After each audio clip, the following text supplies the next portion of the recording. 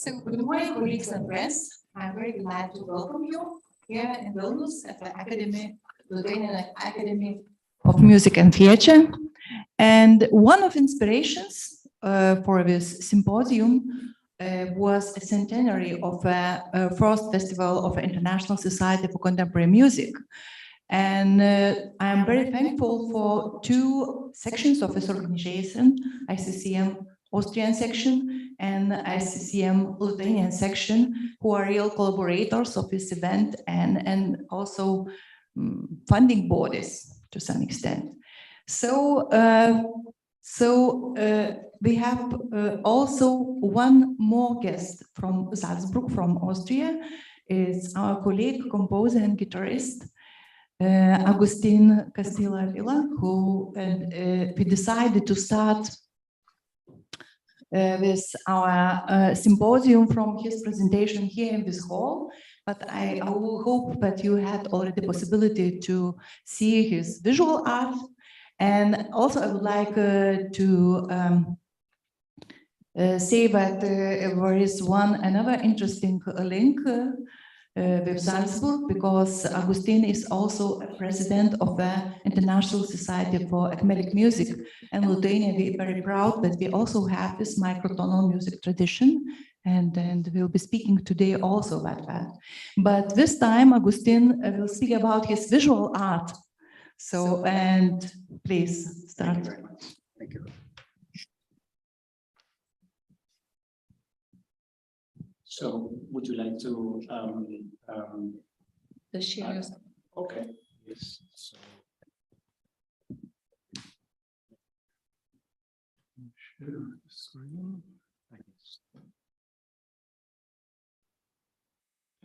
Your presentation is here. Just you can use this. Yeah, this screen. Yes.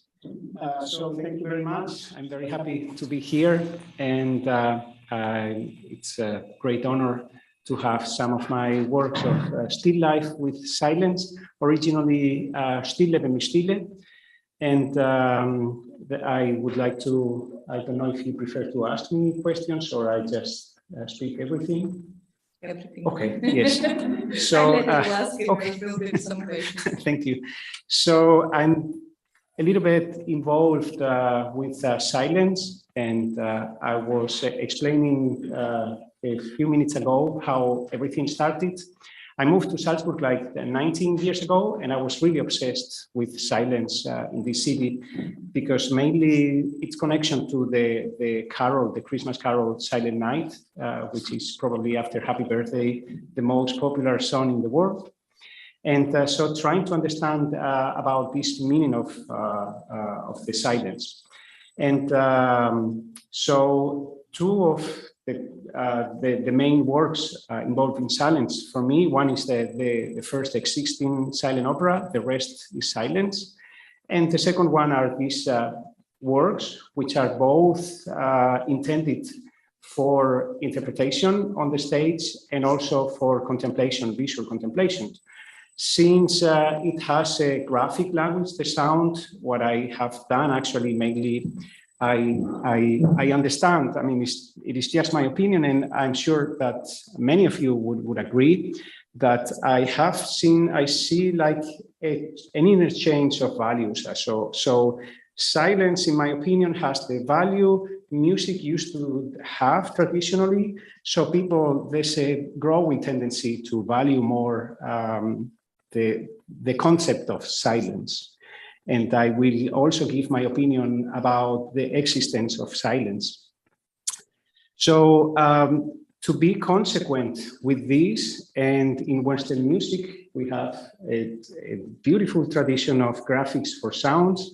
So if I believe there's a more value for these silences, I mean, I try to give the same value to the graphics of silence. I mean, this is one of the main elements. I mean, if I was supposed to write 1 minute of silence, I cannot, I mean, 100 years ago, I would have done just one rest, a fermata, in just 1 minute. But today, because of my beliefs, I really have to be consequent with my ideas. So I try to use the same richness in the graphics.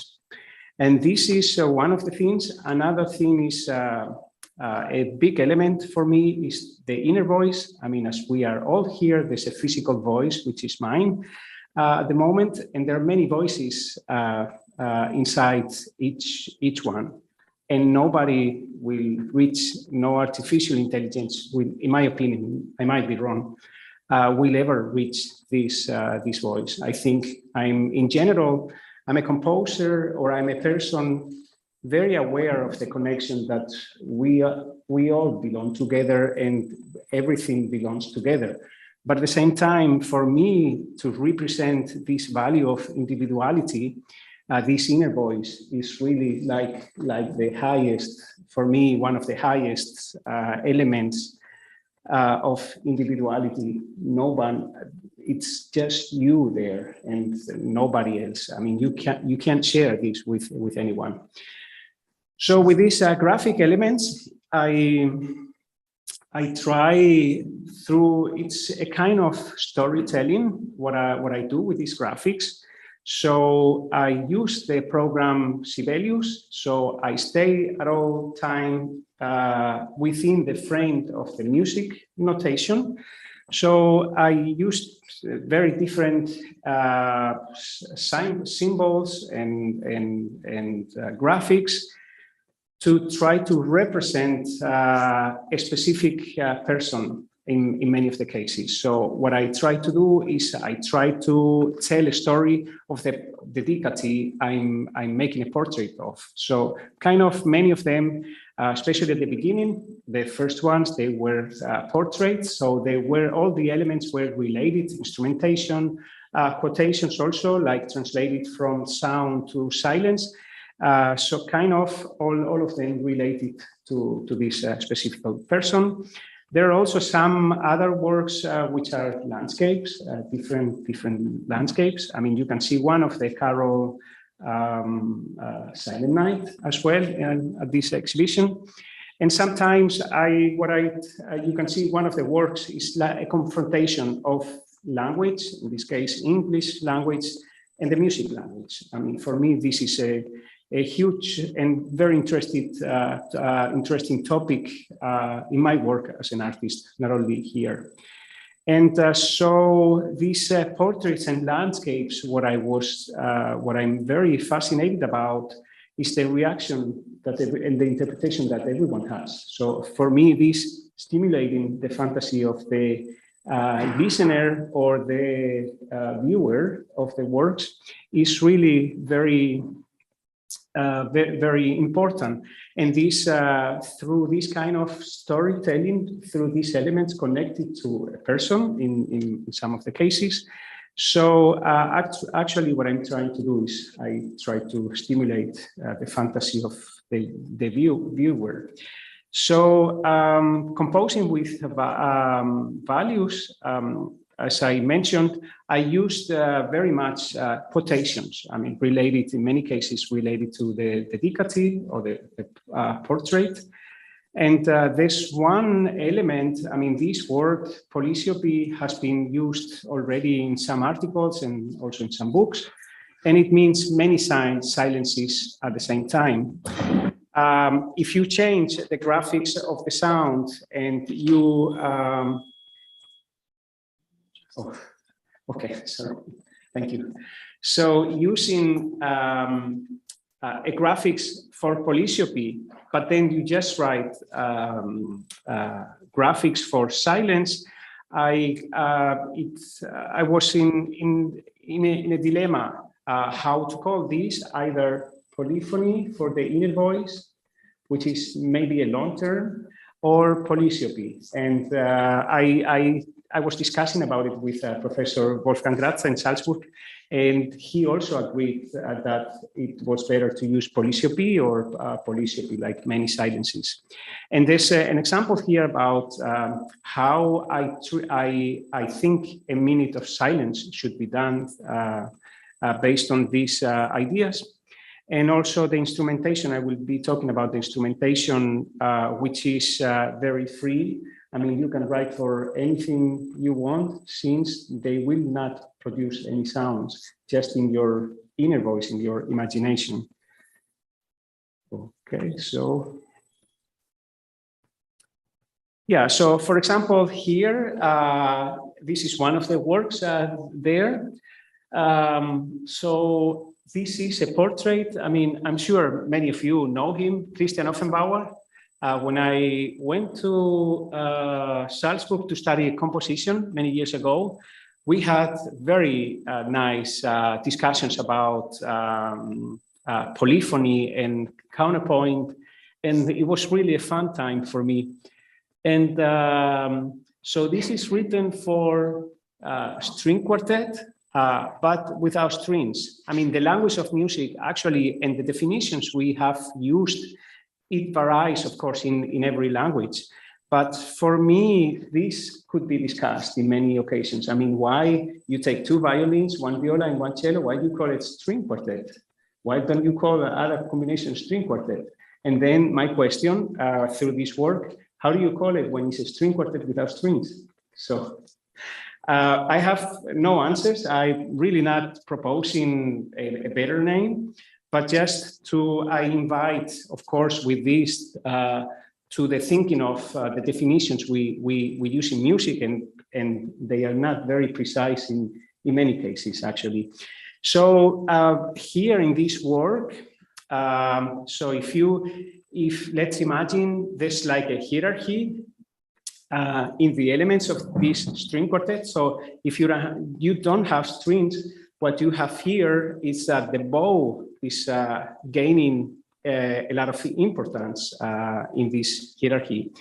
So you have like an essay about the bow, the physical bow for the string instruments, or also the meaning of the bow in the graphics.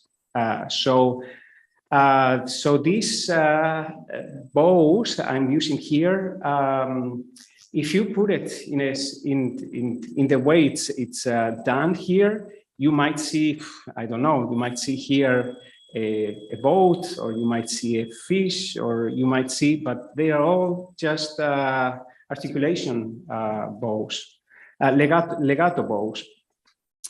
And so here you can see the processes of like actually it's polyphonic rules, but it doesn't sound, so it's not polyphony, it's polysiopy. Or polyphony for the inner voice, actually. I think both of them could be perfectly valid. And so this work represents Christian Offenbauer in the sense that he's a master in Kyudo, which means the two most important elements of Kyudo is bow and silence. So this is how I represent him through this work, and connected, of course, with something that we really shared for a couple of years, I guess, a long time ago. So this is one of the examples. And there are some other examples of these works. And so all of them, they have a concrete instrumentation connected to the person. They all kind of represent some concepts and ideas connected to this person. Normally, when I get, like this one was commissioned in the States, so I need to interview the person. I need to know this person very well to know the story I want to tell through this portrait in this case. Or maybe, I mean, I would like to continue a little bit. Or this one, for example, it's for me, moving around in my life, and every time I had to learn a new language with new concepts, I mean, it's been very interesting to see how humans, they construct concepts in a different way, actually, through languages.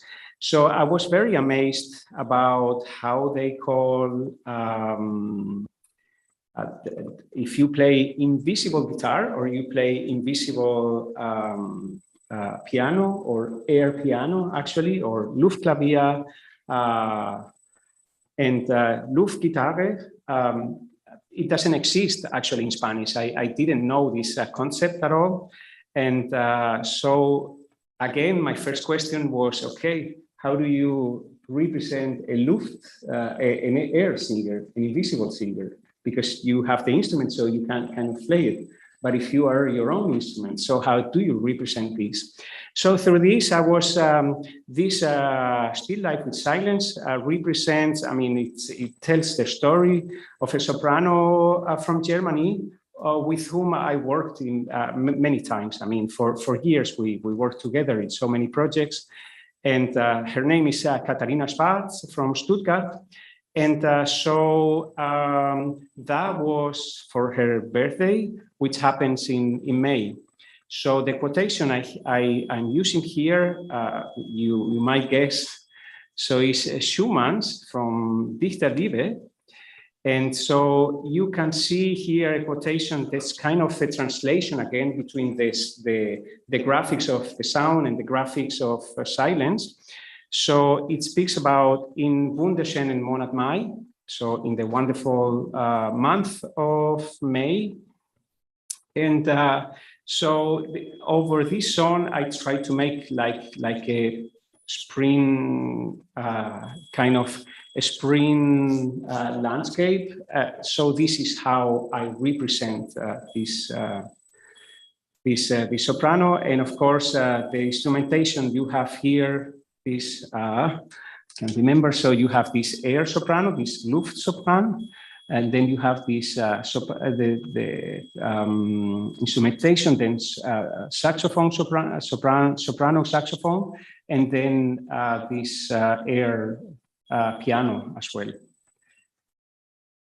And maybe I would go forward a little bit. So, for example, this was probably the work I wrote in the shortest time. So when Nikolaus Hanoncourt, he passed away very near Salzburg, and for me, probably, I mean, if I'm thankful to a musician for his work, for his influence, probably it has been Nikolaus Hanoncourt. And we all knew he stopped conducting, he was very sick, and when he passed away, somehow, yeah, it affects you in a way. So I decided to write a minute of silence to pay my respects for his passing. And so again, here, what I try to do, I mean, so the instrumentation is connected to him. And I was thinking about the tradition, the visual tradition in history, how a soul goes up. So kind of, okay, how can you represent this through Sibelius and just with graphical elements in silence? So the instrumentation here, I mean, according to his career, so you have solo cello, and then you also have viola da gamba, and then in between you have this like connected to this tradition of a soul ascending. So you have a choir of angels, and you have also trumpets of angels. So this is like the instrumentation. And what you see here, I mean, there's a lot of music symbols put in a way that it might remind you of different constellations that you could see the night he passed away. So from the beginning till the end is exactly 1 minute of time. So this is how I represent graphically a minute of silence. And the quotation is from Henry Purcell. So it's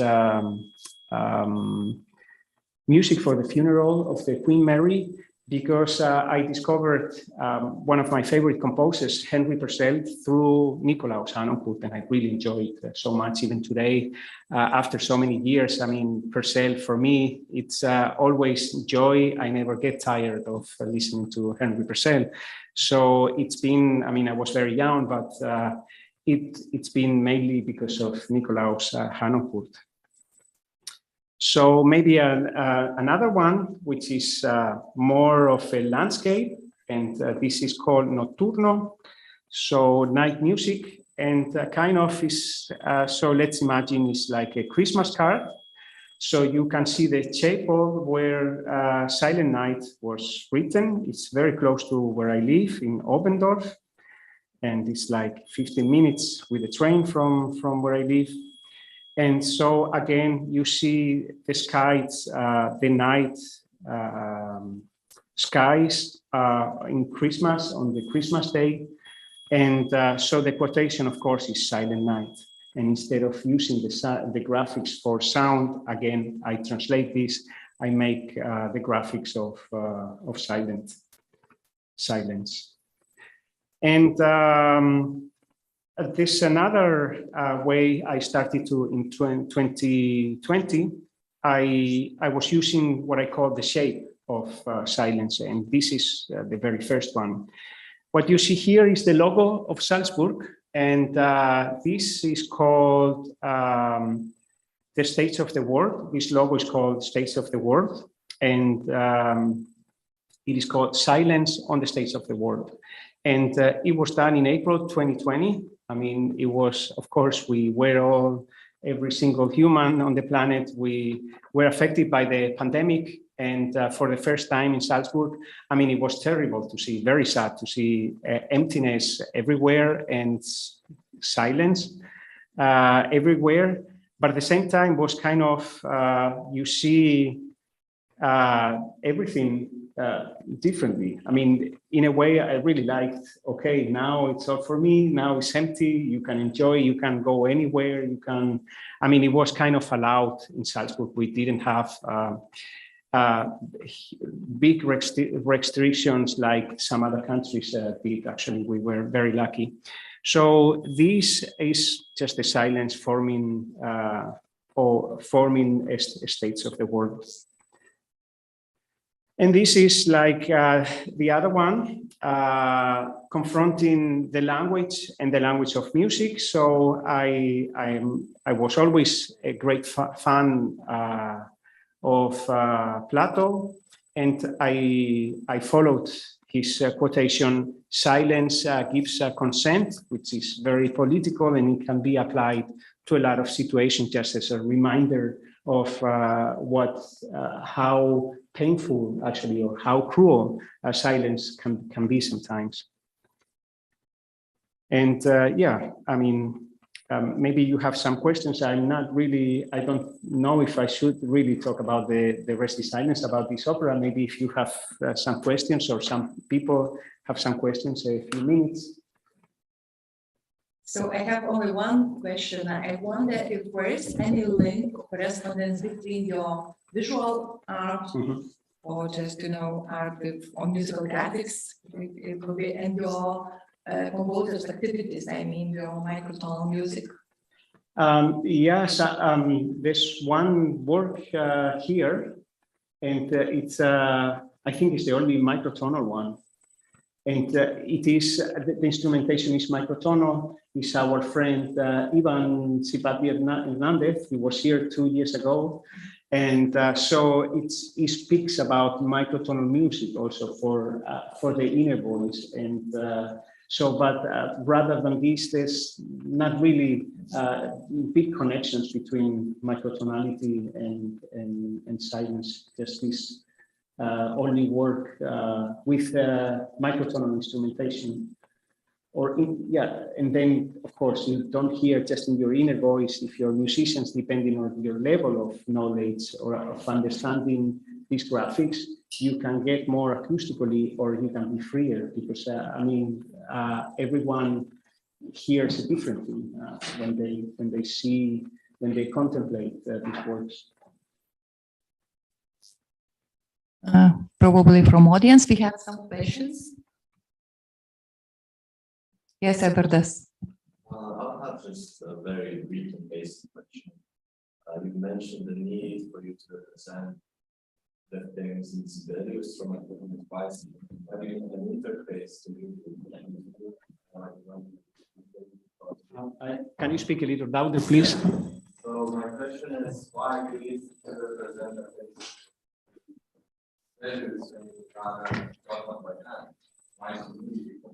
Yeah, to stay within the strictly between the limits of music. With my hand, I can really go anywhere. I mean, I've been tempted. I've done sketches, but for this, this is a rule for me. I just work with musical elements, and with the hand, you can go a little bit further. But Sibelius shouldn't allow you to do really drawings. And although you find a way, like we can see here.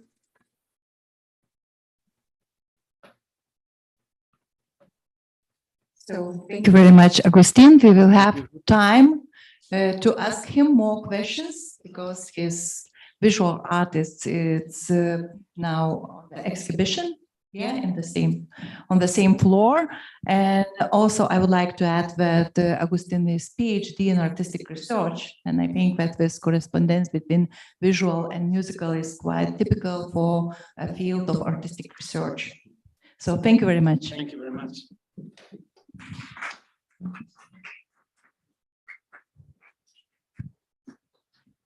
And also, I have to say that it was some kind of improvisation, this opening, and I'm very glad. And also, I would like to add that our collaboration with Salzburg and with the International Society for Ekmelic Music is lasting for some years. As Agustín mentioned, we organized some years ago Microfest Festival in Vilnius, and we hope to continue this tradition, but this now I would like to open somehow official part of our symposium, and I'm glad to invite Dr. Monika Voithofer, our first keynote speaker, and she is postdoc at Vienna University. Her PhD was on conceptual music, and the book from this PhD, just the volume, is forthcoming in the spring of the next year. So I'm waiting really for this publication. So, and Monika today will speak on one of the two focus of our symposium. I have to say that one focus is International Society for Contemporary Music, and another is avant-garde impulses and contexts in different countries. So, please. So thank you very much for this kind introduction, Rūta, and also thank you for the invitation and organization of the symposium. I'm very pleased to open this sort of official part now with my lecture, and I'm really looking forward to discuss with you the next 2 days our topic. I will speak for about slightly 30 minutes to make sure that we have enough time for our discussion, as I want to drop some maybe provocative questions as well. So can anyone hear me? Good? Okay, great. So, composer Rudolf Reti spoke of the so-called Salzburg idea when he outlined his project of a much-needed new community in the form of an international alliance of composers and musicians. The traumas and turmoil following the end of the Great War were still omnipresent, and in keeping with the basic idea of the League of Nations, which had been founded only a short time before, an exchange that crossed borders should be initiated also on a musical level. Independently of national, political, and aesthetic interests, an international association should be formed in order to reflect and perform the current tendencies of the musical present in an appropriate manner. In Egon Welles, Rudolf Reti soon found an ally to implement this idea, and so, following their call, a group of composers, if we could see them. All right. I'm sure that many of you know the famous photos of the occasion, among them Webern, Bartók, Hindemith, Mio, and Smythe, just to name but a few.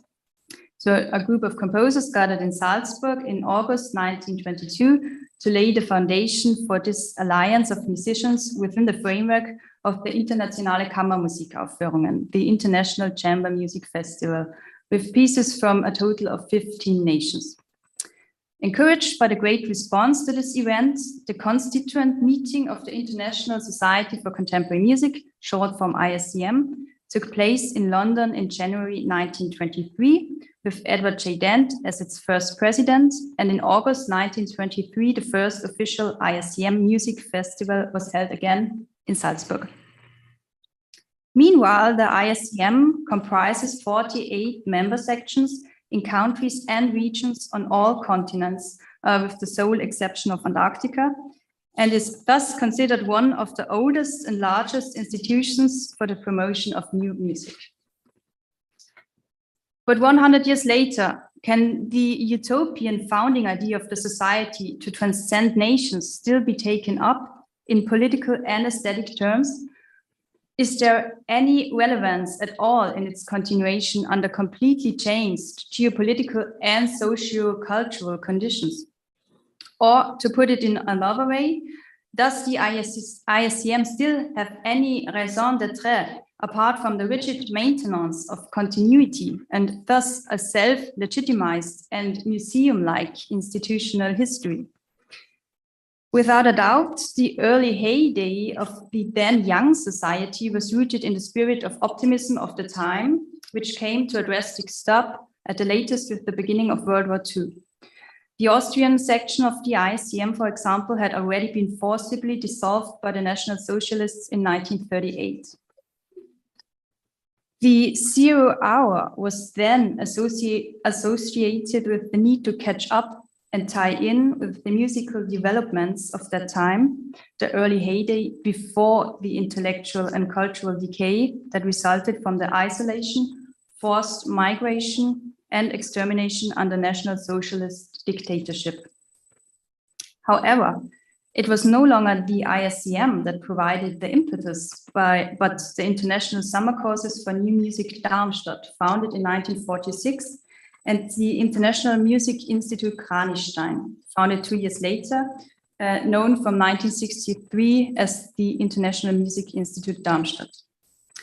Here, the retrospective reappraisal, including the establishment of a documentation center, the Music Institute Darmstadt, quickly turned into a radical further spinning of compositional techniques, pushed in particular by a young generation of composers.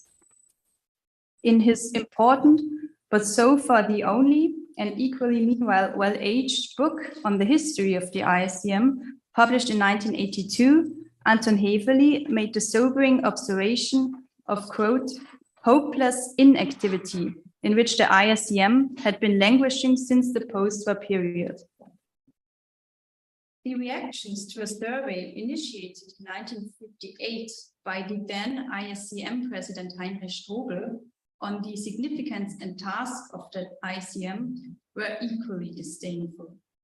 Pierre Boulez, for example, suggested to, quote, let this the reactions to a aged and dilapidated society peacefully go to sleep, end quote. Or Luigi Nono locates an effective ineffectiveness of the ISCM, to cite just one more example. The general consensus is thus that the ISCM has consistently lagged behind the avant-garde idea of progress since the early second half of the 20th century. Has the future it envisioned failed a long time ago? Does the continuity of the society consist solely in living after its future? And is the ISCM constantly haunted by ideals that it cannot or can no longer live up to? We could additionally ask from a ontological perspective. An anniversary, especially such a big one, may tempt to indulge in emotional nostalgia, not only to celebrate the society's achievements in the sense of an exaggerated commemorative culture, but also to exploit them to the point of unbearable redundancy, to practice a hero cult within the society, patting oneself on the back, or to install a masterpiece narrative of the association's 100-year history. However, one can also take the centenary as an occasion to deal with the question raised in a self-critical manner, to reveal the political and aesthetic ambivalences within the society, to look at diverse, often site-specific discourses with regard to their interaction with music historical narratives of the last 100 years, and finally to draw conclusions about the topicality and potentials of the ISCM for the musical present. Willing to do the latter, as I intend now in my lecture, it is worthwhile to take a closer look at 3 aspects in particular that have shaped the society throughout the years and are inextricably interwoven with each other. Since its foundation, the ISCM has been organized locally. The globally active umbrella organization is thus made up of currently 48 sections and local groups that have made it their task to promote new music at the local level in individual countries and regions. If one sees the macrocosm of the umbrella organization as a pluralization of the individual sections, the country and region-specific microcosms, the universality and singularity of the institution ISCM is put into perspective. Since its foundation in 1922, the Austrian section, for example, and I mostly refer to the Austrian section in my lecture to highlight regional specificities, as I have worked primarily on this, and I am myself a member of the sections board. In other ISCM sections, other characteristics may be striking, and I will get back to this point later. Well, the Austrian section continued since its foundation in 1922 the aesthetic ideals of the just 1 year earlier dissolved Verein für musikalische Privataufführungen, the Society for Private Musical Performances, founded by Arnold Schönberg in 1918, with many of its members coming from that environment. The Schönberg Verein was founded out of a kind of self-help, because in Vienna during that time, the public was considered particularly conservative, and performances of works from the environment of the Second Viennese School were consistently disrupted. Therefore, it was founded as a private association to enable undisturbed performances. One effect, however, was that other stylistic compositional tendencies for a long time were marginalized within the Austrian section of the ISCM. This, in turn, was a contradiction to the stages laid down in the foundation of the ISCM, according to which the society had the task of promoting the music of the present free of aesthetic ideologies. With the end of World War II, the Austrian section was one of the very first cultural institutions in the country in 1945 to resume its activities shortly after the end of the war and make a significant contribution to reconstruct the cultural life, and its aesthetic orientation became much more diverse and open. At present, the Austrian IGNM, and I am deliberately pronouncing the German name of the society in the context of the Austrian section here, and I will come back to that as well with an explanation.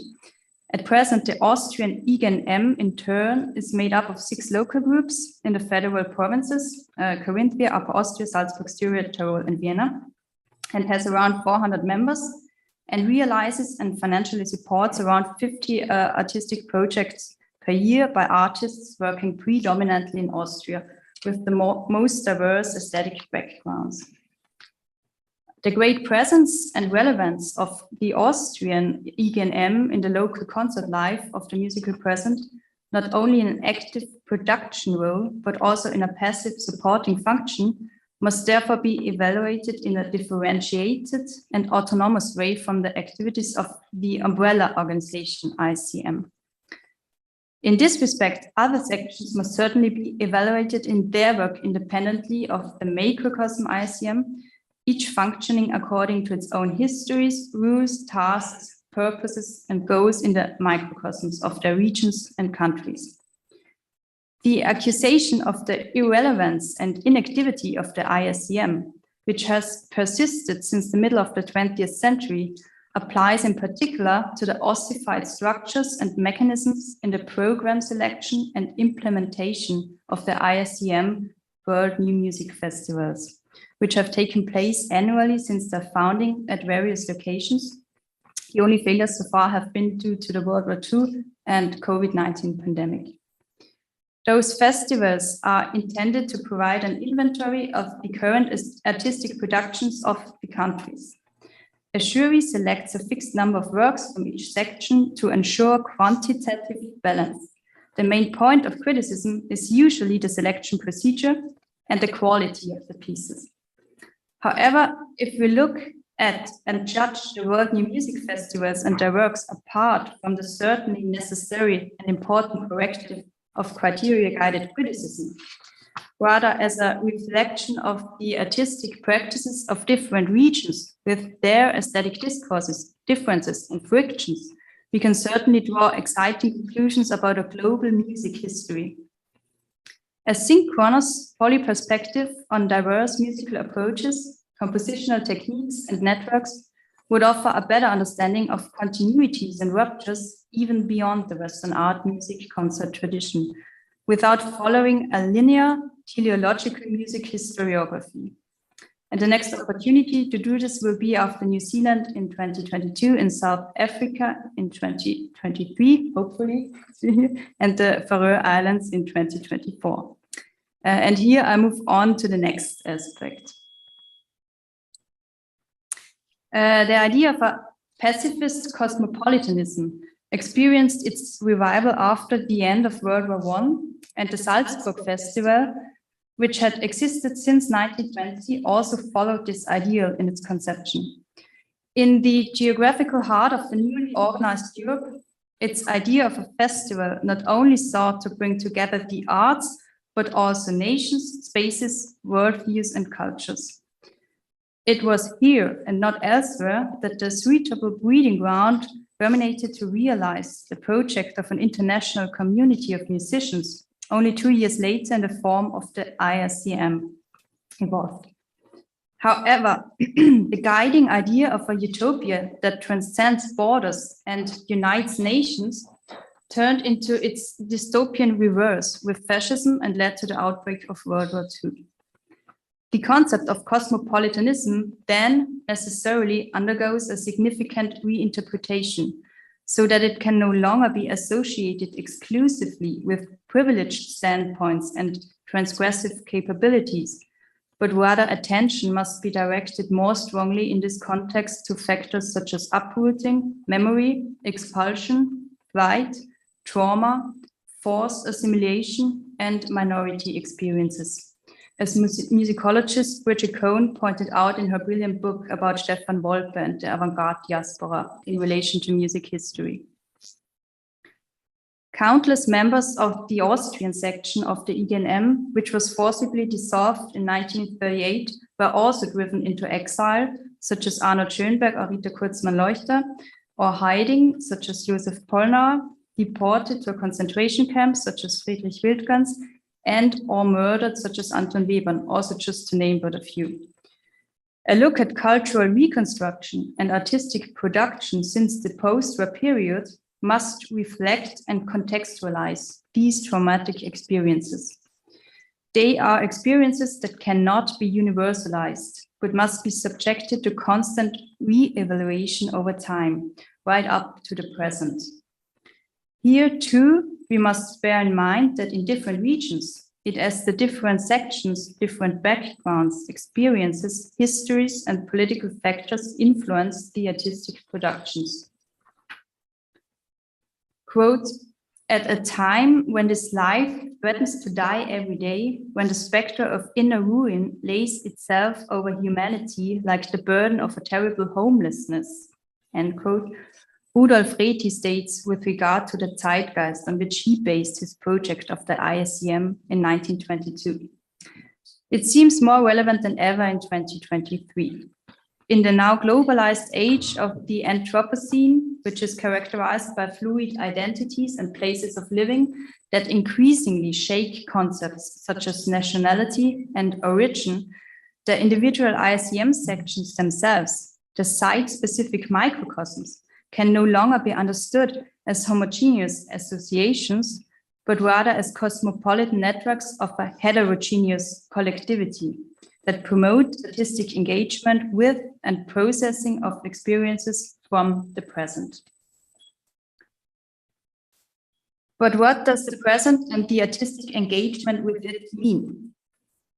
Inherent in the conceptual understanding of contemporary music and art is a deep ambivalence, which is particularly evident in the naming of the ISCM. While the name Internationale Gesellschaft für Neue Musik, IGNM, prevailed in German when the society was founded, the English name International Society for Contemporary Music and the French Société Internationale pour la Musique Contemporaine reveal a fundamental programmatic conflict of direction within the association. Neue Musik, new music, a term coined at the same time in the early 1920s and institutionalized for the first time in the IGNM as a designation for an artistic movement, is inextricably linked to musical modernism and, to that extent, to aesthetic approaches of the Second Viennese School. New music was introduced as a term intended to usher in a new era and marker caesura in order to emphasize its revolutionary, radically progressive, avant-garde character in its claim to novelty. Contemporary music and art, on the other hand, in the first half of the 20th century was considered moderate, conventional, traditional, pluralistic, and, in a pejorative sense, harmless, even regressive. Accordingly, the English and French designation of the ISCM can certainly be interpreted as an effort to represent a more compromising cause with regard to the aesthetic orientation of the society. The founding of the Österreichische Gesellschaft für zeitgenössische Musik, the Austrian Society for Contemporary Music, in 1949, which still exists today, may be interpreted as a relict of this aesthetic conflict in post-war Austria at the regional level, which shaped musical modernism in the early 20th century. Once constituted as a decided counter-society to the IGNM in its orientation and activities, with composer Josef Marx as its first president, this self-positioning as a musical opposition has meanwhile become obsolete. Beginning in the early 1990s at the latest, a significant change occurred in the understanding of the word contemporary in regard to the arts. Artistic modernism and postmodernism is being replaced by contemporary art. Art becomes a contemporary that reflects on the present status quo and opposes it by necessarily instigating, opening up, and constantly redefining itself to think about the future. The inherent temporality of our present, characterized by multiple multidimensional relations, is by its very nature a different temporality from the temporality of modernity. Our present contemporary, transnational, global contemporaneity is a complex interweaving of specific temporalities in specific regions based on historical events and genealogies. Accordingly, the ISCM, as a macrocosm, has lived through and united various ambivalent temporalities of its various microcosms in its 100 years of history and constitution. In this respect, it would be too easy to state a universalizing story of success or a history of failure for the entire ISCM on the occasion of its centenary. What the society will have been at this point in time in terms of contemporaneity can only be said retrospectively related to specific temporalities. No time, but in any case, is a problem for us. Thank you very much.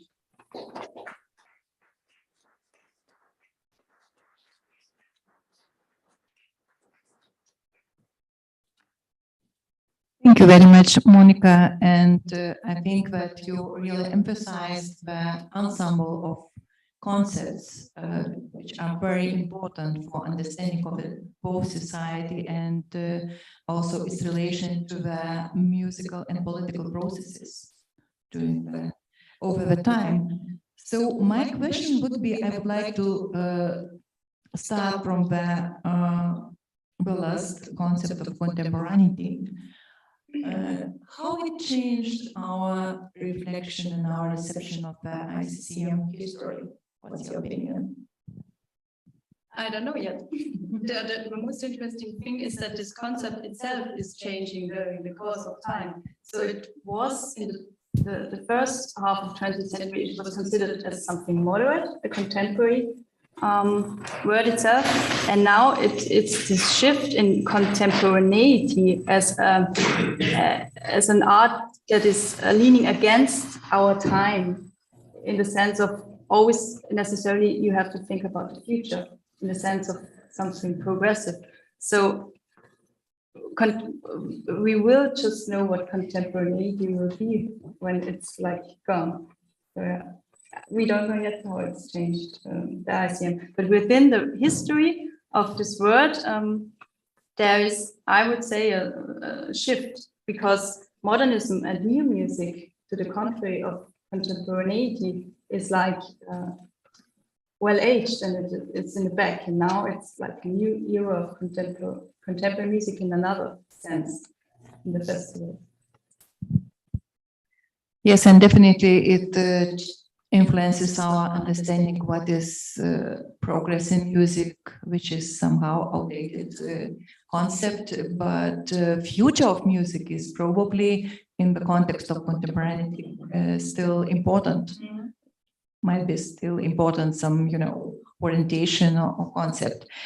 I think that very conflict, you really deeply touched this conflict, which is just encoded in very structure and even definition of a society, because the differences between international, world, and global are quite significant, and they follow this organization from its very beginning. And I don't know, probably this global, you use just this description, which is quite recent, but in the time of funding of organization, it was quite another opinion about this relationship between the international and local. I wonder if you discussed also this situation of Austrian section of the ISCM, I mean, also contemporary. I wonder if we are not returning to some roots or beginning of the situation of Neue Musik. You remember this, the Arnold Schoenberg activities, when again these local sections of the ICCM are again important as some close niche, some living groups. What do you think? Definitely, yes. And as I tried to point out, this founding of the Schönberg Verein was like a self-help of the composers, and they were trying to establish the exchange also on an international level. And for example, this founding of the ÖGZM, the Austrian Society for Contemporary Music, was leaning again back to national music, to put a focus on the national composers kind of. So this was this two world views were like crashing together. It's not just the focus should be on the compositions, but also the world views, how to manage to perform them, I would say. And it's interesting that in the early foundings of the ICM, it's an utopia kind of to transcend borders. And nowadays in this global world, it's like the concept of borders is even not that actual anymore. So there's also like this shift. And that's what my question would have been, how, what's the topicality of the ISCM in this utopian founding idea? What can we do now out of it? Kind of. As I know, you are also involved in the activities of the contemporary Austrian section of this organization. And it seems to me that the function of society and its national sections is changing over time. Probably now, I think that the function of some confronting the mainstream might be important. What's your opinion? That's interesting. Do you say it from a Lithuanian section perspective? Yes, because I think that some focus on microtonal tradition, which is in fact niche, I think activity, and it functions as many niche musical but very active groups worldwide. It could be some example of this policy. So you would say it's a mainstream kind of? No, the microtonality is not mainstream, but we had to somehow probably confronting mainstream. Okay. So I think that nowadays one of the functions of the society might be probably this confronting of mainstream, because it always was, as I remember, I am just I'm active member of these processes and Lithuanian section of ISCM over 20 years. And I remember always at assemblies of the society, the discussion about relationship to the mainstream composers and mainstream festivals and others. So probably this ambition to be mainstream organization, mainstream festival, to organize mainstream festival are not important or not valid today. That's an interesting question, because what's the mainstream in some point? When we like, for Austria, for example, we like promotes a lot of unknown young composers, but as well we have cooperations with big festivals like Modern. It's like some kind of mainstream, but also within this bubble of the contemporary music scene. So it's really hard to see what's the mainstream contemporary music, I would say. We have in all our guests also composers from Austria, so they could discuss this question, who could be mainstream composer, especially remembering the discussions at the assemblies of ISCM.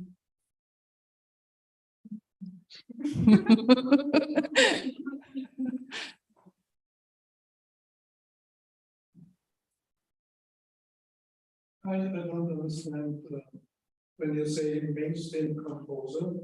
So when I am, in my understanding, a composer of contemporary music, I use the possibilities of latest 20, 30 years. I think I'm not always way to found something new. It's not so easy to find something. So that's, I think, also typical for the other composers. And in this field, we are honest. But it's very more difficult. And contemporary music and new music in Austria, we discussed these terms a lot of time in the past. And we also discussed to change this term, but we stayed to this new music, and it's also in Germany, and yeah, I remember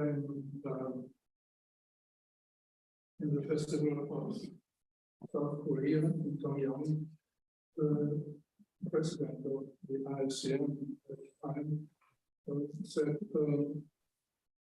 contemporary music is really all our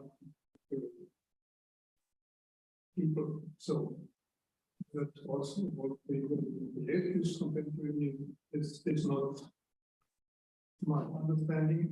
It is also not the understanding of the Austrian section. I think. As I mentioned before, I think it's to use the musical possibilities of the last years. It's contemporary, or in the best way to find something new. Thank you. I have to say that this society, assemblies, and in general festivals are place of ongoing discussion what is contemporary. and what contemporary music they have to represent. But referring to mainstream composers, I just remember it was some discussions if we have to include in the festivals of organization over-promoted contemporary composers, for example, Gurecki or Perto, others, and if they need more audience, more, international, because probably this focus on young composers and composers who still are dealing or confronting the concept of new, what might be new in our time, yes. So probably it's more promising, might be more promising strategy for this organization. So. And the situation in the different countries are very different. So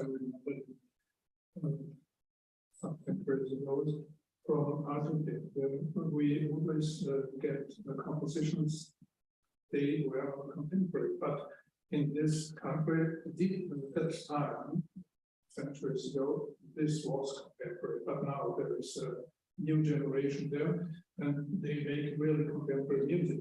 So this will be changing in the time situations in the different countries. Yeah, thank you. And I have one more question to Monika. You really discussed more from the musical and some general perspective, the history and reception and some recent phenomena of the International Society for Contemporary Music. What about political history? How it influences also not only the history of society, not only the activities of society, but also the concepts you discussed. That's also pretty interesting, this term, the cosmopolitanism I was discussing. It's a really political term because it was established as, it's an old like concept from philosophy of enlightenment, but it got this revival after World War I to make a pacifist artistic production. So the politics were also put in the arts, especially by establishing the Salzburg Festival. And that's why the ISCM was founded in Salzburg, because they also wanted to make this cosmopolitanism huge alliance out of it. And all of the concerts were disturbed by fascism during the Salzburg time as well. And then Second World War happened, the dystopia, and after Second World War, it was again this discussion, as we see with the ÖGZM founding in 1949, from national point of views to international point of views, also with the production and aesthetic approaches, I would say. Does this answer the question? Yes, and what about 21st century? That's the thing, yeah. It's really hard to tell. It's a global situation. There's so many complex, multi-dimensional levels and concepts such as nationality and origin. They are not like actual. They are not. We cannot put them on definitions like in the early 20th century. So it's well, maybe it's rather outdated to have sections, but now there are also regions, not national sections, but also regional sections in the ISCM. So there we can also see this political shift, I would say, in the geopolitical sense. Now I would like to ask our participants of Symposium and audience to put some questions or to share their experiences about the concepts discussed, about society, functions in general, functions and value of contemporary. Yes, Ivana Medic.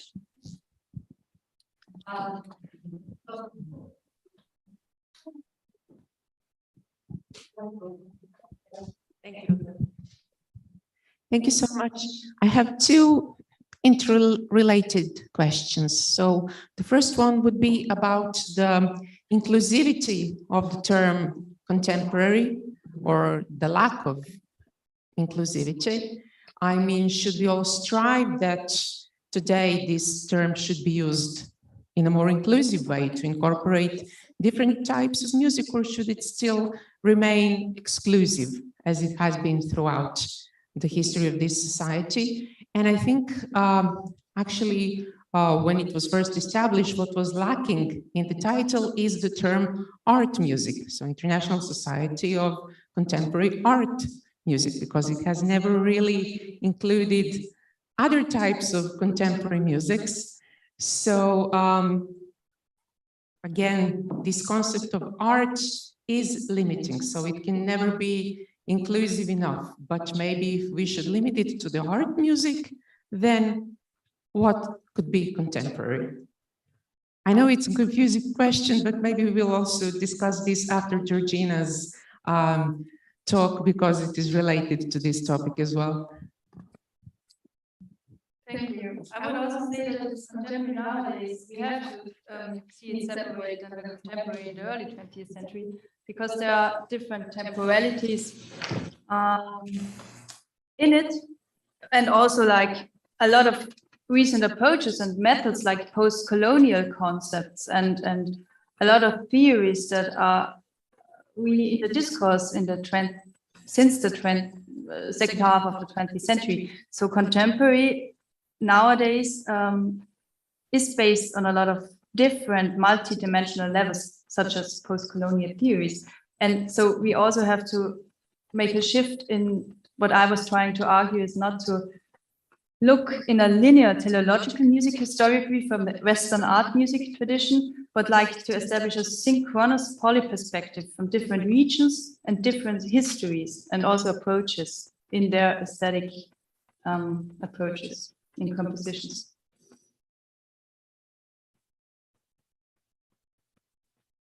Just to continue, I will share my very subjective opinion about these processes in the context of the society history, both as musicologist and as active member of ISCM Lithuanian section.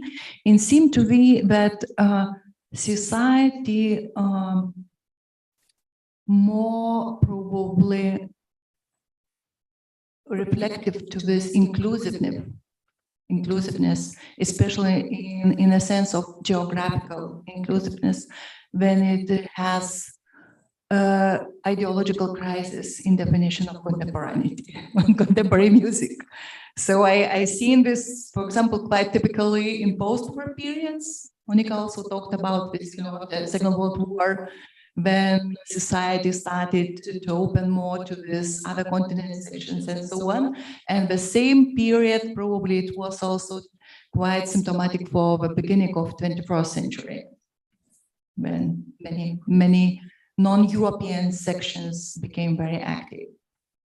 So, but it's my subjective problem. Active members has another opinion about these processes. But I would also say that it's a lot of institutional discourses that are coming in this concept of contemporaneity. For example, this survey from Heinrich Strobel in 1958, the response was really devastating, but all who responded were like the so-called Darmstadt school, which is not existing, but like Pierre Boulez, Stockhausen, and Nono, they were really like arguing against the IECM. But they are also like establishing a narrative in this sense, like the progressive part is now in Darmstadt happening, not the ICM. So yeah, there's a lot of discourse in the institutions as well. More questions, reflections?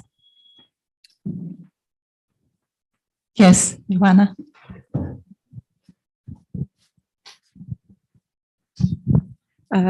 Yes, I fully agree with what you said. And there is also this very remarkable geographic difference. As you remember this spring when we were in Switzerland for this conference, so what happened is that it was dedicated to sort of the notions of avant-garde as well. And we were kind of surprised to discover that lots of these colleagues from Switzerland are still very much stuck with this concept of neue Musik, like Stockhausen, and they haven't really moved much away from it. So anything that sounds like remotely tonal or post-tonal or something like that, they would call that conservative music. And I'm like, are you aware that this is really a reflection of this kind of ideological stance inherited from the Darmstadt times? And actually, it is surprising that they haven't really questioned it at all. And then when you go to United Kingdom, for example, they're all about post-colonialism, you know, and trying to just do away with all of this. And lots of the universities in the UK are now canceling courses on art music to give, you know, to make more room for this electronic music, music production, so on and so forth, as if they're trying to wipe clean the legacy of this kind of Darmstadt avant-garde and its offspring. So I think, yeah, people need to talk more between themselves. Yes, thank you, Ivana, that you remember it. Also, this really wonderful conference in Bern. We participated together, and I have to say that this conference was dedicated to the music discourses after 1970. And in this context, especially, we were surprised being from the South and Eastern European countries that in some our colleagues still think somehow like music history is divided, and it's very difficult for colleagues to accept these differences, especially during the Cold War, how to write, you know, with some united, how to say, global history and so on. And I think in this sense, society gives us a lot, although all the inconsistencies and all the you know, probably problems in the society history, it gives us this unique possibility to confront and to reflect this diversity of musical practices, which are absolutely contemporary, and so on. More questions? More reflections? So if not, we will have now the coffee break. And I'm sorry for mistake in the program you see, because it always happens. Normally in your, I took 2 times for next session. So first of all, of course, I would like to thank Monika for her great keynote presentation.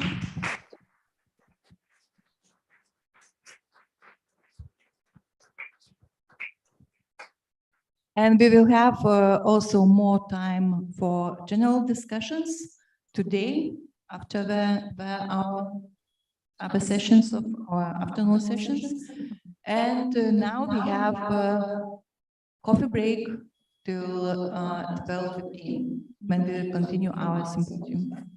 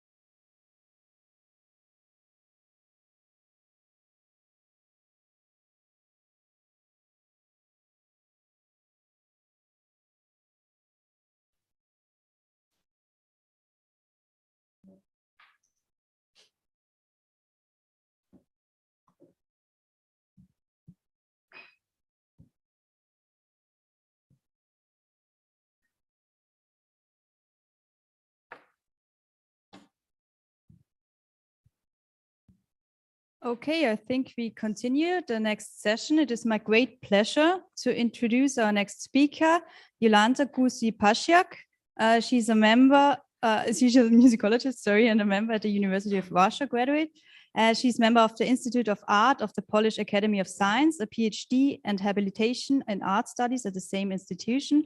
The member of the Academy Board of ISCM, a guarantee of the Kosciuszko Foundation in New York and the Robert Anderson Research Trust in London, a co-editor of the Musica, sorry for my pronunciation, the oldest Polish musicological journal, a member of editorial boards of journals Arti Muzikes in Zagreb and Lithuanian Musicology in Vilnius, an editor-in-chief together with Beata Bolesławska-Lewandowska of a book series Muzyka Polska, Zagranica, Polish Music Abroad in English, faculty advisor at Postgraduate Studies of Institute of Art of the Polish Academy of Science, History of Music and Contemporary Musical Culture.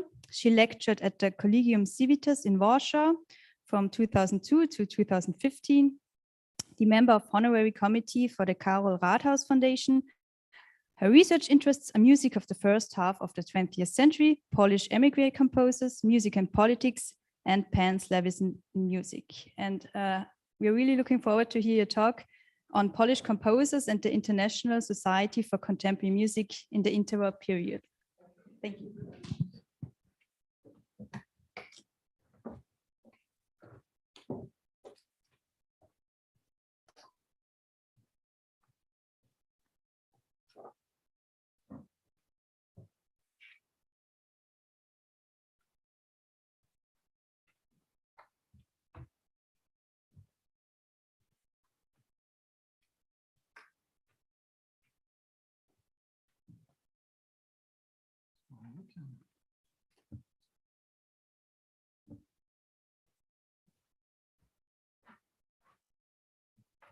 Thank you, Monika, again, and thank you very much to Professor Rūta Stanevičiūtė for your invitation.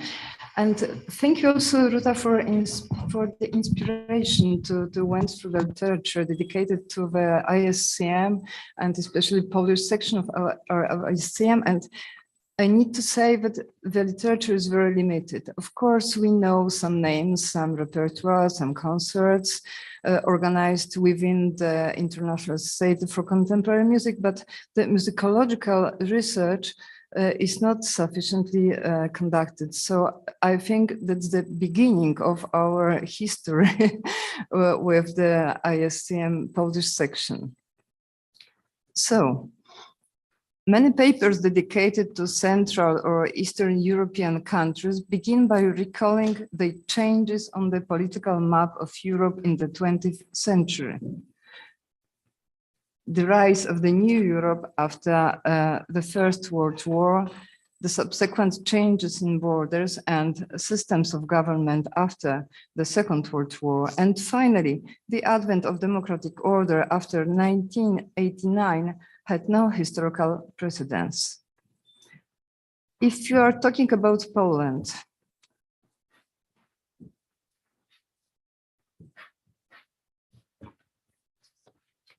sorry. If we are talking about Poland, in the last 200 years, Poland was an independent state for only 2 short periods.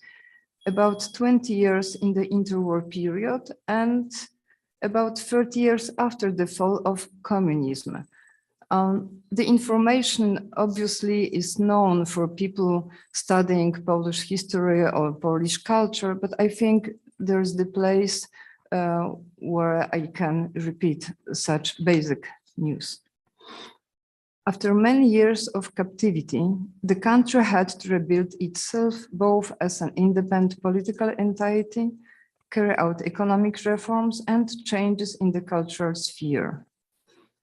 The peculiarity of region, however, was that modernity, although built in dialogue with leading centers in Western Europe and the United States, had its own specific character, resulting from the dominant cultural model and economic and social realities.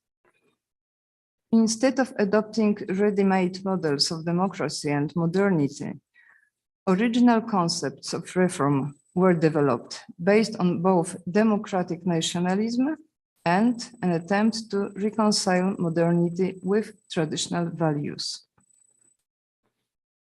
The visual arts, literature, theater, and music occupied an important place in the new society, shaping public and private space, educating the new man and providing him with models of modern life.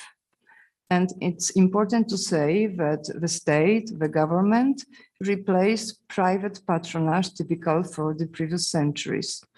And the state participated in cost of the new institutions and events. This was another so-called golden age in European history in which hopes for a new world were built on the basis of technological progress and the new cultural patterns. Karol Szymanowski, Poland's best-known composer of the first half of the 20th century, was also a key person, especially in the early days of the formation of the Polish section of the ISCM. He tried to set the tone for cultural life in Poland in the pre-war period. He believed to be the important work of bringing Polish music out of provincialism and into the future of European music. When Poland had become independent for the first time in over 100 years, Szymanowski's purpose was clear: to provide musical leadership in the creation of a specifically Polish identity for the newly emergent nation. Moreover, he set himself the goal of raising the level of higher music education in Poland and improving the Warsaw Conservatoire. As a rector of the Warsaw Academy of Music, he revitalized the teaching staff and led the music education in Poland into the modern standard, even though it gave him less time to compose. One of his students, a very gifted composer, Roman Maciejewski, recalls, "I could not express in brief words how many inspiring ideas, how many impulses I found in this long conversation I was lucky to have had with Karol Szymanowski. I heard from him opinions on not just musical matters and problems. They often also touch upon philosophy, the aesthetics of art. What emerged from them was not just the whole hidden ideological sense of Karol Szymanowski's oeuvre, but also the destiny of all music." Speaking to the students, Szymanowski called for a consistently high artistic standards of national culture with its own spatial core and expression, which not only illuminates and molds the spiritual character of a nation, but also shines far beyond the frontiers of the state as a visible symbol of its creative strengths. Szymanowski was a great patriot, despite the fact that the conservative Polish public never appreciated his music. The Polish composers, activists, publicists generally advocated national art in the 19th century style, paying homage to the German Romantic tradition. The other, inspired by modernism, were called cosmopolitans. Few musicians other than Szymanowski himself in the early 20s wanted to incorporate tradition into modern means of compositional technique. Understandably, the idea of the international association as a platform for understanding between like-minded artists must have attracted Szymanowski. At the 1924 ISCM Festival in Prague, Karol Szymanowski, with the participation of Grzegorz Fittelberg, a conductor, and Mateusz Gliński, a composer and a journalist, among others, founded the Polish section of the International Society for Contemporary Music and became its president until the section was formally registered. In September, a meeting of the society members was held in Warsaw, at which Szymanowski was elected chairman of the board. The Polish Society for Contemporary Music was officially registered on February 21, 1927. Although Szymanowski fervently supported the society ideas, he disliked organizational activities and found them very annoying. In a letter to wife of Alfredo Casella, he complained about the responsibilities associated with it. A whole series of issues related to arranging myself in a new apartment, and finally, a lot of letters to write on various matters neglected during the 2 months of my absence. Incidentally, the Polish section of SING and my high position as chairman seemed to be real scourge of my life. I'm sure of it. I've already had to write a whole bunch of letters, including one to Casella, which my secretary refuses to sign or answer. I hate him. He seems to have nothing else to in life but tormented me with section matters. Of course, the secretary was Mateusz Gliński, and he was also a friend of Szymanowski, a very smart person, so it's a joke. During the first ISCM festivals, only Szymanowski works were selected for performance among all Polish artists.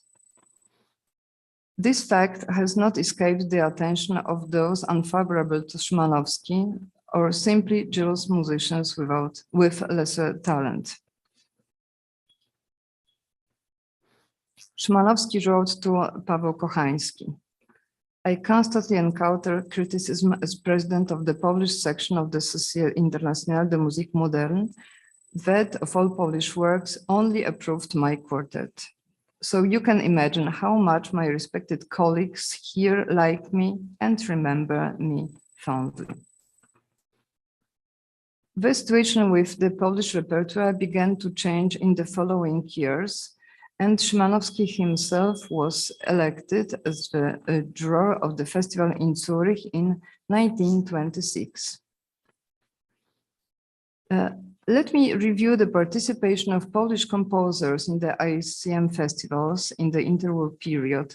The list of names will not be long. Moreover, some names are repeated very often. So the first Polish composer after Szymanowski was Aleksander Tansman, a very famous, mostly as virtuoso pianist and also as a composer in France, living in France. And he was, after Szymanowski, the first neoclassical composer whose work was presented at this international venue. Let me give an example of his music. He is a part of the ballet with a very nice instrumentation.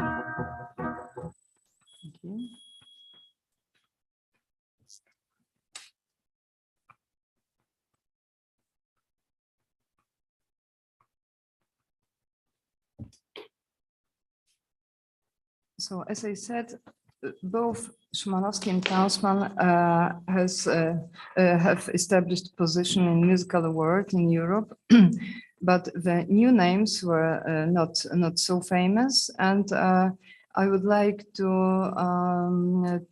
put your attention to Jerzy Fittelberg, a son of a very famous conductor Grzegorz Fittelberg, and on Karol Rathaus. Both of them were students of Franz Schrecker in Vienna and in Berlin, and as well as Józef Kofler were connected with this Vienna circle.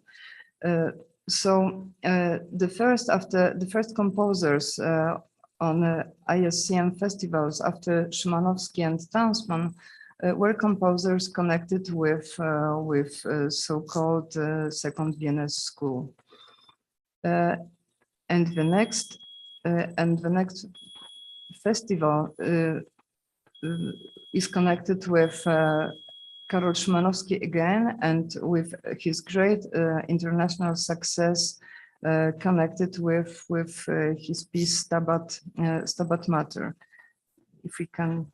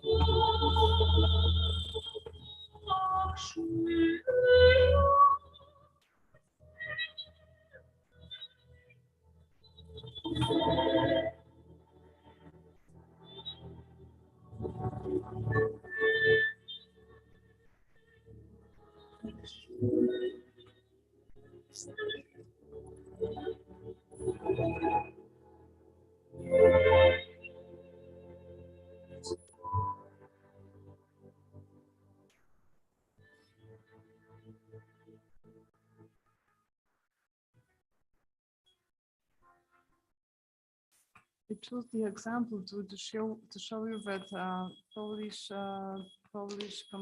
composition presented at the ISCM festival were not very radical, and they were new. They were composed in the time of the festival in the previous years, but they were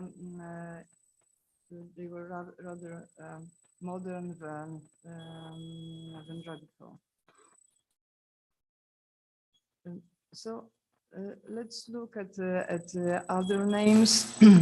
So Kofler, who belonged to the group with Fittelberg and Rathaus, and other names like Maklakiewicz, Palester, Voitowicz, Fittelberg again, or Voitowicz, Palester again. They are pupils, students, or just younger composers inspired by Szymanowski. We can see a gradual increase in the number of Polish artists at festivals. These representatives of the younger generation have tremendously followed the ideas propagated in Poland by Szymanowski. Their goal was to renew Polish music in the spirit of French neoclassicism. With Szymanowski's active encouragement, young composers went to Paris rather than Berlin. The reasons were for several reasons. France, and particularly Paris, had long been a magnet for Polish artists. Szymanowski's own choice of French musical idioms as an alternative to the pure dominance of German symphonism was also a factor. But the overwhelming attraction appears to have been the freshness and aesthetic clarity of new French music, the attractiveness of Stravinsky and neoclassicism. Szymanowski was, of course, satisfied seeing the names of his students in the international venues, but he didn't decide by himself. Of course, the jury of the festivals decided whom to choose. As a side note, it's worth noting that Szymanowski was not happy with the submission to international jury works he holds in clear contempt, for example, Różycki or Karłowicz. He rightly believed that Mieczysław Karłowicz works, for example, could not arouse the interest of the juries of successive ISCM festivals, and that proposing them shows the Polish section of the society a very bad testimony. Although Karłowicz works have been submitted to ISCM festivals several times, none of them has ever been accepted by the international jury.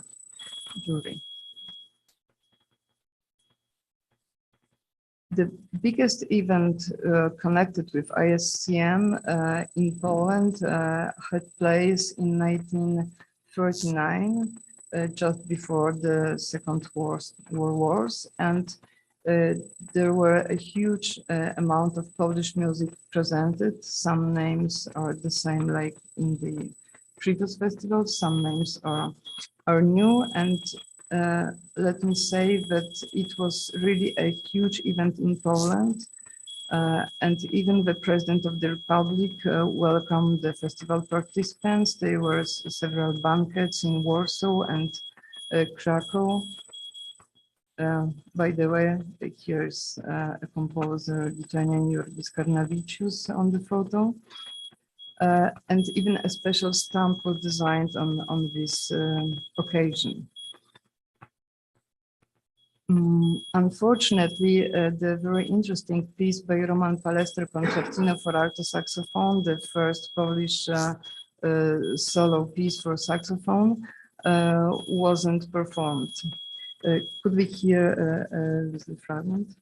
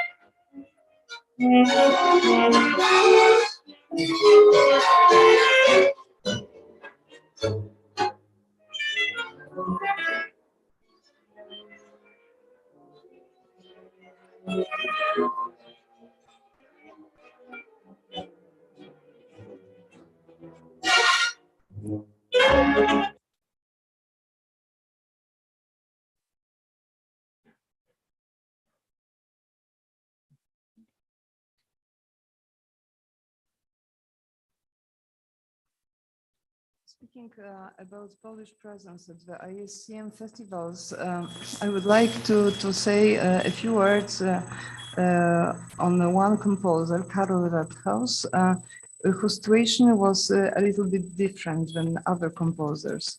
I totally agree with Monika saying about this problem with nationality and cosmopolitanism, and that we should revise our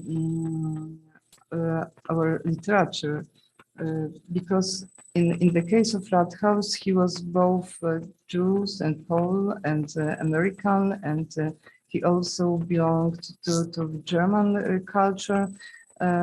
So he participated in festival both as both from German section, both from Polish section, and even being in the United States, he participated in this festival organized in the USA. By the way, with such pieces like Polonaise Symphony based on Polish dance. So his situation was a little bit different, and it's important to notice that before communist, people living abroad wasn't treated as émigré composers, of course, but they belonged to the Polish communist and Polish culture. And the situation changed during the communist period, where they were excluded and not included to our history of music. And the second example of the different situation is the case of Polish composer Ludomir Michał Rogowski, who was very engaged in the Pan-Slavic idea in music, in art, and some similarities in culture and music of slaves were the basis of his Pan-Slavic ideology, his authentic beliefs in unity of the Slavic people. He finally settled in the ex-Yugoslavia, in the Kingdom of Serbs, Croats, and Slovenians. Rogowski participated with Croatian and Serbian artists with establishing a Yugoslavian section of the ISCM. But his idea was different kind, because he dreamed about all Slavic society for contemporary music, which however did not happen. And he presented his idea in one of his writings. I would create a great pan-Slavic society for contemporary music. It would include a publishing company of works by Slavic composers, concerts and theatrical performance around the world, with its own orchestra and the union's own ensemble, and finally rest houses in Dubrovnik, southern France, as well as in Italy. I would hold the state annual Grand Festival in Dubrovnik. Very nice utopia, in my opinion. So let me finish at this nice utopia, this short panorama of Polish participation in ISCM festivals and ISCM works during the interwar period. So thank you very much for your attention.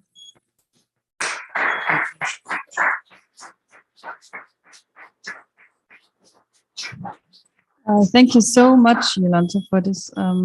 May I drop the first question that I already had? You mentioned the jury works quite a lot, and Szymanowski was not happy at all with this jury works, but he himself was part of the jury once. Yeah. And maybe it's a two-folded question. On the one hand, this regarding identity approaches, you mentioned this Polish identity, which was really important for Szymanowski, and also this Pan-Slavic idea afterwards. So maybe can we have some hints that the jury also focused on national interests, like in an aesthetic sense as well, in choosing some works? international jury?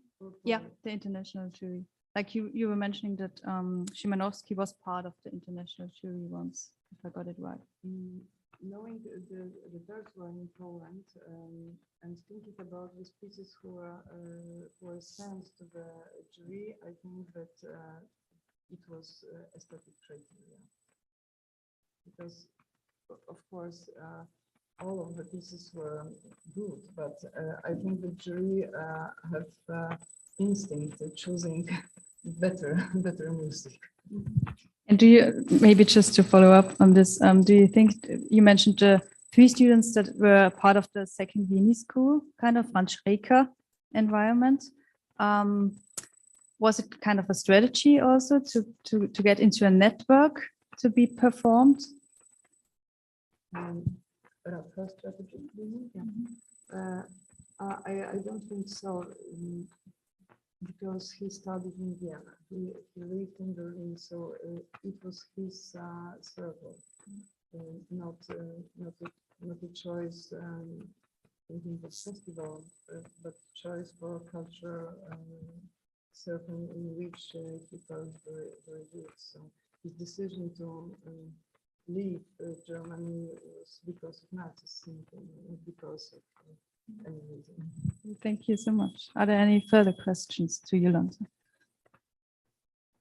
Rūta?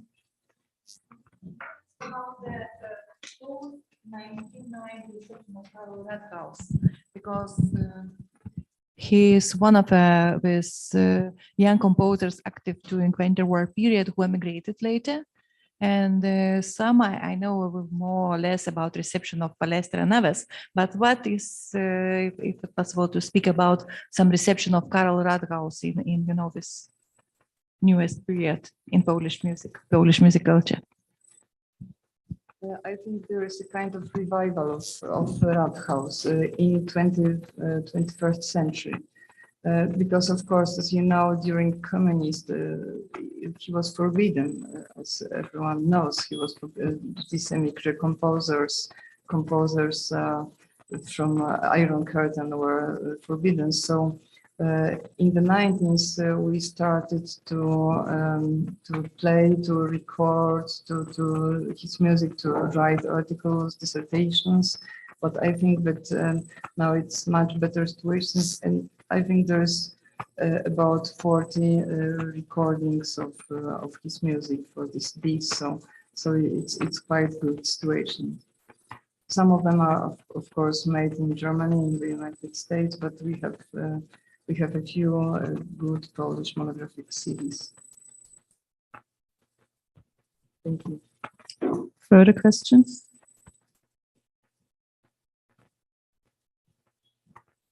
I was wondering, you gave a deep insight on Polish composers. Were there any females around as well? After the Second World War, Georgina Born. Okay, and also during the ISCM, she got. Oh, yeah, okay, interesting.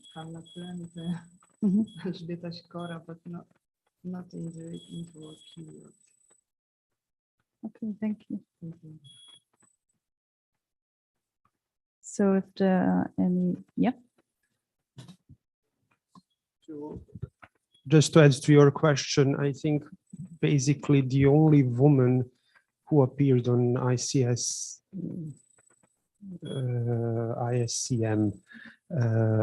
concerts was Ljubica Marić from Belgrade, and she was misnationalized as a Bulgarian composer. So so much about women composers.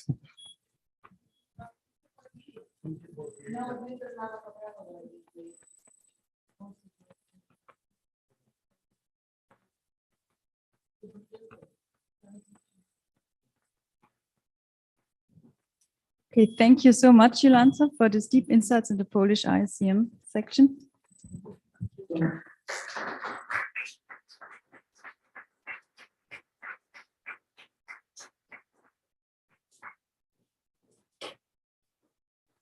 And it's my pleasure now to introduce Rūta Stanevičiūtė. Certainly almost all know her, but I introduce her for people who doesn't know her as well. Rūta Stanevičiūtė is a professor of musicology and research director at the Lithuanian Academy of Music and Theatre. Her current fields of interest are modernism and nationalism in 20th and 21st century music, philosophical and cultural issues in the analysis of contemporary music, music and politics, studies of music reception, and the theory and history of music historiography. She is the author of the monograph on ISCM and Lithuanian music modernization, which is published in 2015. The English version is forthcoming in 2024. She is co-author of the books on Cold War and International Exchange of Lithuanian Music from 2018 and on Trans Avant-Garde movement in Lithuanian music from 2023. She also edited and co-edited several collections of articles, including the recent collections Microtonal Music in Central and Eastern Europe, Historical Outlines and Current Practices, which was published in Ljubljana University Press in 2020, and Music and Change in the Eastern Baltics before and after 1989, which was published at Academic Studies Press in 2022.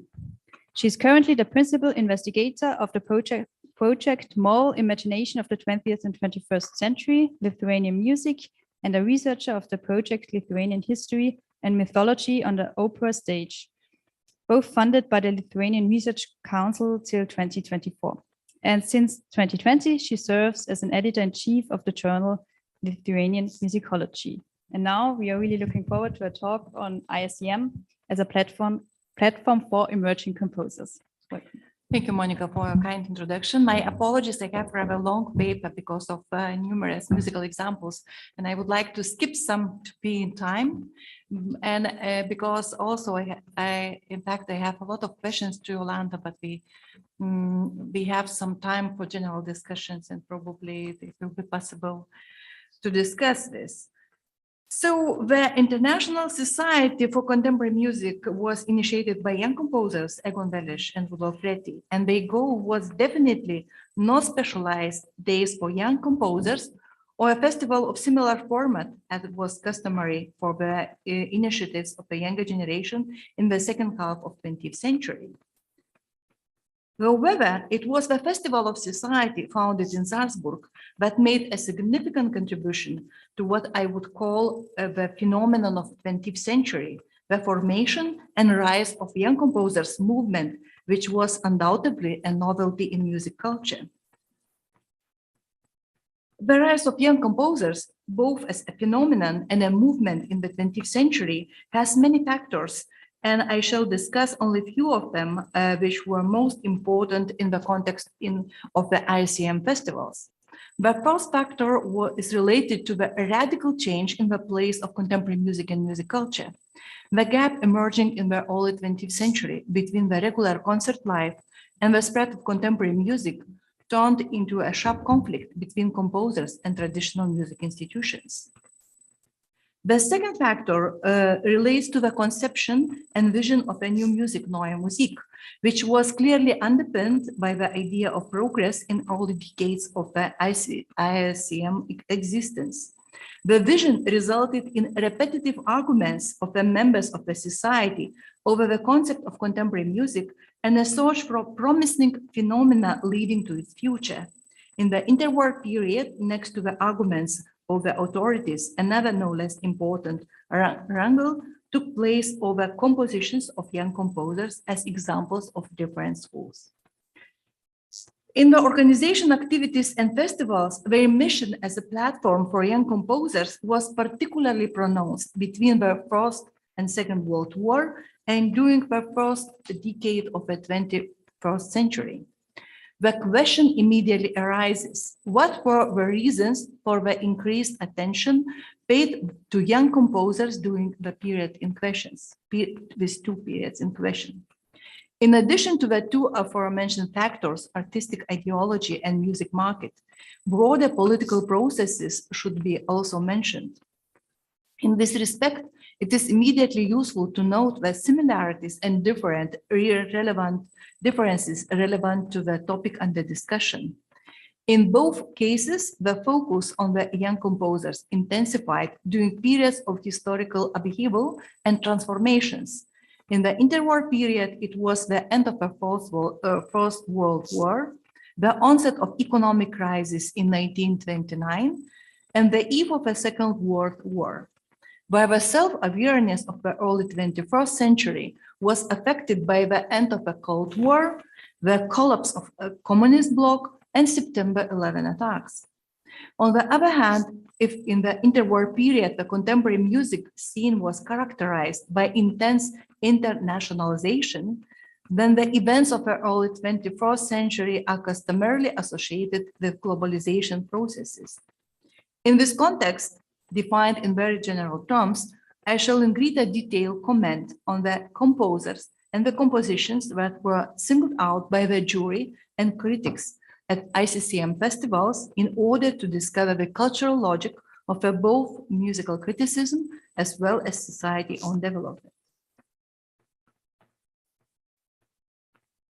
Before finding out the context of young composers' presentation at the interwar SCM festivals, one should at least briefly mention the program policies of the society events at the time.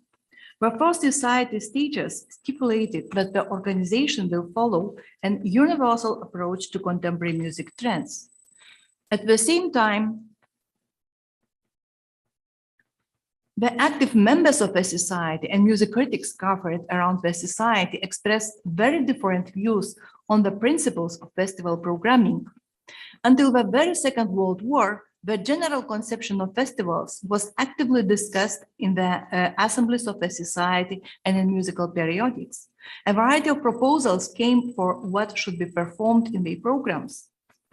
The latest music from the last seasons, reflecting the genuine state of contemporary music, the best music of several years, not only reconstructed musical present, but also providing guidance for the future, compositions by young unknown composers in search for new talents, valuable music of a broader period, revealing the origins and advancement of new music, pluralistic panorama of trends in modern music that reflected its realistic state, etc. And I'm quoting here the most influential critics of interwar period who wrote about this festival. The International Society for Contemporary Music has long been compared to the engine of music modernization due to compositions that formed and transformed the self-awareness of the changes in music. In this context, the selection and presentation of pieces by young composers were linked to several predominant leitmotifs, reflecting the conceptions of musical present and projections of its progress. The first thematic line should be called Waiting for Genius. The motive of search for a genius of a new epoch was particularly typical for German and Austrian music criticism. Formed as a trope of Schoenberg reception, it became widely used in the ISCM festival criticism. Particularly in the decade after the First World War, it was believed that the festival must open up the new talents and give the younger generation the direction of a new music movement. The first festivals fulfilled those expectations. After the performance of Ernst Křenek String Quartet number 3, Křenek was called the most promising new talent. In the same year, Alois Haber String Quartet number 2, composed using the quartet tone system, attracted great attention. Eventually, Křenek and Haber became involved in society activities and became its influential members. As a result, the compositions of the young composers were carefully studied each year on the example. And I would play you some short example to remember this music, which was pronounced New Genius.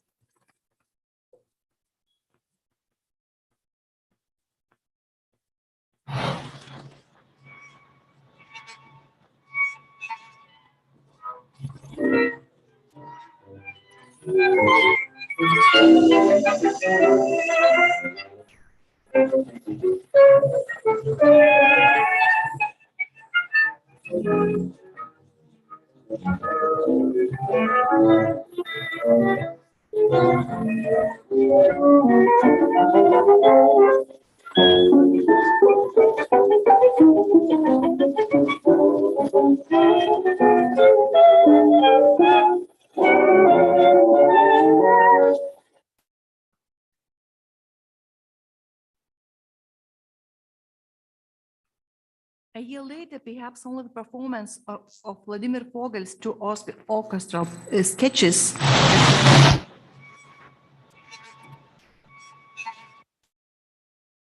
at Vienna Festival and Luigi Dalla Piccola's debut at the festivals received similar enthusiastic evaluation. Comparison of criticism from different years reveals that the debut-related expectations started to dwindle towards 1940s. Memorable was conception of a seventh festival in Geneva in 1999. The jury selected the 21 compositions and the names of the authors, as many as 15 compositions were new to the society. The pieces of young composers inspired the critique about intensified international exchanges, promoting imitation of foreign styles and the spread of the international music jargon.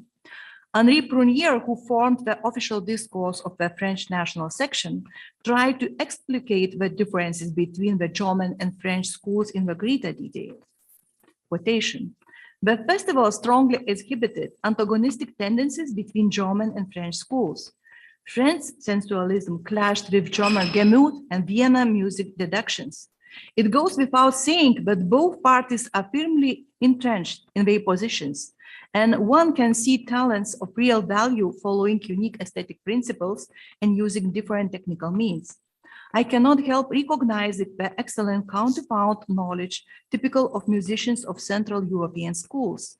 All those young Germans, Austrians, Czechs, and Poles are astoundingly skilled in the craft. On the other hand, they often sink into attack scholasticism or pedantry and find themselves trapped in the complexity where sensualism and emotion are forbidden.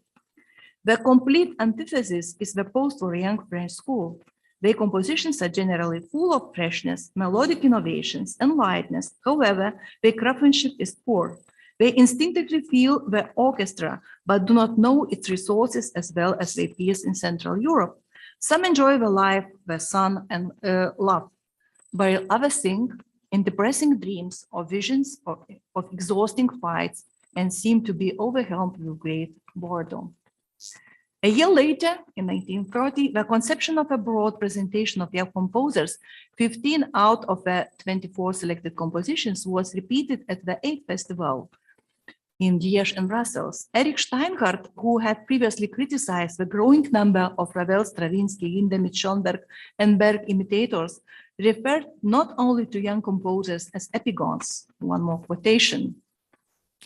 National reviews, Germans, Swiss, Austrians, Czechs, French, Italian, Belgians, English, Romanians, and Russians. The Entente ferments, flock of youth, groups of artisans, epicons, and progress disciples, all between the 20s and 60s.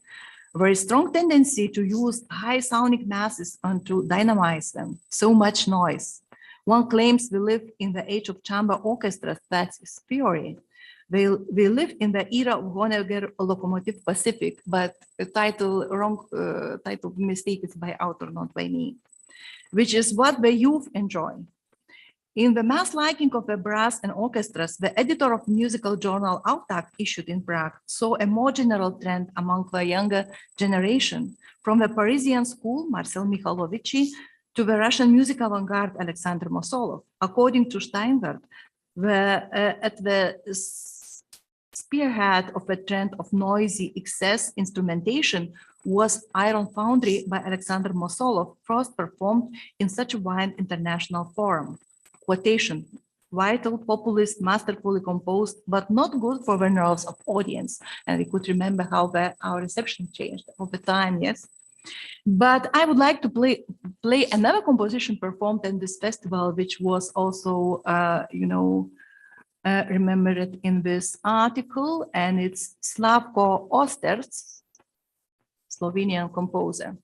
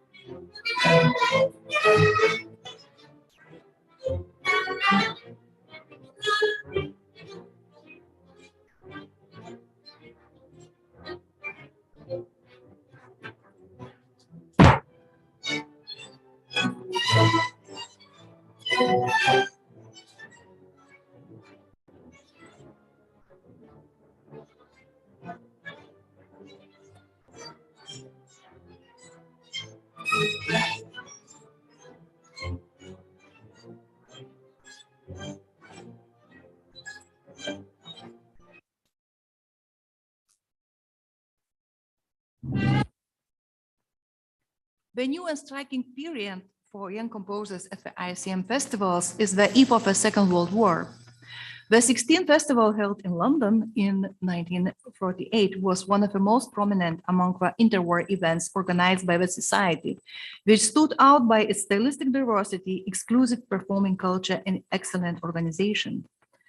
The participants and critics of the festival featured the compositions of two generations, the oldest and the youngest, in the festival program. You see the Bartok and Weber performed also in the same, which excited the at that time audience. London Festival stood out by abundance of interesting compositions of young composers.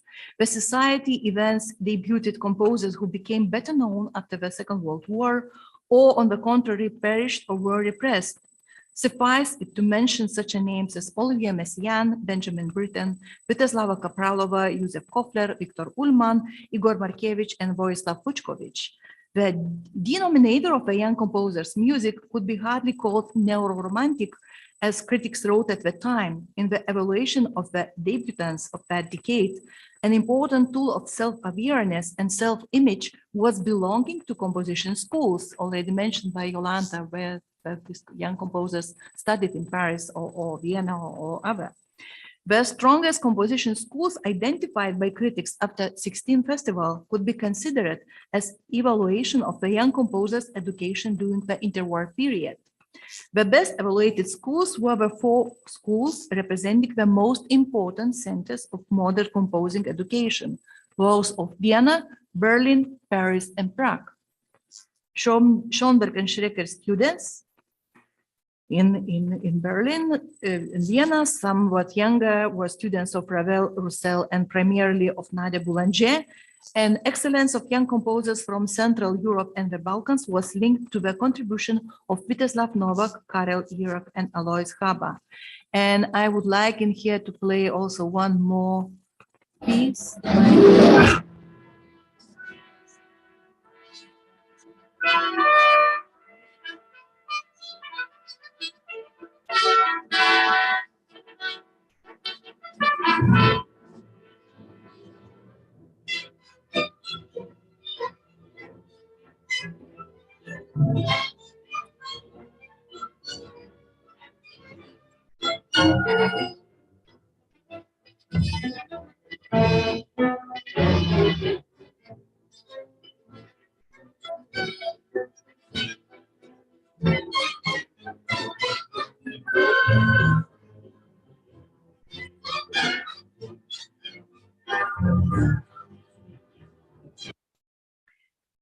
Several distinguished performances of young composer pieces stood out in the 19 Krakow, already mentioned by Jolanta.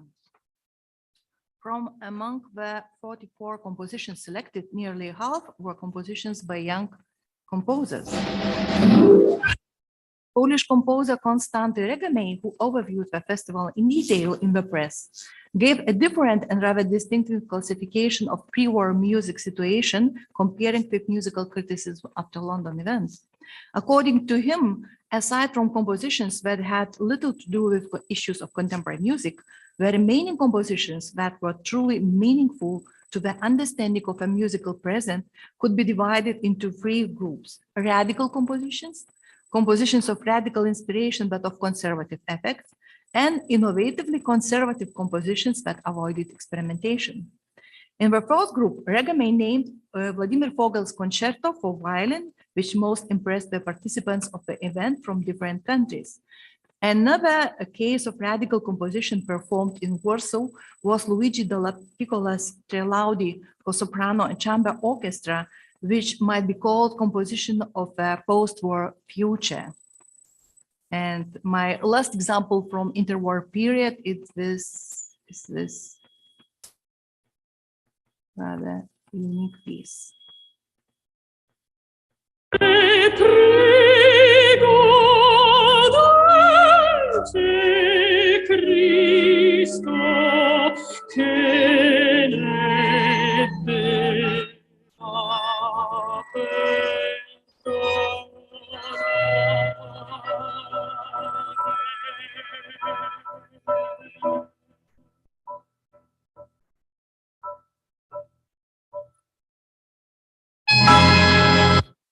very short example, but it's really exceptional piece of this interwar period.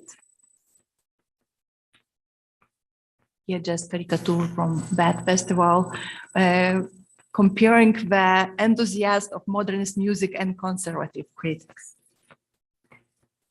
21st century. In the early 21st century, more abundant presentation of young composers were encouraged by Young Composers Awards, first presented in 2002. And with regard to Young Composers Award winners in the period from 2002 to 2019, the first thing to be noted is the geographical diversity. Young composers from as many as 4 continents were judged in the competitions. Despite the differences in political situation and in musical culture, the geographical expansion of the ISCM after the Second World War at the beginning of 21st century was a symptom of a certain crisis in the society's ideology and program policies. For example, after the ISCM festival in Vilnius in 2008, local critic observed that, quotation, the homogeneity of many of the ISCM compositions at the World Music Days struck as if they were composed in the same hermetic chamber where the composition came from Korea, Sweden, Malaysia, or Venezuela. Such pieces are ironically described as typical ISCM composition, end of quotation. Meanwhile, in the early 21st century, special initiatives such as competition and prizes to promote the young composers in the World New Music Days reflected society's efforts to break free from the obligations which had turned into the program stagnation and at the same time enhance the prestige of the society's festivals. When comparing the musical criticism accompanying the competition with the narratives of the first decades of society activity, it becomes evident that such things as young composers' affiliation with a particular composition school disappeared from the horizon of criticism. Likewise, the idea of progress and the opposition between the national schools and traditions that inspired the reception of interwar festivals lost its relevance. The vast majority of the award winners could be associated with hybrid identities typical of the contemporary young composers. An example of such mixed musical identities, composer Leila Tian, who won the award for Sadhana for Orchestra in 2004. After studying at Central Conservatory of Music in Beijing, she continued the conservatory at the Conservatory of Music of Gothenburg and afterwards at IRCAM. And as typical for standard biography of a young composer of our century, or even over 50 years, attended many prestigious master classes in Europe and had the opportunity to study with famous old continent composers. Again, one short musical example.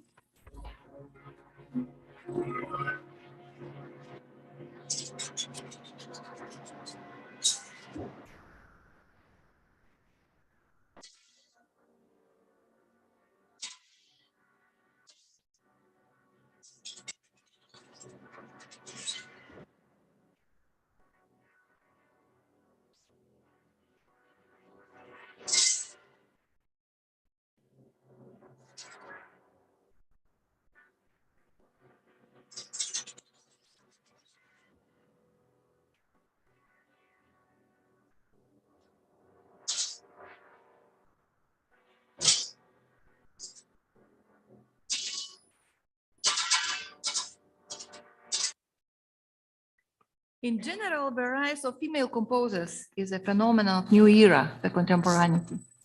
At the interwar festivals, critics memorized only a few names of female composers, as we discussed, while currently more than one woman presented at the ISCM festival won a Younger Composers Award.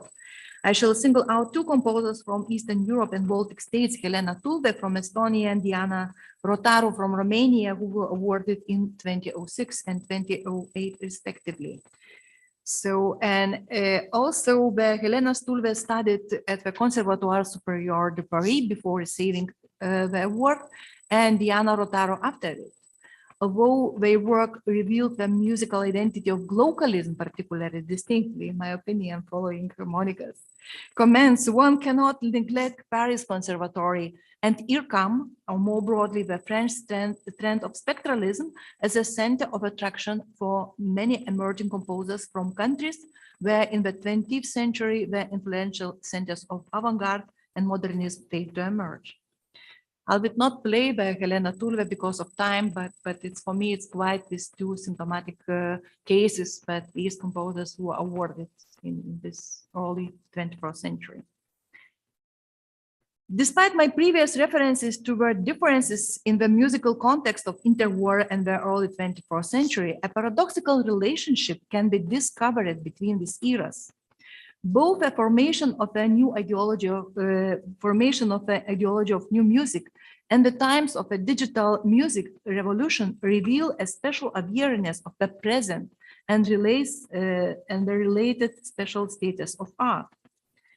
And I will discuss, in this context, I find the concept of regimes of historicity of historian François Hartog very useful for defining the current experience of time and for describing the ways in which the past, present, and future are articulated in a specific era. Also, philosopher Peter Osborne associates the changed experience of the present time with the concept of contemporaneity, defined by him as a temporality of globalization, spatial extension of existing form of modernization, and temporality of crisis. He emphasizes that the art is especially receptive to conveying changes in the experience of time by questioning the boundaries and concepts of art. In the variety of different sound aesthetics and stylistic, I shall single out two compositions that, in my subjective opinion, reveal the paradoxical transformation of a reflection on the contemporaneity of the 21st century. I mean, compositions awarded in this competitions by society. The first composition to be awarded at the ISCM competitions was Thomas Aders' string quartet Arkadiana from 1994, which had already won many other awards. The composition, as a cross between modernism and neo-romanticism, reverberated with memory-reviving gestures typical of the late 20th or early 21st century. Reviewers noted that the awarding of prizes always invites controversy, and more than one ISCM delegate also questioned whether Aders needed another prize, but there were few who disagreed that Arkadiana was a highly sophisticated piece of music. And also short example to remember you this exceptional piece.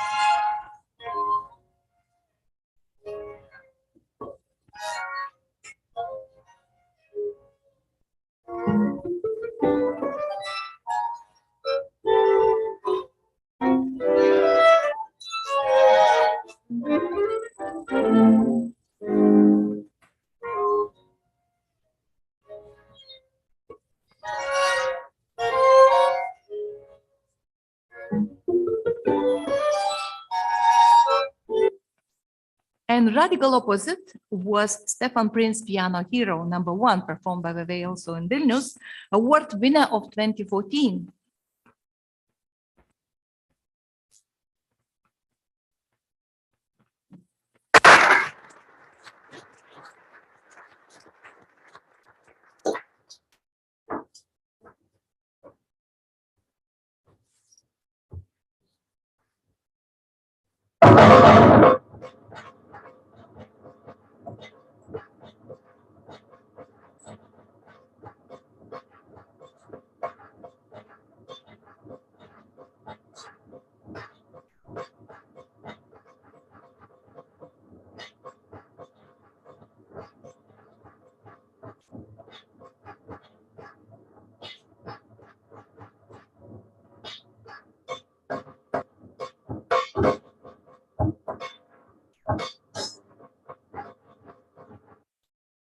In my opinion, the trajectory embodied in these compositions, from memory gestures towards an experimentalism and indefinite future reflects the cultural logic of contemporaneity in the 21st century, paradoxically reversing the evolution of interwar festivals from the cult of new music and experimentalism toward neo-romantic trends and rejection of experimentalism.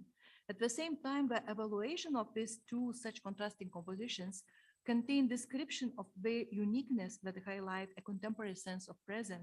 I quote just critics after who reviewed this pieces, refined, unexpected, refreshing, uplifting, crossing borders, transporting outward, and so on.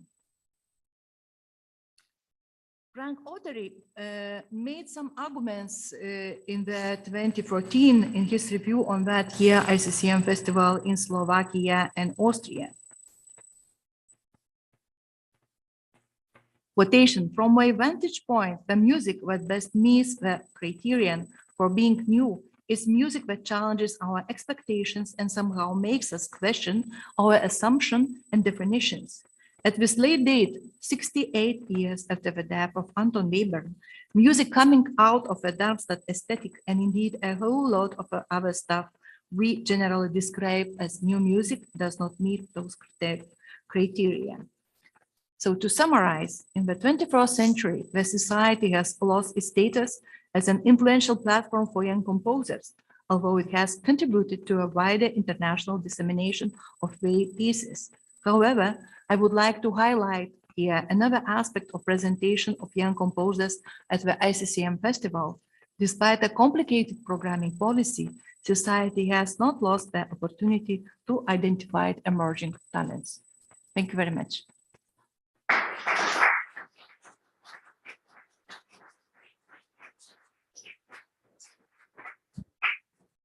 Thank you very much, Rūta, for this in-depth overview of emerging young composers. Maybe I just have a follow-up idea or comment, and I'm wondering what you think about. You were mentioning Peter Osborne and his temporalization, and it's a temporalization of crisis. And maybe there's also a crisis in music criticism, and that's why the ISCM is kind of in a symptom of crisis, because there's not that in-depth criticism going on to reflect on the pieces that were shown. So maybe that's why the kind of ISCM relevance, the ISCM lost its relevance. You know, I think that the discussions about the, how to say, bad criticism and that we have no good critique of contemporary music. It's ongoing topic in all music cultures, including Lithuania, starting from the very beginning of our national modern music. So most of them, there are a lot of our famous composers who say that we have no critique at all. So, you know, but it's I think it's really a difficult issue. And for me, more important would be probably because we haven't, as Jolanta mentioned, and as you know also, that we have only one old volume or history of this society. And it was published when Anton Hefeli, the musicologist who wrote this book, he was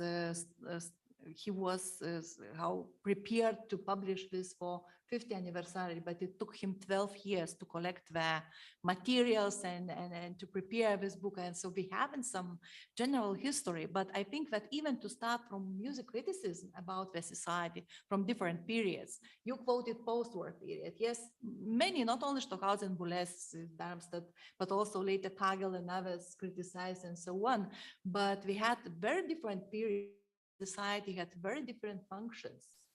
So I think it would be really very interesting, at least to publish, not only from German and Austrian music criticism, because, for example, for me, Anton Hefeli's book, it's amazing book, but at the same, it's very deeply rooted in that time, German and Austrian, you know, music ideology and some leftist position and so on. So so this how to avoid this, yes, but such a book or such a volume or such initiatives online, to, for example, to publish from different countries, it would be, I think, very important. And also, which probably also contribute to some very important idea in studies of modern music and institutions. I mean, idea about horizontal modernism, which was first pronounced probably by Polish famous scholar Piotr Piotrowski, that we need this. You mentioned this, also marginalization, local and so on, but we need with more complex history of both avant-garde is incomplete project, which is always incomplete project, yes, and modernism and societies and institutions and performing traditions. So I think that this horizontal, which unites the small centers and which also reflects not only this type of processes when big centers, big metropoles influences smaller centers or peripheries, but also the how to say impact of peripheries to centers. So and this networks. I think that's a really important point. That and I think the main issue for the ISCM in this regard is that we never managed to establish an archive, like a global archive, like the Darmstadt Institute established it right ahead, and so it was a documentation center from the beginning onwards, and that we never managed to do quite in a big range of stuff. Yes, I already shared many times with my colleagues when I decided to write a book about the Lithuanian section of this organization. I was shocked that there is no one archive and never documented none of documentation from this early period until 1968 when Gaudeamus took somehow care about them just collecting documents and everything, and I was shocked.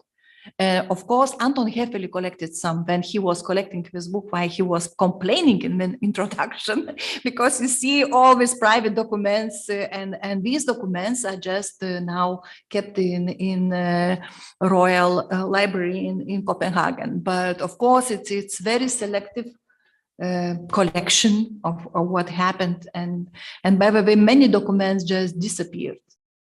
But also, I think because especially, I think Austrian section, which just because it's founded, might be more active in collecting even, for example, music criticism from press from different period.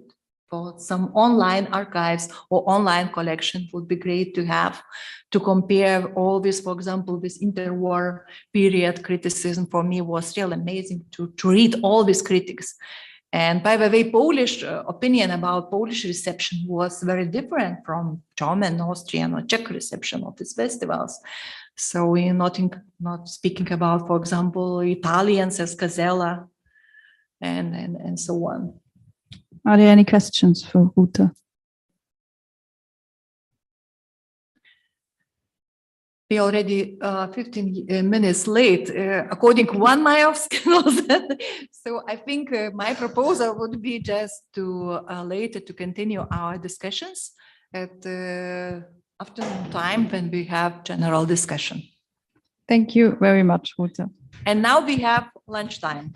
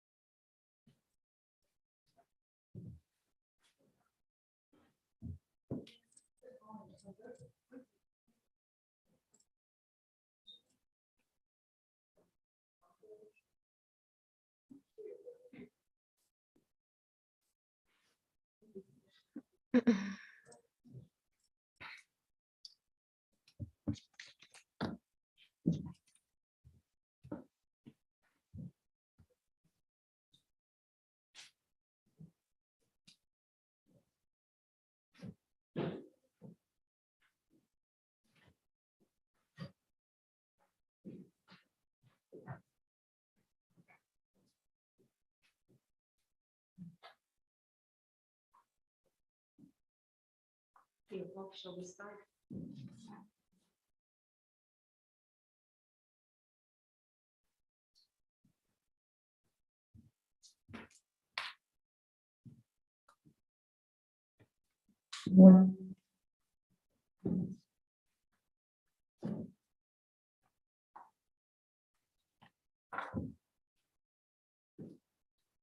Dear colleagues. Dear colleagues, welcome to the second session of today's conference. It is my pleasure now to introduce my colleague Miloš Bralović from the Institute of Musicology of the Serbian Academy of Sciences and Arts. Miloš completed his bachelor's, master's, and doctoral studies at the Faculty of Music in Belgrade at the Department of Musicology, and he has just been promoted into the research associate at the Institute of Musicology. His fields of interest include modernist tendencies in Serbian music from the end of the Second World War onwards, and outputs of various Serbian composers such as Josip Slavenski, who he will be talking about today, Milan Ristić, Stanoje Lorajičić, and many others. Thank you. So the topic of my speech today is the avant-garde inspired by the universe, Josip Slavenski's cycle Misterij or Misterij, concept, plot, and realized parts. So I start with short biographical notes after the book published by his wife, Milana Slavenski. Always a curious boy, even in his adult years, Josip Slavenski, born in 1986 in Čakovec, as the oldest child to Josip Stolzer, a baker, amateur sitar player and composer, and Julia Novak, a housemaid and a living archive of Međimurje folk songs. In his young age, Slavenski was self-taught, reading music through sitar playing and analyzing Beethoven's piano sonatas with his father and singing folk songs with his mother. He also listened to church organ and church bells of the church in Čakovec. While he was helping his father in the family bakery, before dawn, he used to stargaze, waiting for the breads to be ready for baking and sale. This is how his interests formed. Upon graduating from, let's translate it as civic school, Građanska škola in Čakovec in 1912, he went to a nearby town of Varaždin, where he worked as a baker apprentice, preparing to pass his exam for a skilled baker, which he passed in 1913. Meanwhile, two respectable music teachers from Varaždin, Ante Šter and Dragutin Simon, the latter also being a local judge, gave him his first professional music lessons, having seen him studying Beethoven sonatas during his breaks in the local bakery. Šter taught him music theory subject, and Simon gave him piano lessons and played him a vast amount of piano literature. The two made possible his further education at prestigious European schools for high music education. Nevertheless, folklore remained the foundation of his music, He was especially interested in the musical folklore of non-European people. Alongside music, he became a passionate amateur astronomer and a mountain climber. He collected and studied books on physics, geography, astronomy, chemistry, etc. In 1913, with help of Störe and Simon, he enrolled in composition at the Budapest Academy. His composition teachers were Zoltán Kodály and Viktor von Herzfeld.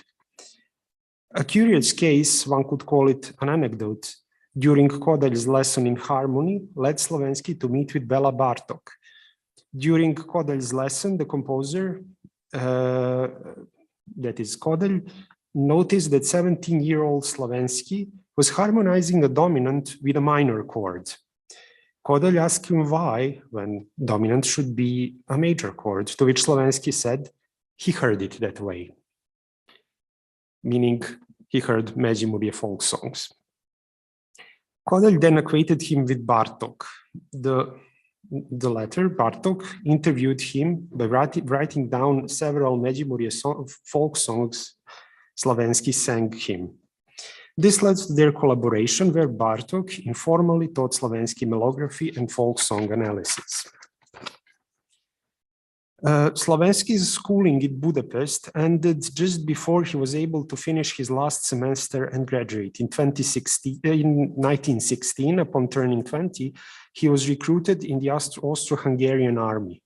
Due to his poor sight, he was spared from going to military fronts. He claimed he could not shoot at his Slavic brothers. So he was sent to an eye hospital in Romania as an infirmary. During his time in the eye hospital, he learned a lot about eye diseases and optical instruments. Near the end of the war, Slavenski was moved to Nadi Kanizsa, Großkirchen in German, a place close to his hometown, Čakovec.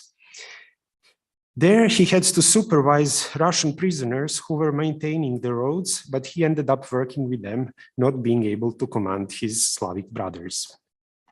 Mid to late 1910s were the time he completed his first major works, Nocturno for orchestra in 1916 and Fugue in the form of symphonic poem in 1917. The former was lost in the war and reconstructed from memory for its first performance in 1920. The latter, probably a graduate piece, revised and finished during his service in Romania, was dedicated to von Herzfeld. Fugue in the form of symphonic poem was never performed. Even Slavenski refused to have it performed. In 1939, he deauthorized the piece for the public performance, considering it to be an exercise in Western European compositional techniques. In 1918, Slavenski returned to Čakovec, then a newly joined part of the Kingdom of Serbs, Croats, and Slovenes, later Kingdom of Yugoslavia, refusing to go to Budapest and complete his studies. For 2 years, he worked in the family bakery, and in 1920, he obtained a scholarship of the Czechoslovakian government to go and study composition at the Prague State Conservatory in the class of Vítězslav Novak. Having arrived in Prague, he had already conceived the idea of Misterij, a symphonic opera in two acts. First programs and sketches date from 1918 and 1919. However, its realized parts were composed in the first half of the 1930s. Meanwhile, Slavenski graduated in Prague in 1923, and the following year, his graduate piece, First String Quartet, Opus 3, was performed and awarded within the Contemporary Music Festival in Donaueschingen. This European debut led to a contract with the German publishing house Schott. In the same year, 1924, Slavenski settled in Belgrade as an appointed teacher in music school in Belgrade for music theory subjects, and in second male grammar school in Belgrade for general music education. In the late 1930s, upon the formation of Music Academy in 1937, he started working as a teacher of music theory subject in secondary music school within the academy. And just after the World War II, in 1945, he has got a position as a composition teacher at Music Academy, which remained his profession for the next 10 years. He died on 30 November 1955, aged 59. Late 1920s marked the beginning of Slavenski's most fruitful period, which ended around the beginning of the World War II.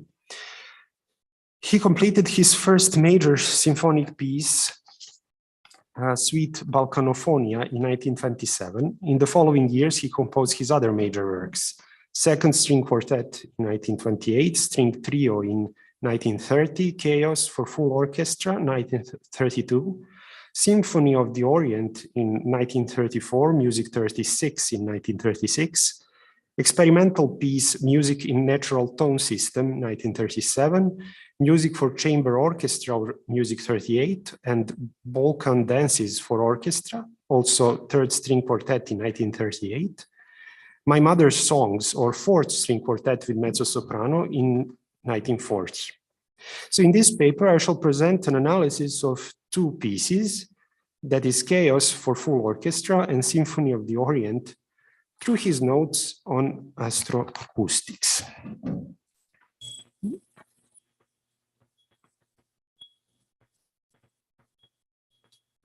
So this is one of his initial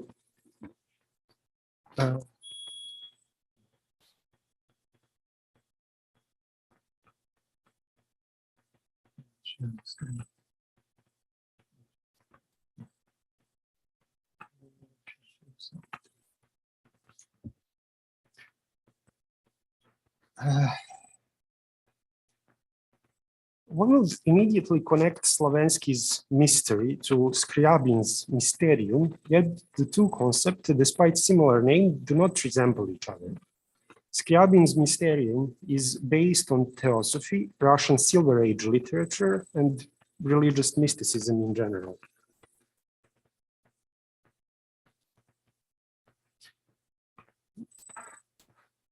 Slavenski's concept is based on intuitive connections between fundamental sciences and music. The cycle Misterij was first imagined as a symphonic opera or symfoniczka opera in two acts. Its plot should have covered all the major events starting from the beginning of the universe, formation of the stars, solar system, Earth, beginning of life on Earth, animals and plants, human species, and ending in human spiritual growth. In his notes, and this is the one you see on the projector, Slavenski defined astroacoustic, also naming acoustics cosmogony. Astronomy is the most magnificent science, and music is the most magnificent art. Music is the sound manifestation of cosmic trembling in the same way the solar spectre is an optical and electricity physical manifestation. Everything is music. Life of living organisms, atoms, stars, and the universe are an eternal waveform movement between extremely small microcosmos and extremely large macrocosmos that is of quadrillion, so 10 to 24 oscillations per second, seconds to quadrillion, that again 10 and 24 seconds of age of solid matter, expressed in music. The concept of Misterij, how do I move slides? Yes. So the concept of Misterij changed with time. In his writings and research, there are notes of cosmophonia, which you can see on the screen, that is sounds of cosmos translated, with its two parts, heliophonia and vitalophonia. The subtitle of the piece, which you can see here on the right, on your right, reads Influence of the Universe and Sun to Organic and Non-Organic Life and Their Reaction. First part heliophonia and second part vitalophonia. A vision, and that is on the bottom, a vision which followed me since childhood and directed me towards stage and orchestra, so the others could learn something from it. Going further through his notebook, we may see this title page and this other title page with a foreword on the left, sketch of the harmonics on subcontra C on organ, and calculation of frequencies in space, which can also be seen here, just maybe a bit clearer. So it starts with the sun, which is at 1 Hertz, and then you have all the octaves up to octave 60 with doubling the Hertz. And so his notes here in pencil are planets. This here says infrasound. This one is instrumental music, female voices, male voices. So here we have electric waves, Röntgen, and so on and so on. So then we have this sketch for Heliophonia, or its beginning, Chaos. So these titles, and this is the continuation of the previous musical sketch. It says chaos, consciousness of chaos, incarnation of chaos, fight of chaos, victory of chaos, in brackets, solar system, our sun, birth of planets, our earth, water springs, plants are growing, animals come alive, man is transforming, and the end is ecstasy of life. Here in pencil, it said brotherhood of man and animal. So the sketch continues. And on the right page, there is a plan of Vitalophonia, or the subtitle, Joy of Life, Cult of the Universe. So stars, sun, moon, meteors, then cult of search for prehistoric force in fetishes, in animals, as in ancient Egypt, in human, the ancient Greeks, gods, in Buddhism, Christianity, and Islam, then in life, then human rage, machinery destroys the world, death of life, chaos, and reincarnation. Here we have an instrument list for Heliophonia, and it's quite, it's half that Serbo-Croatian variant he both spoke, and German, so we have a mixed choir with the speaking choir. There is even for trautonium, aliquophone, or heliophone. That was an instrument he wanted to construct, and one electric piano. Then also drums or percussion, and then classical symphonic orchestra. So another title page. And here we have a sketch for, well, a literal sketch for chaos, where based on the deep frequencies which make the whole place tremble, and so on.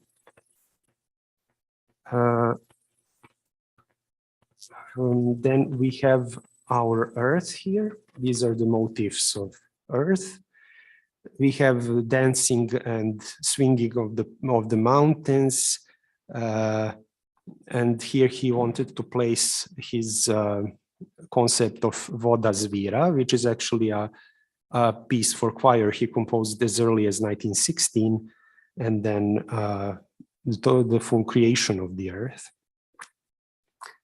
And one could ask how to connect the universe and what it contains through music. The answer was via chemical compound. Then Slavenski demonstrates this on the atom of hydrogen with atomic number 1 and its isotopes, protium, deuterium, and tritium.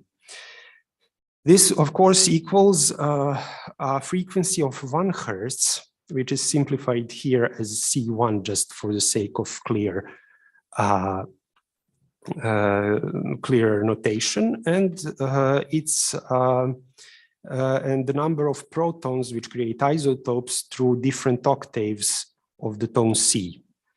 So in this next slide, he then demonstrates that these tones written like dots or full dots are protons, and they do not have any aliquot tones, they are pure tones, while the nucleus is written as this whole note, and this is this proton which circles around the nucleus and goes into a positive and negative phase. So this is the next isotope and the third isotope, and so on. So he tried to do the same thing with helium, adding another tone of the aliquot row, and that is this tone G here, which is, of course, we should be, of course, a bit this is, of course, an abstract notation. These are not the real octaves he thought about. And well, so on. And then he tried adding from isotopes of helium and other aliquot tones or proton tones which do not have, which are pure tones without harmonics.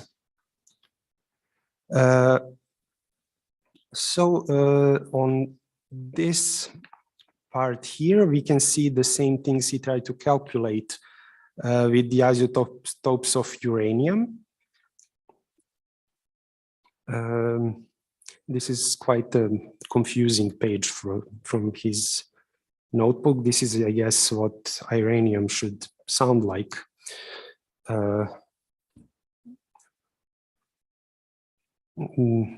And then he tries to do a sound of natural phenomena and maybe not so natural phenomena. This is the atomic bomb. So this is what the atomic bomb sounds like and how the isotopes or newly created isotopes of uranium create sound. And this is his drawing of the same thing. Then here we have rhythm of the explosion. So from distance, from middle distance, from a closer distance, from close and on the spot, rhythm and sound with this drawing. Here we have again some tasks, that is 18 tasks of astroacoustic, which should deal with atomic physics. Sorry. Rhythm of mathematics, harmonics and subharmonics of the tones, then waveform movement in life, waveform movement in music, rhythm of matter and energy, chemical elements, explosion and transmutation of atoms, alpha, beta, and gamma particles, magnetism and gravitation, circle, ellipse, parabola, and so on, and many other rhythms, not to read all the notes he made. And of course, he ends with the rhythm of life. So this is a rhythm of explosion with its sound manifestation. And this is the same thing he did with hydrogen in the first picture. So here he made the sounding of other elements and their isotopes using the harmonic row. And here is helium and what it sounds like by his calculation. And here he tried to do negative harmonics. So that was also one of his concerns. So in 1932, when Slavenski finished the piece which should have been the very beginning of the cycle, Misterij, had 4 parts. First part was Heliophonia, other Cosmogonia, Pra-symphony, as in prehistoric symphony, and Religiofonia, later titled Symphony of the Orient, which, judging by the titles, were contained in the notes for the piece called Cosmophonia before. The introduction to Heliophonia was titled Chaos for Full Orchestra, which you can see on the screen. The piece is in a monolithic form with layering of orchestral groups. The first layer is in organ parts, starting with its deepest subcontra C, right here. Referring to the primordial C, or the frequency of C, which is a frequency of the sun, translated to something audible to human ear. That is approximately 16 hertz. The second layer is in this timpani part, which also plays the tone C, but adds B flat and E flat, thus referring from here onwards, and later to a tone set of a Medjimurje folk song, Grab the Beat, Grab the Flax, which is also very often to be found in his piano pieces, chamber pieces, and so on. Then the organ in the left hand, so starting from here onwards, plays the 12-tone row, which is then repeated 5 times transposed. So it develops. Then the next layer are the strings, and that starts here with a 12-tone row as a hidden 2-voice part with a pedal tone C. And it's a layer upon a layer in strings. Then the 4th layer is this modal theme in woodwinds, which then develops, and then there is in the right hand organ this modal counter theme to the modal theme, and they both have their polyphonic development throughout the piece. And there is this one last motive, which is called protuberance motive, which is based on 12-tone row, transposed on different intervals, different tones, and later on it's segmented into smaller bits. So I would play you an excerpt from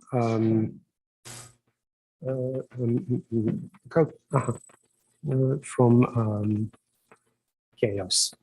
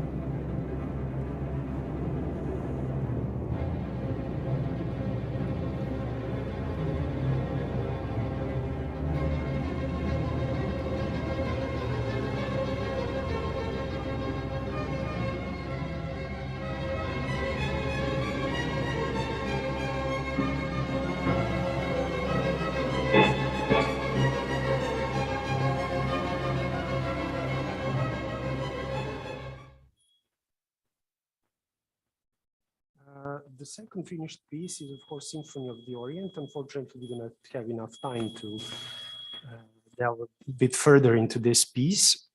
So it has 7 movements, each of them dedicated to one stage of development of human consciousness.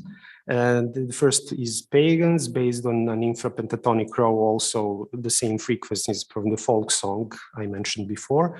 Then the movement Jewish, based on this octatonic scale, Buddhist pentatonic scale, Christian's Dorian mode, and Byzantine text of Kyrie from Mass, and Byzantine chant melodics, the Muslims. Then the sixth movement is called music, as a personal religion of Slavenski himself.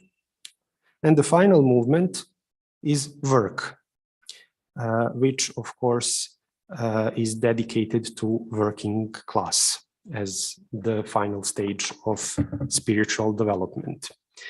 So to conclude briefly, there are also other pieces I've mentioned that maybe could fit the cycle Misterij.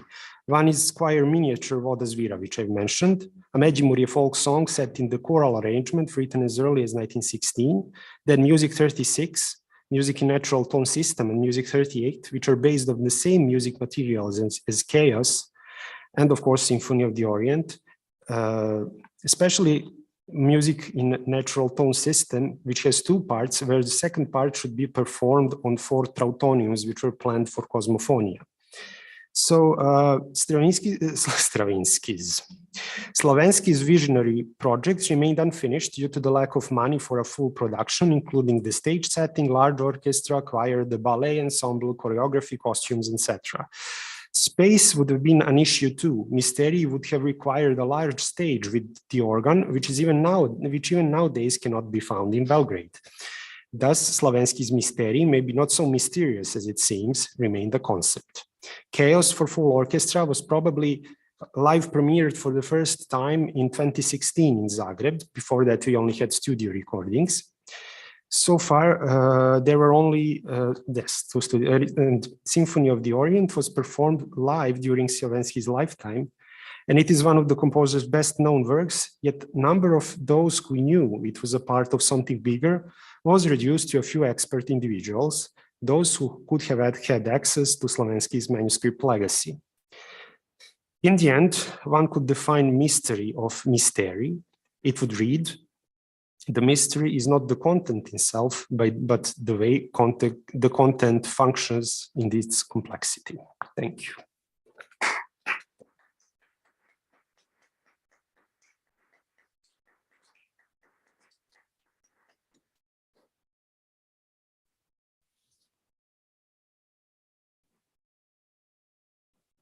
Thank you, Miloš. We maybe have time for one question if someone would like to ask.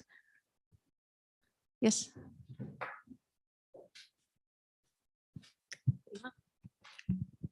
Thank you.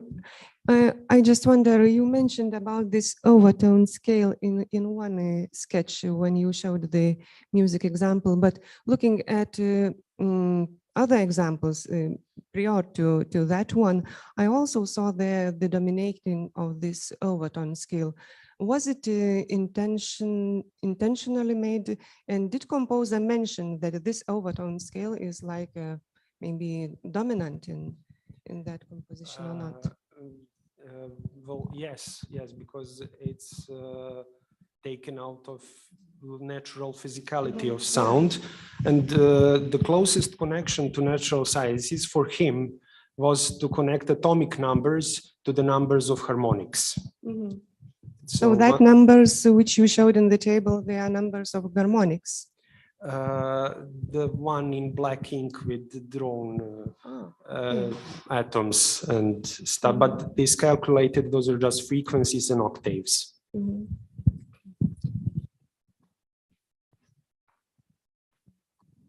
Anyone else would like to add something? Yes, Rūta. Yes, thank you very much for really very interesting and inspiring your paper, which also I already think about some parallels in other musical traditions. But my question would be about the then-time physics. Is it any relation between? Well, probably. That's the time when Niels Bohr Institute was formed in 1921, I think. And he had books which can be found in his legacy apartment about quantum physics.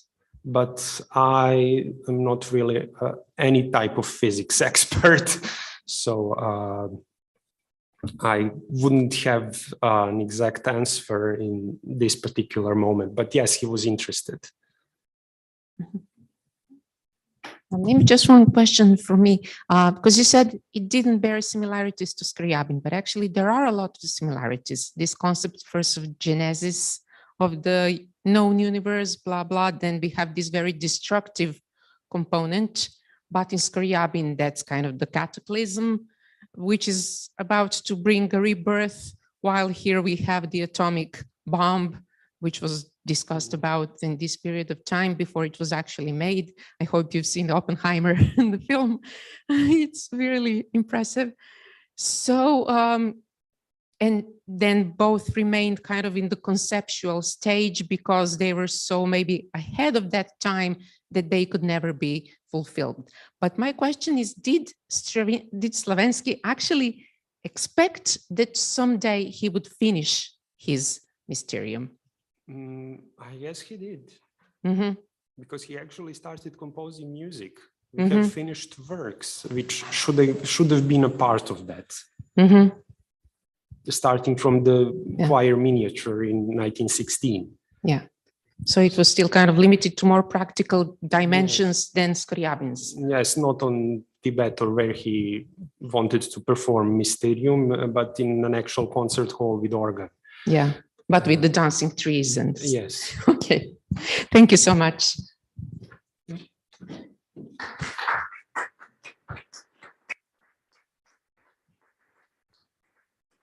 Our next speaker is Rima Povilionienė. She is a member of the Lithuanian Research Council and a full-time professor at the Department of Musicology of the Lithuanian Academy of Music and Theatre. She holds the position of assistant editor-in-chief of the annual journal Lithuanian Musicology and an editor of the Lithuanian National Philharmonic. She has held several internships throughout Europe. She has edited over 15 collections. Her monograph, Musica Mathematica, was awarded by the Professor Vytautas Landsbergis Foundation Prize. Recently, she has published a collective monograph, Vox Humana Craftsmanship, with 2 co-authors, and a collective monograph, Sonic Utopias, Trajectories and Contexts in Lithuanian Music Modernization, with, again, some collaborators, and we will be talking about this book later in the afternoon. And her topic for today is Longing for New Sound, Microtuning Practices and Composing in 21st and 21st Century Lithuanian Music. Thank you, Ivana, for presenting me, and thank you coming here and listening to this talk. It's just, okay. So, reacting to the general subject of this symposium, the avant-garde in contemporary music, in my talk, I would like to deal with a certain issue, some microtonal intentions in music composing practice and some kind of this tradition in Lithuanian music. So let me start from a statement by a lady who lived in 19th century. She lived in Germany and UK, London. Johanna Kinkel, a composer, writer, and teacher. Her music and writings are now rediscovered in the frame of exploring the legacy by women composers. She was writing a lot of reviews for newspapers, published various texts on musical subjects.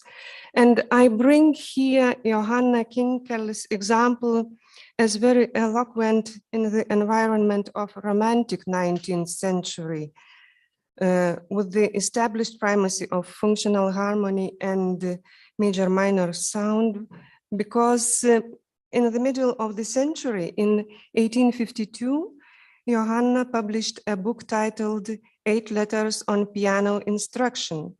This book may be regarded as a true contribution to source readings in the history of music, romantic music, but not only piano instruction, because it turned out to be an unusual piano manual of the period and involved a much broader area than just the development of dexterity.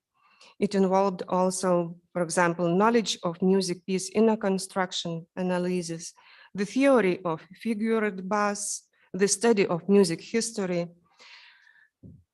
Speaking about marvelous harmonies and the unheard of melodies that are typical for one certain composer of Romantic period, Johanna emphasized the sound of quarter tones. As she stated, I quote, "We can only dimly conceive of quarter tones because our so-called whole and half tones lie too far apart, but nature possesses them and even smaller intervals. Free the quarter tones, and we will have a whole new realm of music." So this statement proposed already published in the middle of 19th century in the Romantic context, Romantic style environment. But let me ask, who was the composer Johanna had in mind, stating that, again, I quote, another quote that is original here presented in the slide in German, but in English shortly, Johanna wrote, "This composer strives to free the quarter tones, which now flit between the enharmonics like ghostly shadows." So the composer was Chopin. Amazing to all this context, but Chopin perceiving, Johanna was perceiving in his music the unsatisfaction with existing intervals, as if Chopin's melodies creep through the semitones, groping for the finer materials and more spiritual shades of color. So this idea of liberation of sound, an emotional play for microtones raised in the middle of the 19th century, indeed stood out as a visionary statement, yet not supported, not followed up. But what is happening already at the end of 19th century, in the 20th century, in the light of various experimentations, the idea of microtonal music flourished as well again. A burst of technological innovation, the surge of recording techniques extended the horizons for sound analysis, transformation and distortion, and produced a new quality of timbres. In the beginning of the 20th century, microtonality started to manifest simultaneously to the prevailing employment of the chromatic scale. Composers started to look for the expansion of an equal temperament to create new sonorities, a diversity in tone relationships. Since the 20s, the consistency of microtonal experiments is particularly evident in the works of Julian Carrillo, Alois Haba, or Ivan Vishnegradsky. In St. Petersburg, Georgy Rimsky-Korsakov initiates a gathering of quarter-tone music enthusiasts, and so on.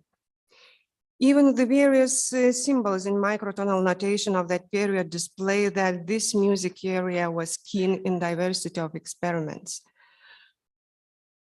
The prolific Czech composer Alois Haba became an influential person directly contributing to the spread of microtonal ideas in Lithuania.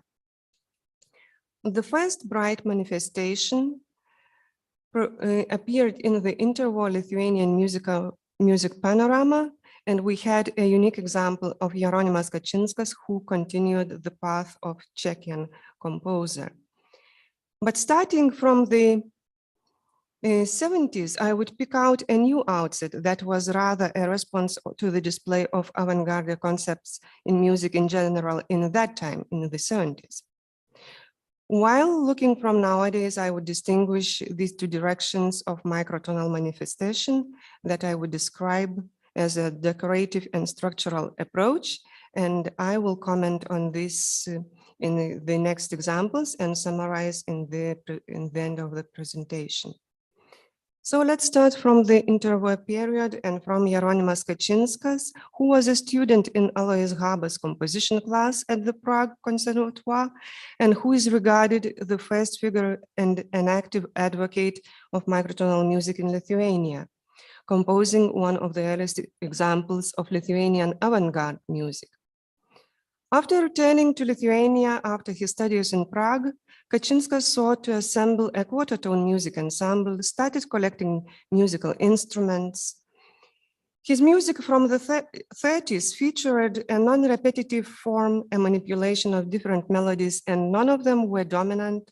The modeling of musical material was based on a central tone to the sound enriched with quarter tones. These features are typical for his first trio for trumpet, viola, and harmonium composed in 1933.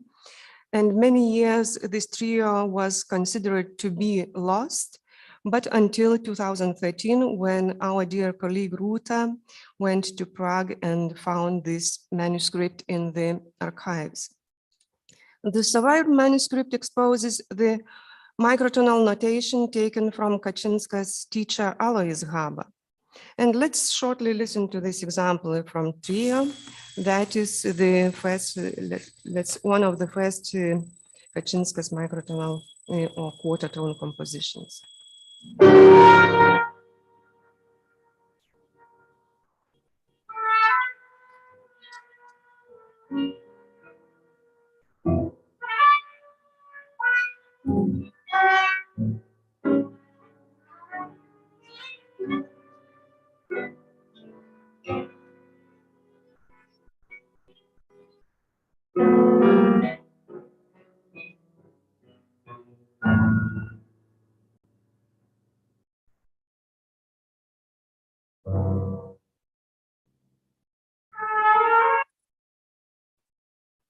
Without a doubt, Kaczyńska's efforts designed the modernization of Lithuanian music and responded in real time to the European avant-garde trends of interwar music. His innovative non-thematic and quarter-tone composing boldly confronted the so-called late culture syndrome experienced in interwar Lithuania. However, as he wrote in one of the letters to Haba in 1935, his students in Klaipėda Music School lacked knowledge, aptitude, and dedication to learn a challenging and conventional music. The outbreak of the Second World War forced Kaczyńskas to emigrate. Because of the absence of direct followers and the adherence of quarter-tone music, his efforts promoting microtonality in Lithuania were cancelled, abrupted. And Kaczyńskas himself, when settled in the USA, in his music composing, he turned towards moderate musical thinking. So moving further and exploring the post-war situation in Lithuanian music, looking for traces of composers' interest in quarter tones, I would pick out some next examples, like a piece for oboe solo, a monologue by Vytautas Barkauskas, composed in 1970. In this composition, most probably for the first time after a long break, the music score includes a quarter tone symbol, just one among the variety of effects produced by the instrument like bisbigliando, flageolets. But here I would like to bring up one earlier case, a composer émigré, Vytautas Jančys, in whose legacy a quarter tone composition is mentioned that he composed in 1966, already living in émigré in the USA. Having received a diverse musical education in Europe, like piano, violin, and composition studies in Lithuania and Germany, after immigration to the USA, Jančys studied mathematics and technology, designed several software systems, and at the same time remained active in music composing and also performing as a string player. It is likely that his knowledge of mathematics and computers inspired his mentioned experiments in deriving the pitch of tones based on mathematical formulas that definitely, I think so, resulted in microtonal sound. Unfortunately, there is no information and music scores and manuscripts survived with such experiments, and this music is considered lost. But it would be really interesting to look at the score, how it looks like, what Jančys had in mind. Previously mentioned music composition by Barkauskas presented a typical tendency in that day's Lithuanian music that started in the 70s, where the quarter tones mainly were treated as single-tone ornamentation, a tool for coloring the semitone transition in Martini steps, but still remaining the basis of 12-tone system.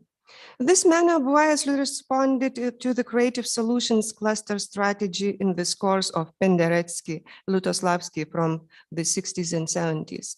The music of these Polish composers features glissando, slowly changing sound masses, and this effect was paraphrased in various ways by later composers as well as Lithuanian ones. Jurgis Juozapaitis' music represents the manner focusing more on the spontaneity and natural flow of sounds. Thus, the use of quarter tones in his scores was mainly a result of the intuitive desire to enhance the expression of color and sound. Juozapaitis' symphony Rex was definitely influenced and directly relates to its prototype, Lutoslavski's Second Symphony, because of the overall structure, the treatment of instrumental division. In Rex, the composer constantly involves the quarter tone pitches, especially to create a snaking sound mass in the strings. Technically, this is an inflection of ordinary or so-called 12 TAT pitch. Here is the short fragment of the music from this symphony.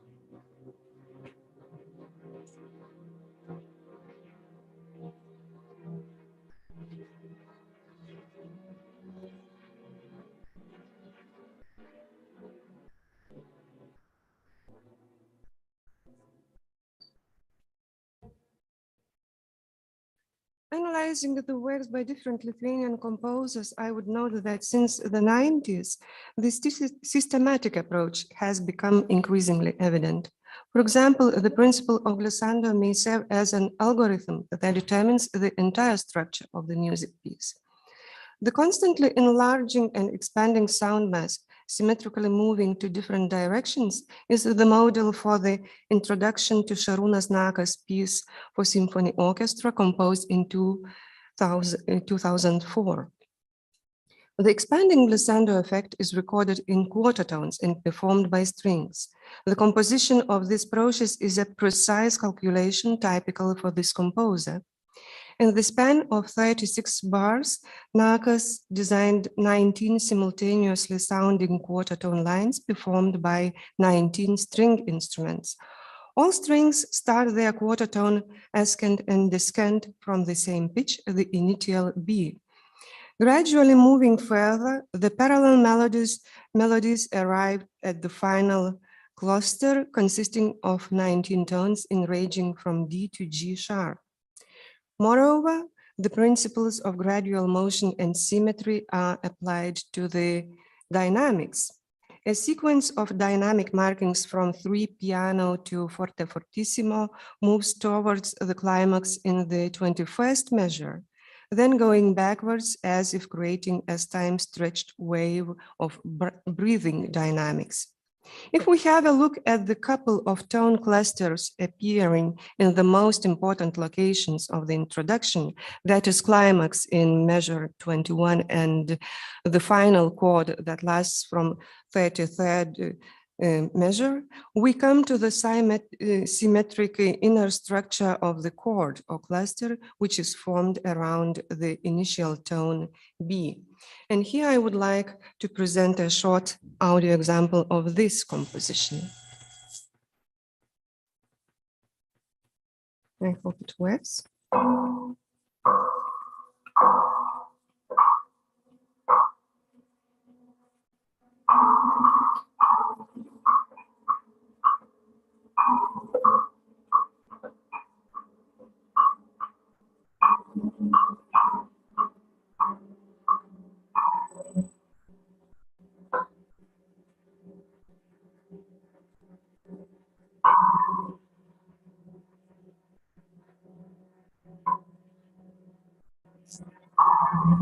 And all this transition in the music score are written in quarter tones, ascending and descending in different tempos in all 19 string instruments.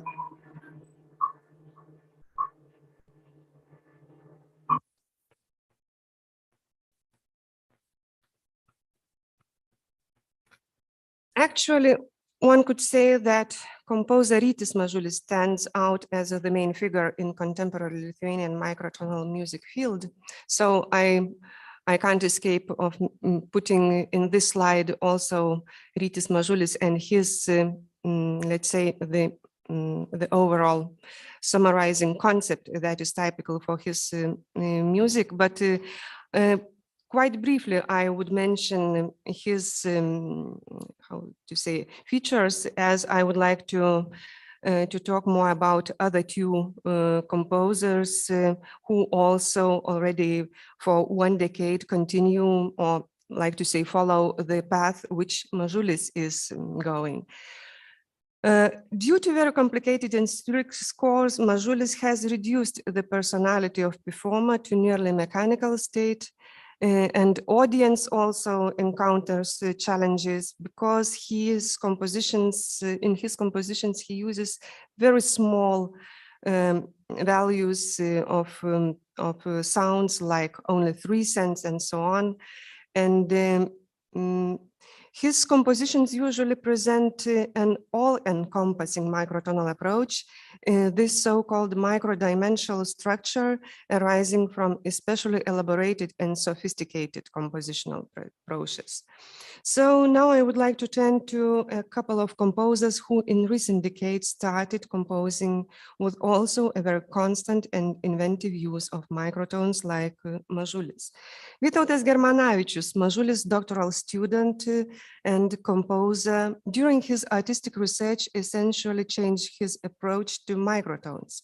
In his earlier music, he obviously was using quarter tones as this ornamental manner, and he switched to a purely systematic creation of microtonal scales. He started assembling artificial tone scales based on the results of his examination during his artistic research, when he examined the traditional Lithuanian sutartinės, multi-part songs, and other folk melodies.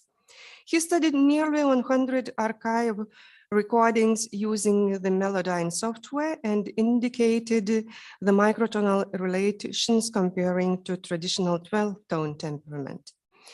His research revealed some interesting compliance of certain microtonal pitches recurring in the performance of old folk melodies. And all this he presented in his doctoral thesis, and now he is planning to publish his monograph.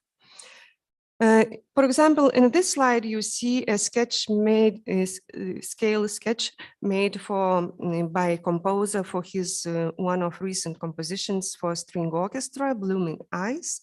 And this is an artificial scale consisting of traditional semitones and also including microtonal harmonics.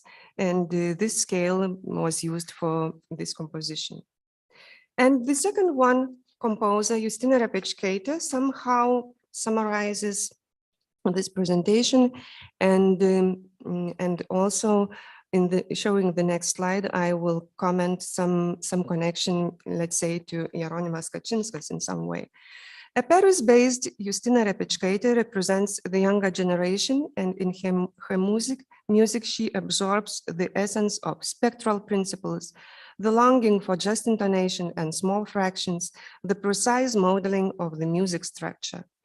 Her music is complicated and intense intellectually, but on the other, the result is clarified and polished. Since 2014, Justina has continuously composed with quarter tones and have become an inseparable part of her musical language. According to the composer, music creation is equal to encoding. Thus, the treatment of microtonal sound in her works varies from, for example, a spectral approach connected with the temporal canon, like in composition Pulsus Flatus Vox, which is its sketch is provided here, and up to the harmony of illusory spectrum based on arithmetics, not acoustics, calculations. For these calculations, Repečkaitė typically employs open music software.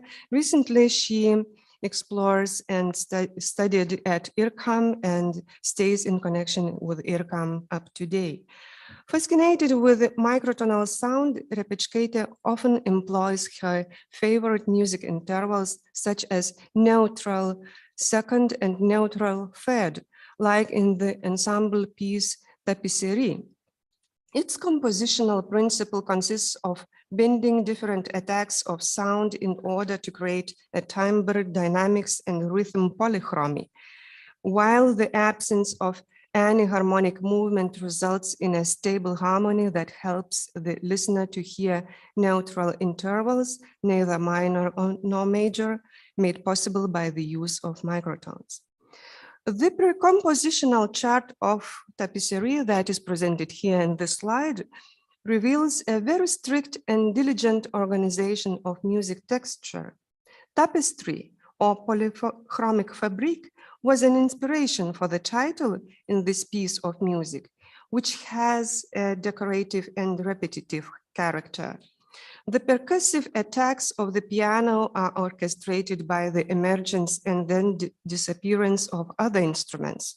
Gradually, an accumulation and superimposition of pulsations produce a complex rhythm, and the role of each instrument is enriched. The absence of harmonic movements results in a stable harmony that helps one to hear neutral intervals. And here I would like to present the sound example by Justina.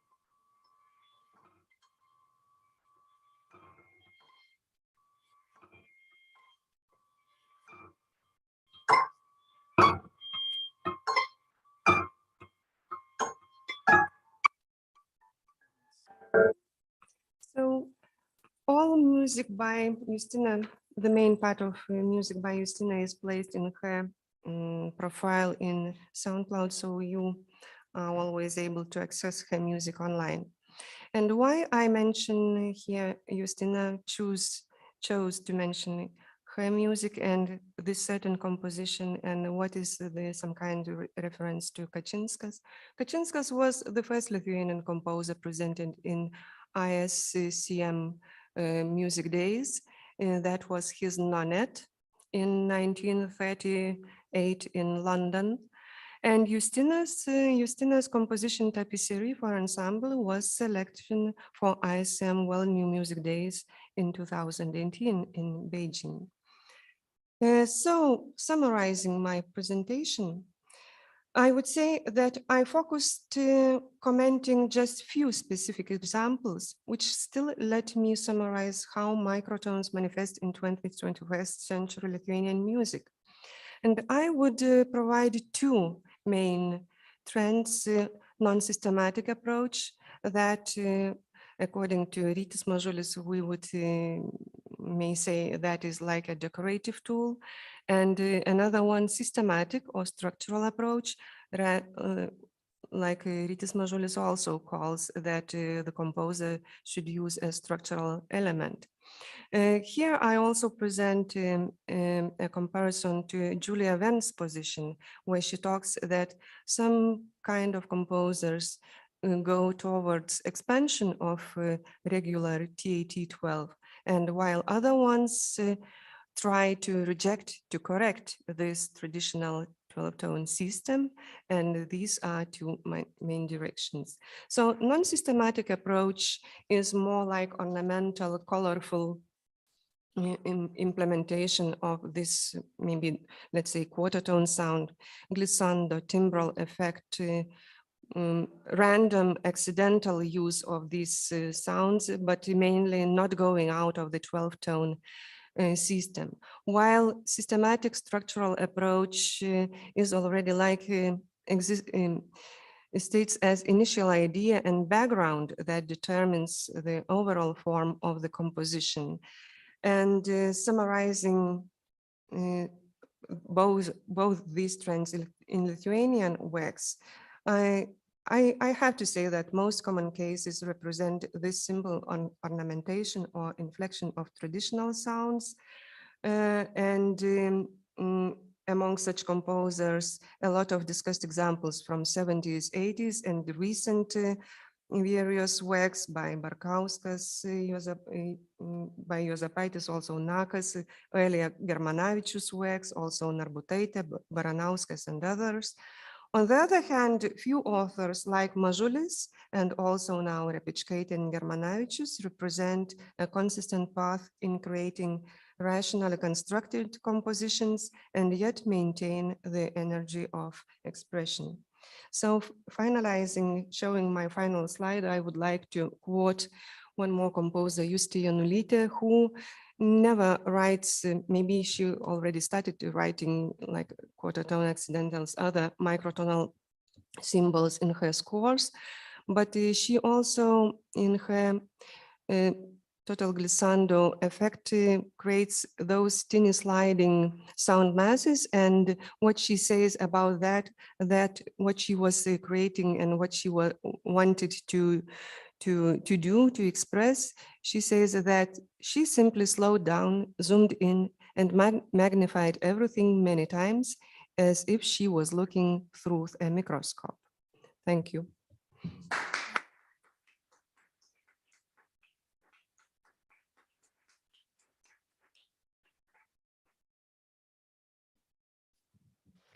Thank you so much.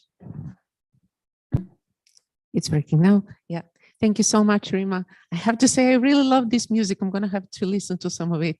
Is it available on YouTube, or I see on SoundCloud?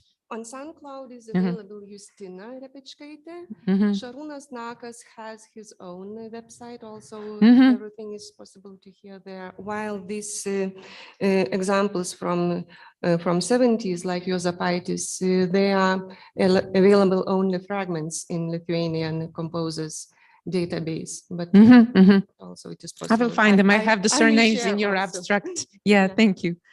Any questions?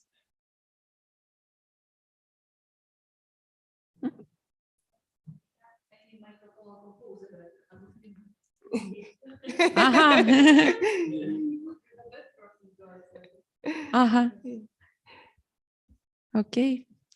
Someone who is not a microtonal composer, maybe. But it is interesting that actually this so-called tradition of writing microtonal music has actually continued until this day, because some of these composers are fairly young, so they kind of persist in this direction. Is this the influence of their composition teachers, or because they go to Paris, and other places and then absorb this kind of music? As for, if you're asking, for example, as for Justina, it's her, let's say, innovative approach and really very not ordinary approach. Really was influenced by her studies in Paris, that environment, and also the environment of IRCAM. But as Justina Repečkaitė says, she is not involved so deeply in pure spectral thinking. She just like quasi-spectral technique uses for her own experiments, and she absorbs and makes like a synthesis of different influences. While this other part or trend staying more traditional, I would say that that comes that I started quoting in the very beginning by Johanna Kinkel, quotation in the middle of 19th century. Already then we may hear, even listening to Chopin's music, we may hear that, yes, this semitone scale is much more limited than the human perception may want to produce. So this possibility to divide semitones into quarter tones, and especially when it is possible with string instruments, with vocal, with the winds, that is, but not escaping, not going out of the 12-tone scale. So that's this main trend. I would say these experiments manifested even single, but they are already are known in the 19th century. So nothing. Thank you so much. We're running slightly behind the schedule, so maybe we can continue the discussion during the coffee break. Thank you again.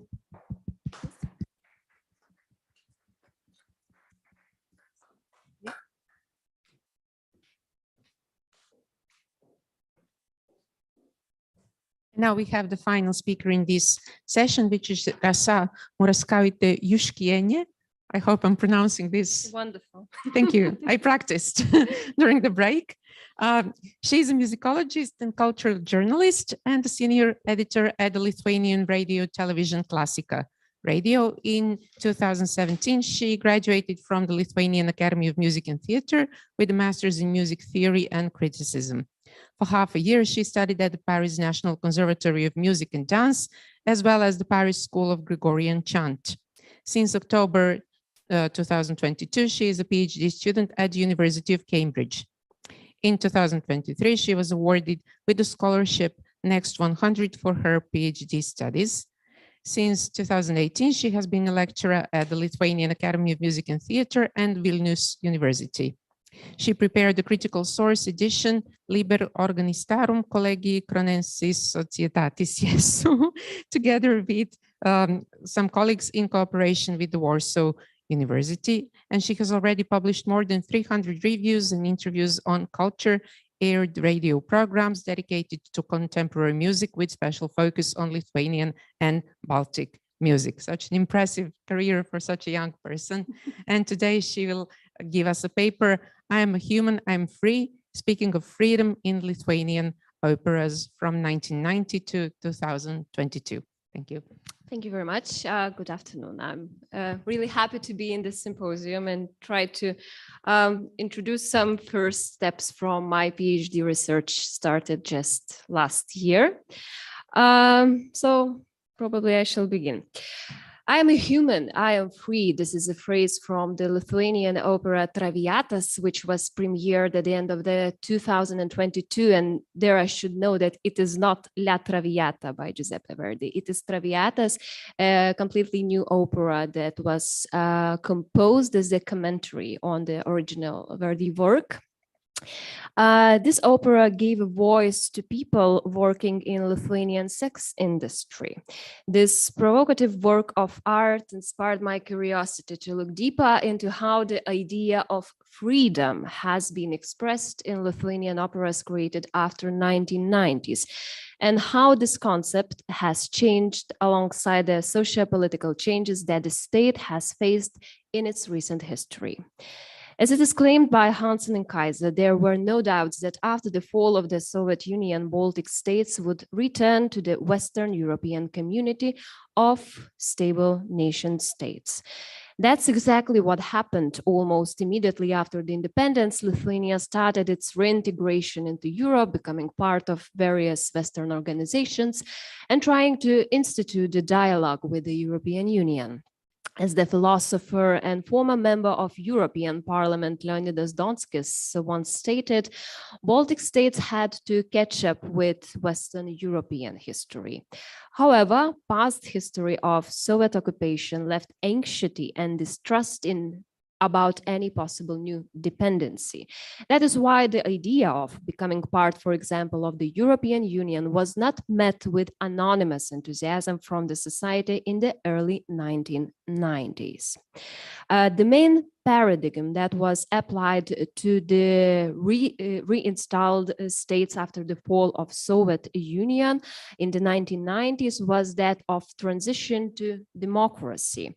As it is asserted, one of the main paradigms of eastern part of the Europe transition period stated that on the one hand, independence may be reached only by ensuring civil rights, developing market economy, and substantially reorienting to the West. At the same time, the idea of nationality, and nation free to express its shared cultural values was understood as the most important aim of the society.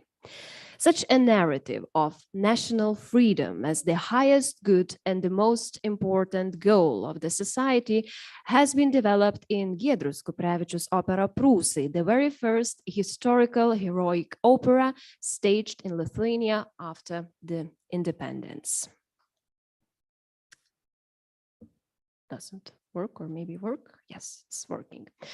Regarding the opera scene, the very first years of independence were marked by complex, sometimes chaotic transformations. Transition from one system to another, essential change of values, as well as economic and political instability were part of everyday life, and the cultural sector felt it very strongly. Audiences did not rush back to the theaters, and works by Lithuanian composers were not necessarily seen as the best incentive to bring the audience back to the theater. Therefore, the beginning of the 1990s faced a real drought of new Lithuanian opera works. So during this period of tumultuous change, Kuprevičius' opera Prūsai was staged. The composer wrote the libretto himself based on the drama Herkus Mantas by the famous Lithuanian playwright Juozas Grušas. The story of the opera goes back to the 13th century battle between Prussians, old and today extinct Baltic tribe, and Crusaders who wanted to take over Prussians' land and baptize them. Stylistically, it is very conservative work inspired by the 19th century opera tradition. It was a deliberate choice of style. The composer himself said that in the context of predominant avant-garde and postmodernism, his opera will stand out as modern. However, in the context of this opera, I am most interested in its relevance to the public sentiment of the 1990s. Composer leaving a dedication in the opera score in memory of the extinct for the warning of the living, and in an essay written by himself emphasizing the tumultuous uncertainty of the future arising from present states and behaviors, as well as confusion of historical conscience and the fear of extinction of the nation, showed that his opera aimed to talk about the socio-political issues of that time. This so-called opera program, introduced by the composer himself, has been formed both through the plot, musical codes, and through giving an exclusive place to the choir, representing the nation, the people, whose will rises above any personal desires.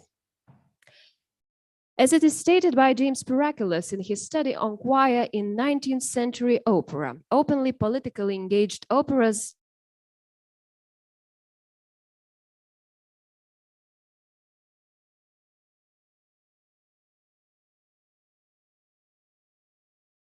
that emerged in 19th century appears in most of dramaturgically important parts of the opera. For instance, it begins and ends both the first and second acts.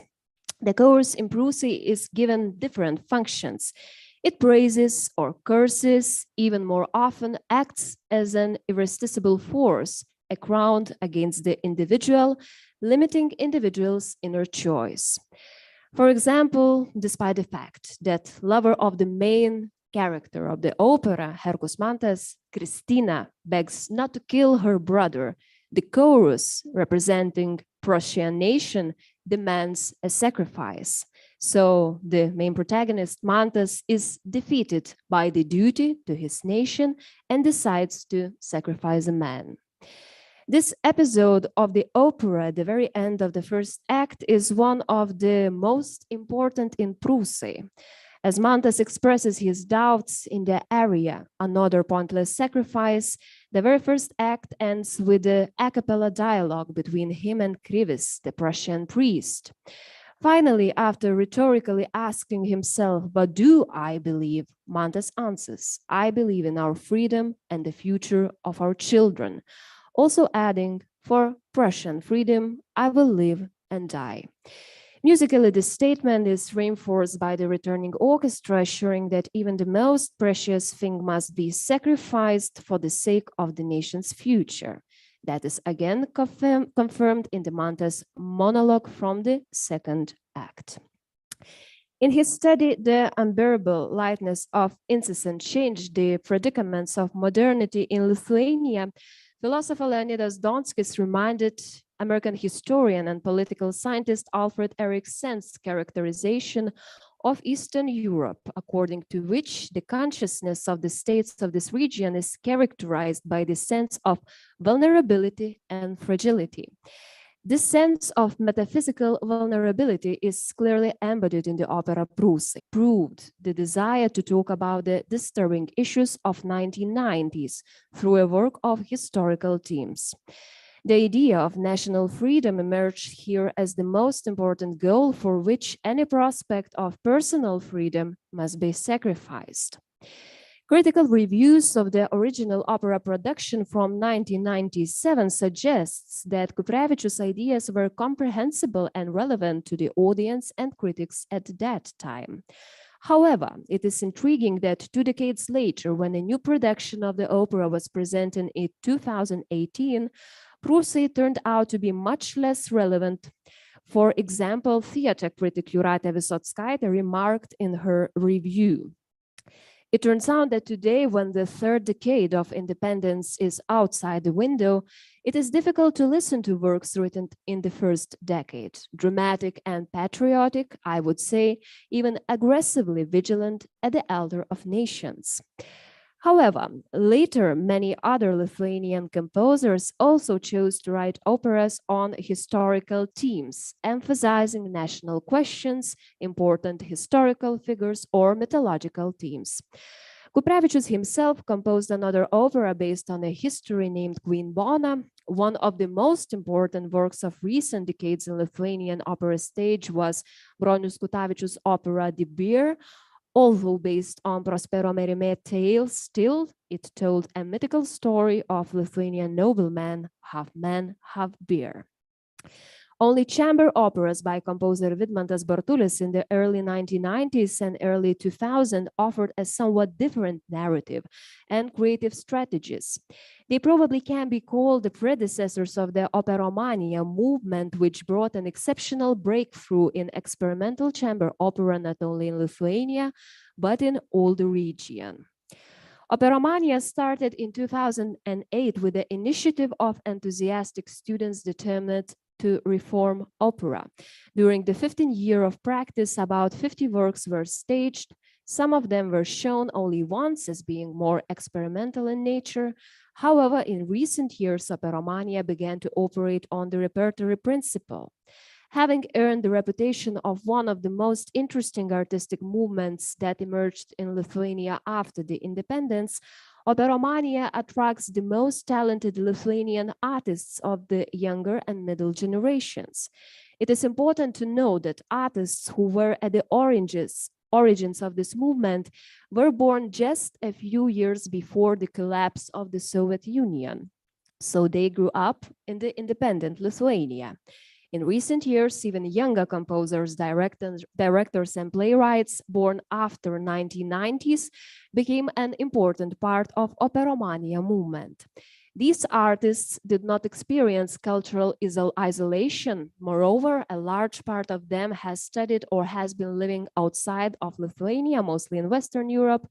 Their values are close to the Western idea of personal freedom.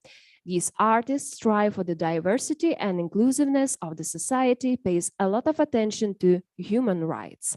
Regarding this matter, 2 works produced by Operomania in recent years has provoked a discussion on the question of personal freedom. That is comic strip opera Alpha and documentary opera Traviatas. The two most important themes of the opera Alpha are gender equality and sexual minorities. The latter theme regarding LGBTQ rights is one of the most sensitive topics in Lithuanian society. For example, a few months ago, the draft law on civil unions was approved. If the law would be adopted, finally, same-sex couples will have a place in Lithuanian legal system. But this issue remains sensitive. Part of the public remains hostile to the adoption of such a law, although the negative attitude towards homosexual couples in the country has been gradually decreasing in recent years. But how can opera discuss such an issues? It is important to mention that in general, the inclusion of the topic of homosexuality to the public discourse is an important change that became possible only after 1990s. As Valdemaras Klumbys and Tomas Vaiseta state in their study dedicated to exploring the sexuality in Soviet Lithuania, in the Soviet era, heterosexual love was the only normal love in public discourse, while the issue of homosexuality was not considered an object of public debate at all.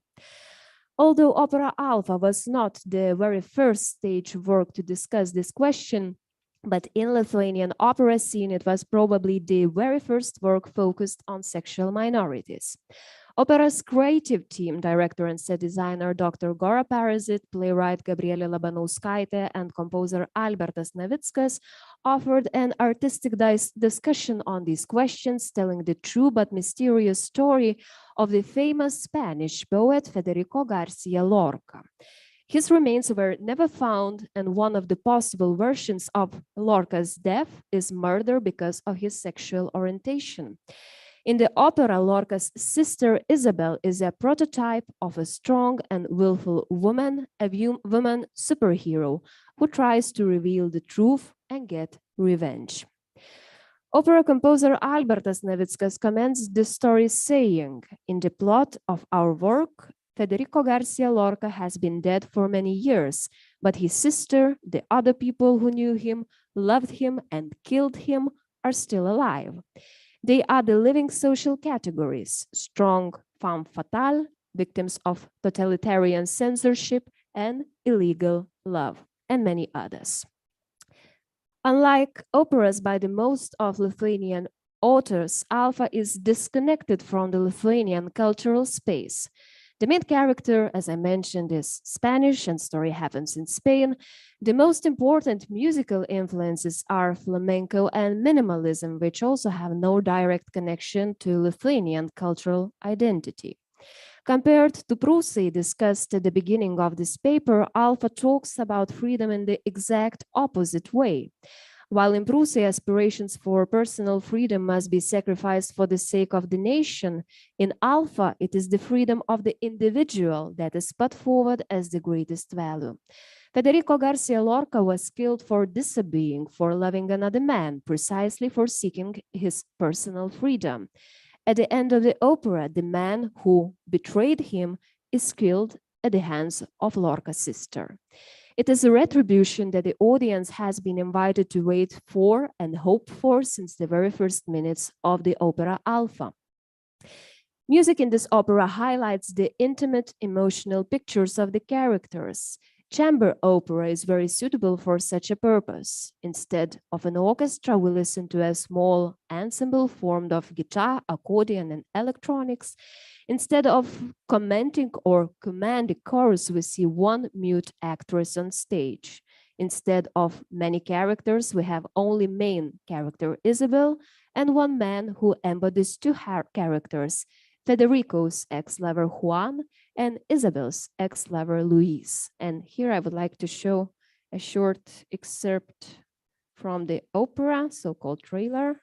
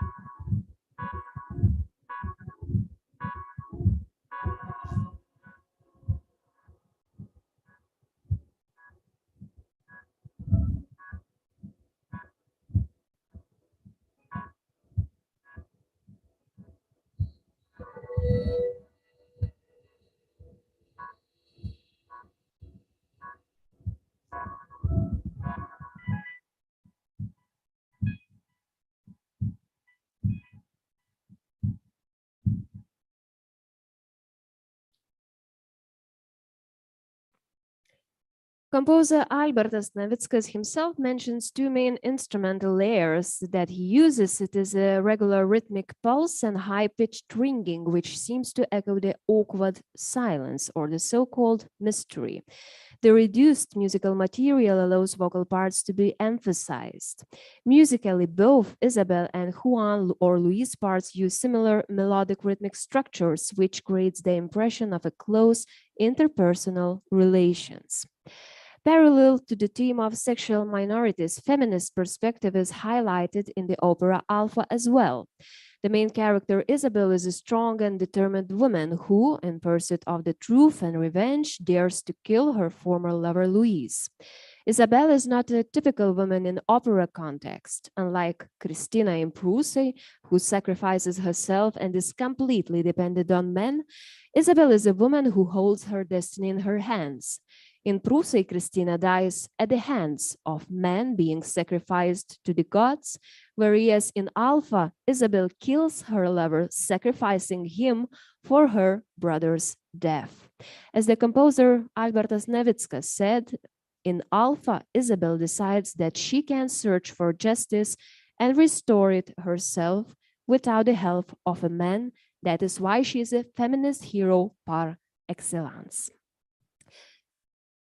Another opera recently presented by Operomania took up other sensitive topic, and this is Traviatas, opera by director Artūras Areima and composer Maximilianas Opriška, and it is based on documentary stories from Lithuanian sex industry.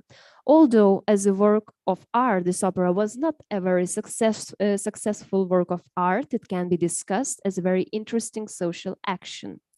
Unlike the other two operas discussed in this paper, Traviatas does not have a coherent narrative. It is a collage work where two main vocal and storylines can be distinguished. It is 5 documentary stories, recordings of conversations with interviewed people, and vocal duo line used as a comment on the subject. For this line, classical vocal is used, strongly contrasting with the domestic language from the recordings.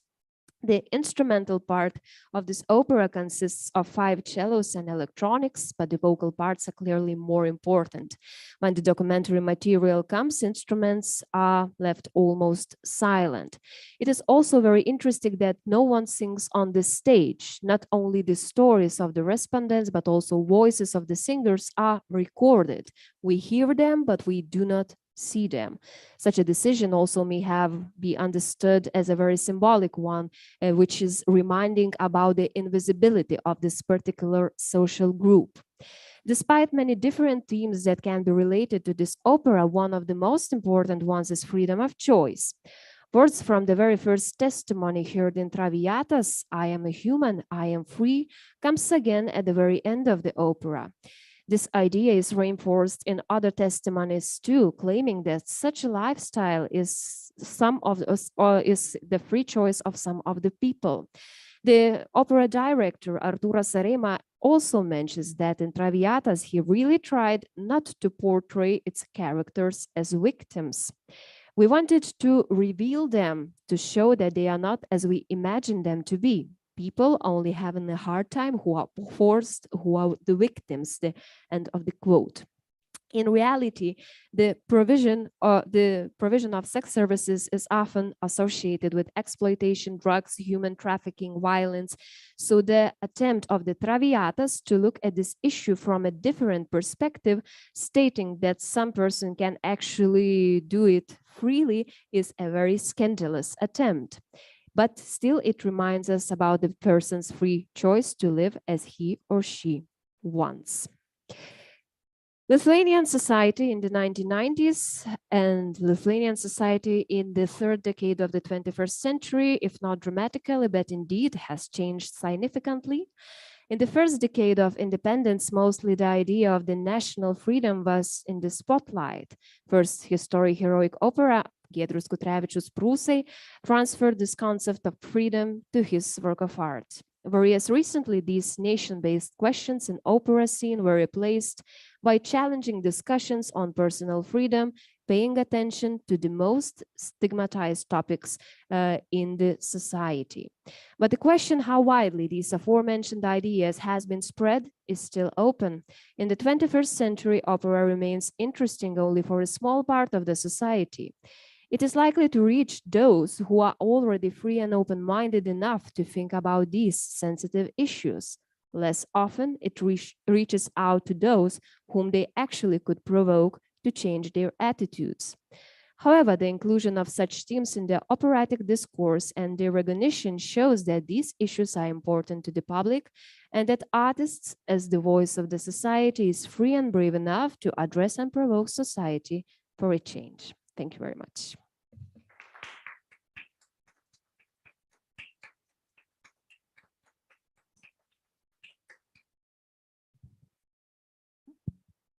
Thank you so much.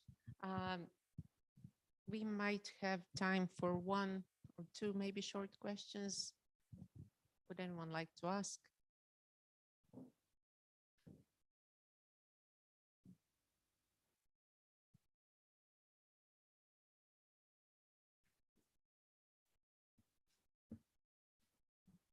Thank you so much. I'm just curious because one of a good colleague of mine from ethnology is working on sex workers. So, and she's also focusing on her research about the material that sex workers themselves are doing in an art way. So they are using art to free themselves as well of this victim role to enable themselves in freedom. So I was wondering, in this Traviata opera, are they using this material as well, or are they just creating material based on this topic? They actually interviewed people and then they created opera based on this documentary material. But actually, I should note that after this opera was premiered, there was a huge discussion on ethical matters and many other things. But yeah, it is actually documentary based. So, but as far as I know, this artistic research hasn't been continued.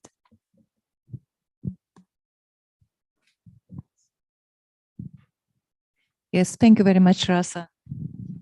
As I know, the topic of your PhD thesis is large and not only Lithuanian music. I wonder if there are similar topics, I mean, about this, individual freedom in other post-Soviet countries.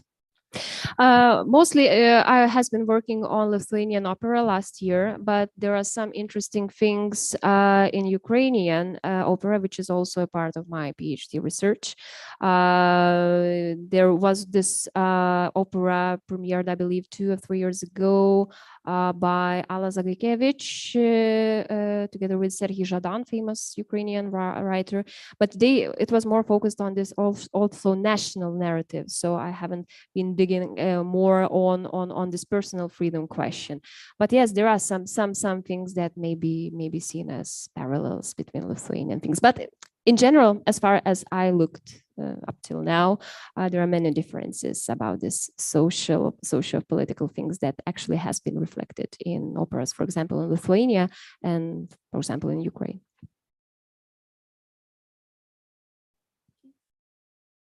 If there aren't any further questions, then we can finish this very interesting session and have a coffee break. Thank you. Thank you.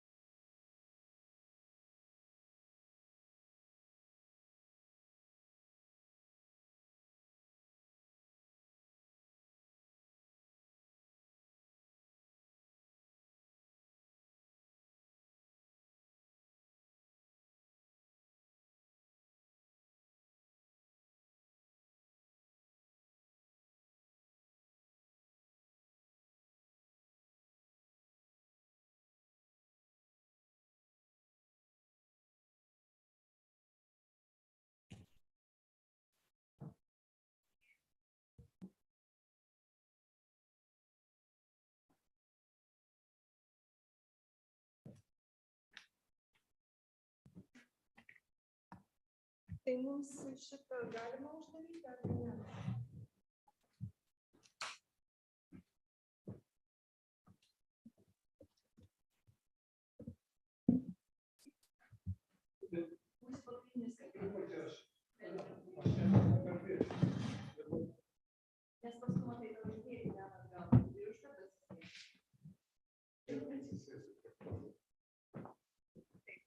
Va čia galima prie mikrofono.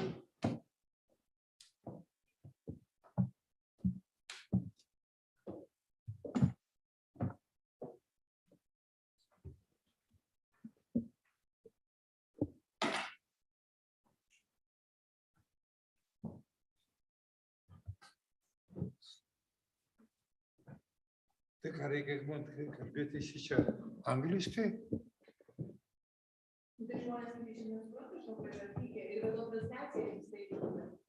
To be or not to be? That is a question.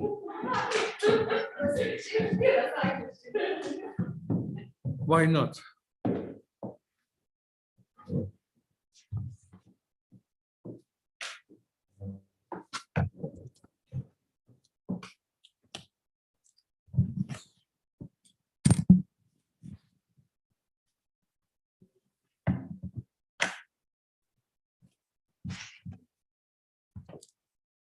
O kur Gruodytė?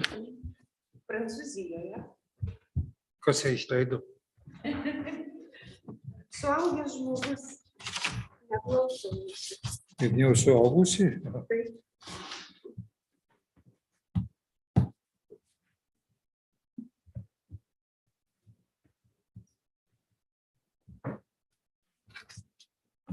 Klausyk, tu žinai? Rūta, aš turiu du didelius straipsnius apie Bacevičių. Ir tu įsivaizduoji, vienam straipsnėje aš viską, kas buvo jo Amerikoje, ką aš surinkau. Aš viską tenais atspausdinau.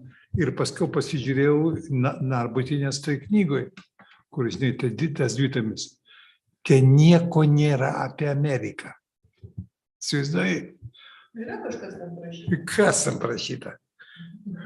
Paskaityk mano, tai iškart suprasi.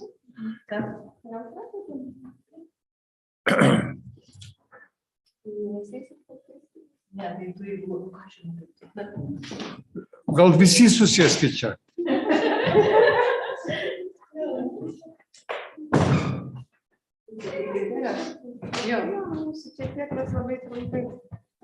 Bet mes vis tai generalinė diskusija.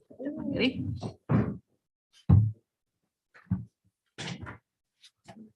Apie ką aš parašiau.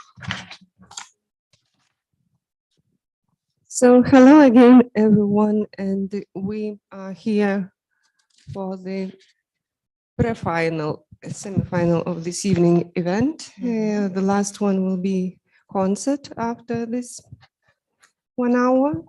And now we would like to share some joy about newly published the most new book. 3 of the authors are sitting here. The 4th author, Vita Gruodytė, I hope she is following us online. She is not in Lithuania, in France currently. So greetings to Vita, if you are listening and watching us.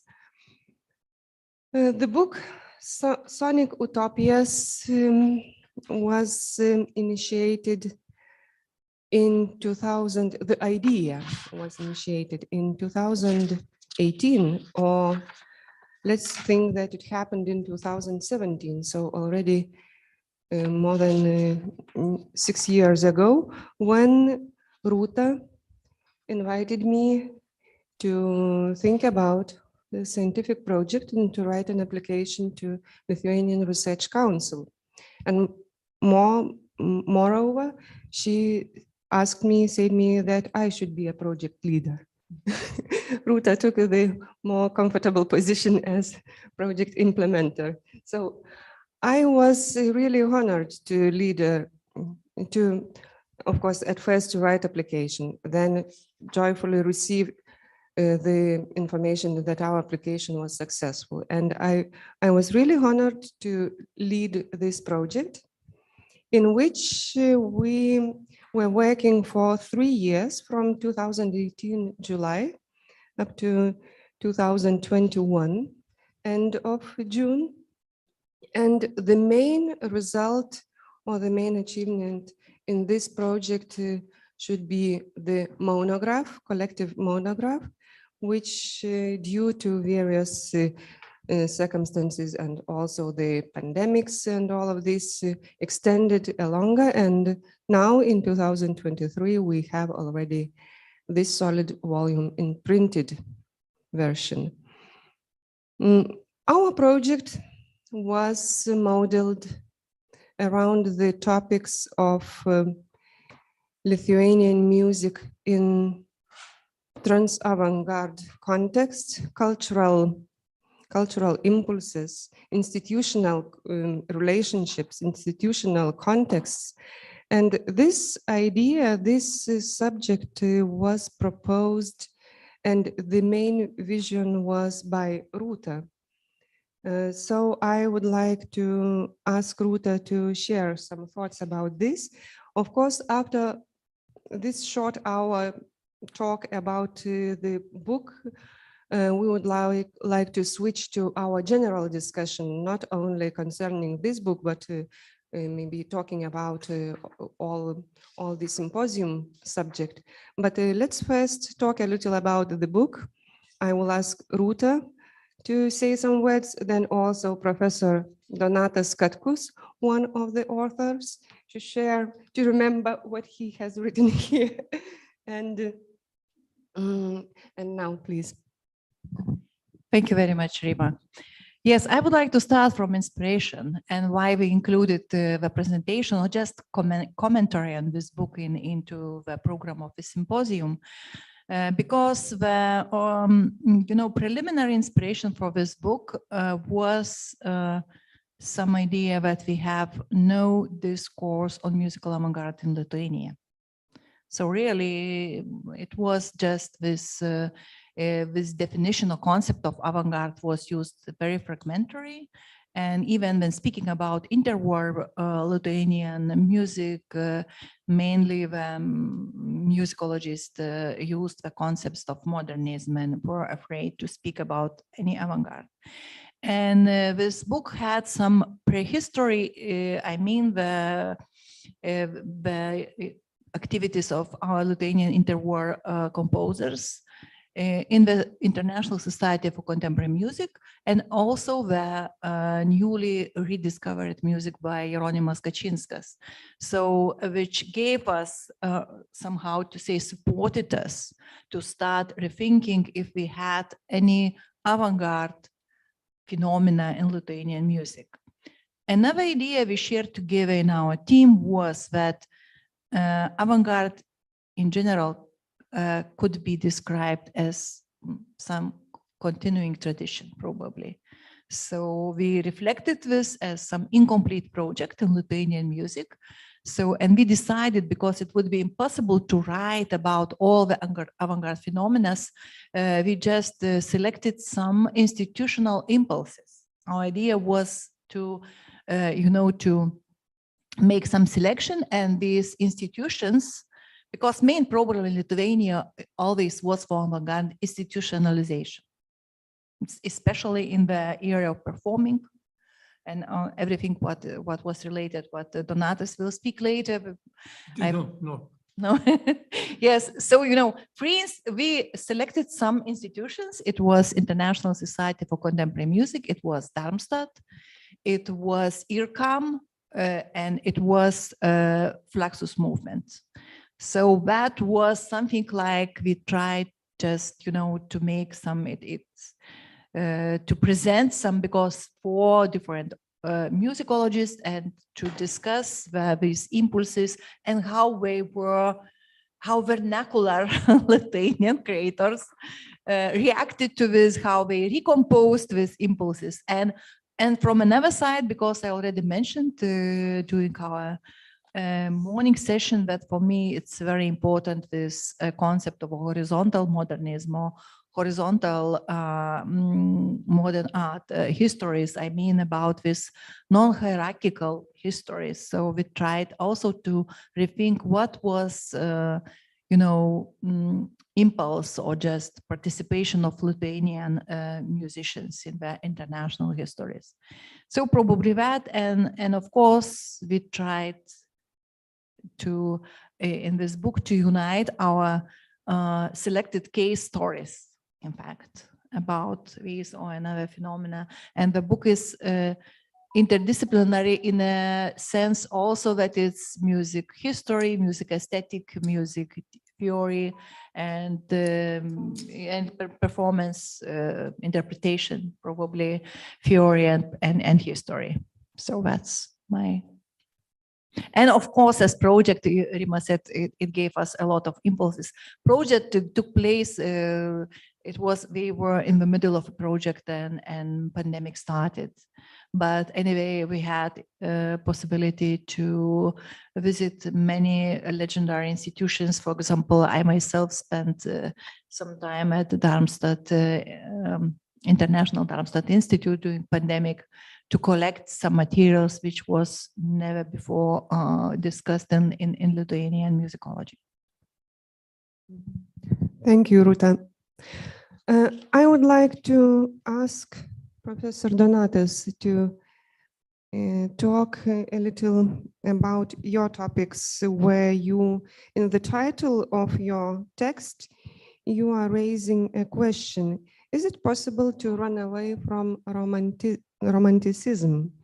So what you wanted to express under this question, what is hiding under this question, and how it reacts to the situation you were analyzing or presenting in your text? Sorry, but my pronunciation is not good. English. Besser, ich möchte ein bisschen österreichisch sprechen.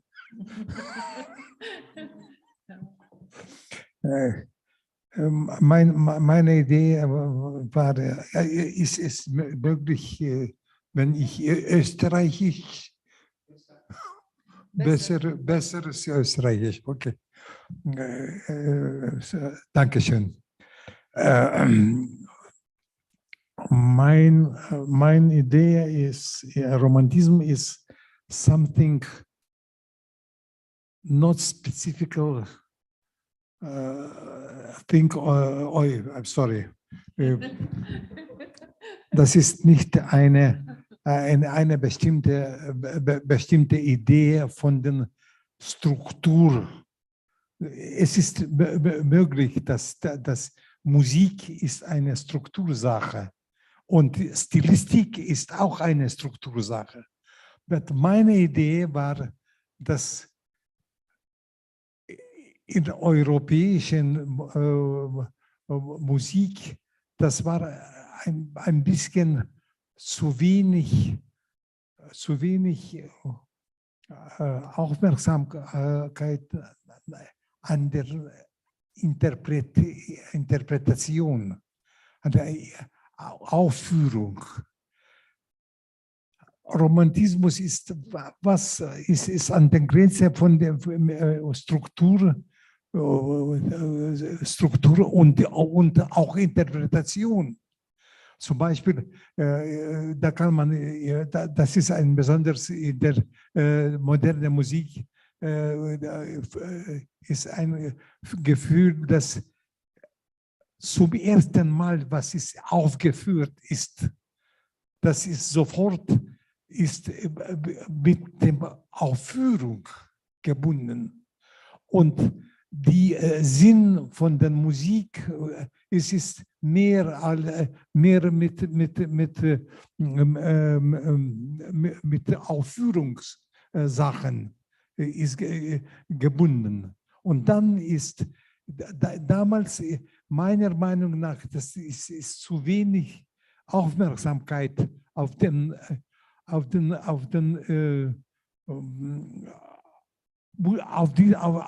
Aufführung zu wenig. Das ist nichts. Zum Beispiel mir ist ein Wettbewerb von den Komponisten in unserem Komponistenverband, die hatten das aufgeführt und verschiedene und nichts über die Aufführung.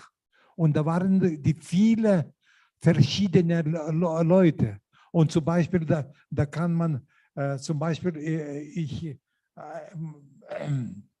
wenn ich war ein bisschen jünger, ja, war jünger.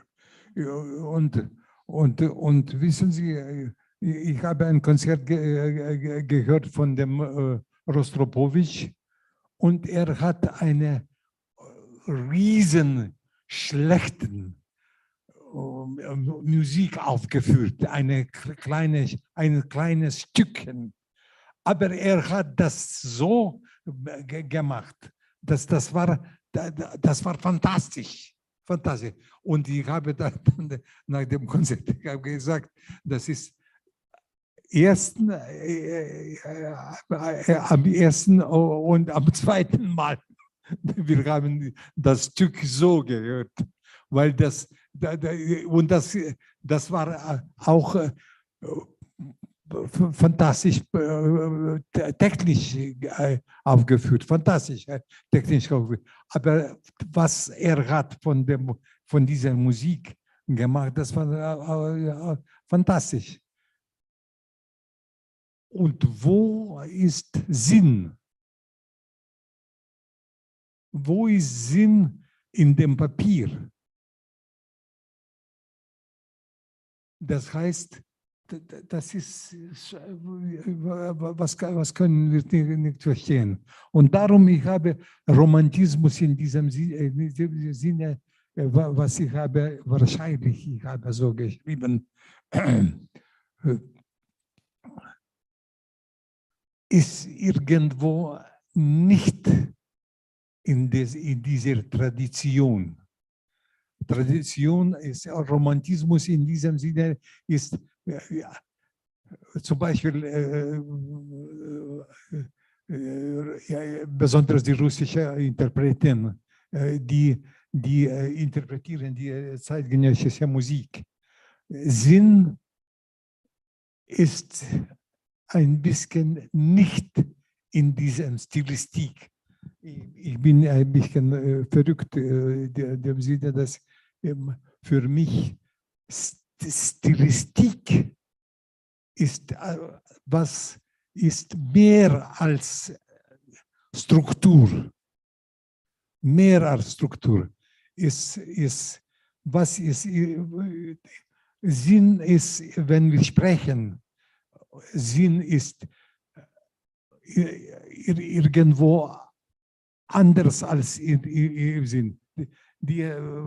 In diesem Sinne, zum Beispiel die alte indische Papiere sprechen uns, dass das Swara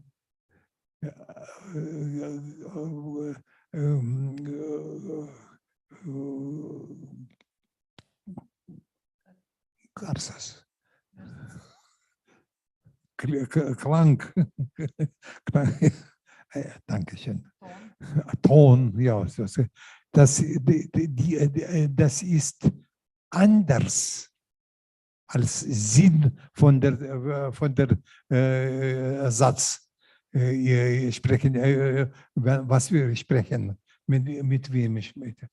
Und darum dort wahrscheinlich, ich weiß nicht, aber wahrscheinlich ich habe Romantismus hier in diesem Sinne ist, was ist zwischen der Musik und dem Ton, was klingt man.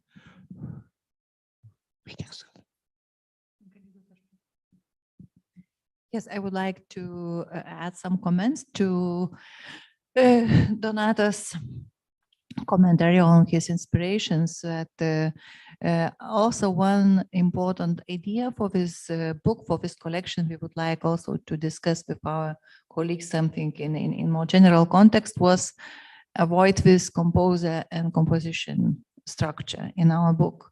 So we invited Donatas to write about the performing tradition of contemporary music. And in fact, he wrote why. We asked him to write how it was forming. And in fact, he really explained and argued why this romanticized tradition of interpretation was so deeply rooted in the tradition, why it was so difficult to escape this romanticizing of contemporary music, performing. So, for example, I'm sorry. Yeah. For example, it was one piece of Balakauskas, Marių bangos prisilietimas. like No, yes, like a touch of sea wave. I remember when it was first performance in this evening. For this piece was violinist Katilius, and Katilius he played this piece very many and very long time, and it at first. In Composers Union, they decide that it's formalism, so a little bit formalism. And after 2 years, the same interpretation of Katilius. They understood like sea, like banga. That is what's crazy. And in my opinion, the first performance, Katilius, he played not good. It was not very, but the main direction of this interpretation was the same every time. Katilius escaped. Yes, you're right, because I think that our colleagues too, but I also remember many failed first performances of Lithuanian music. And one very good example I could discuss would be the first Lithuanian dodecaphonic piece by emigre composer Julius Gaidelis. And I remember when I first listened to this recording, it was recorded not in Lithuania. So my impression was that it's very simple piece, even primitive. And later, when Rusne Mataitytė with her colleagues reinterpreted, he discovered that it's a great piece. It's really, and I think it was the issue of stylistic. What you said, it's yeah. What was so sorry? Katilius and very many of interpreters, they take this romanticism like meaning, like romanticism. Without romanticism is not. But we mes galim stebėti. We can look at peace, not to pergyventi. Yes, to feel, yeah. Yeah, probably we could say that Donatas is not only musicologist, but he has a fantastic career as a performer, especially specializing in contemporary music, but also classical and other. He founded the Vilnius String Quartet, and later was founder and chief conductor of Christoforas Orchestra. So he has enormous experience in this. And I have also to remember that in late 70s, even in late 70s, he started some series of concerts, some independent series of concerts devoted to contemporary music. And I remember that programs were very, very interesting and is sometimes surprising. So he is speaking both from his own tradition, performing tradition, but also reflecting the problems and Thank you very much. visualizes. You are right. Yes, of course. Yeah, and also another author, Rūta Gruodytė, also presented in her 2 texts that are published in this book, also the impressions or reactions and like testimonies of that period, which she also experienced as this the first text about musical discourse in the period of restoration of independence from 1985 to 1995, Vita was dealing with the fluxus trend, with happenings, with the actions, what was how to say happening in that days Lithuanian contemporary music field. And the other text about Lithuanian opera, or discussion that moves from musical theater to opera without theater, and the thinking about art and non-art position. Also, this phenomena Vita is writing about both the, how to say, taking part or observing them in real life. So some kind, this resonates to Donatas Katkus, who wrote a text on that pre-independence three period stage of performance tradition and how it changed. While I want shortly to say about my topics, which is included in this book, it's of course about the same subject which was presented today in Symposium about microtonal music. And this is what I want to say here. Mainly, I want to thank Rūta that microtonality into the interest, my interest came thanks to Rūta, because she invited me to explore, to start investigating this field. And then when I thought that in Lithuanian music we probably have, except Kačinskas experiments in interwar, then Mažulis, very bright example in nowadays. Besides them, probably nothing is happening, but once I started analyzing, researching, asking composers, we saw that there are various examples of this, let's say, simple romantic quarter-tone thinking or like systematic approach. And being in this project, taking part in this project, I experienced really fantastic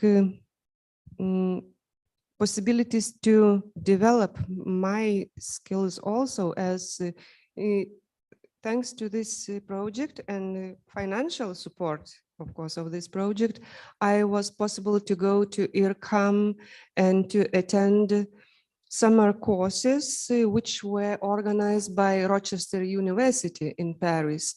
That was 1 month summer course by Rochester University, and this course was dedicated to spectral music, also to microtonal music, and attending all these lectures which were happening every day in the morning, then in the afternoon switching to IRCAM Mediatek, and in the evening going to the concerts of Manifeste Festival, that is the contemporary music festival at IRCAM held in June every year.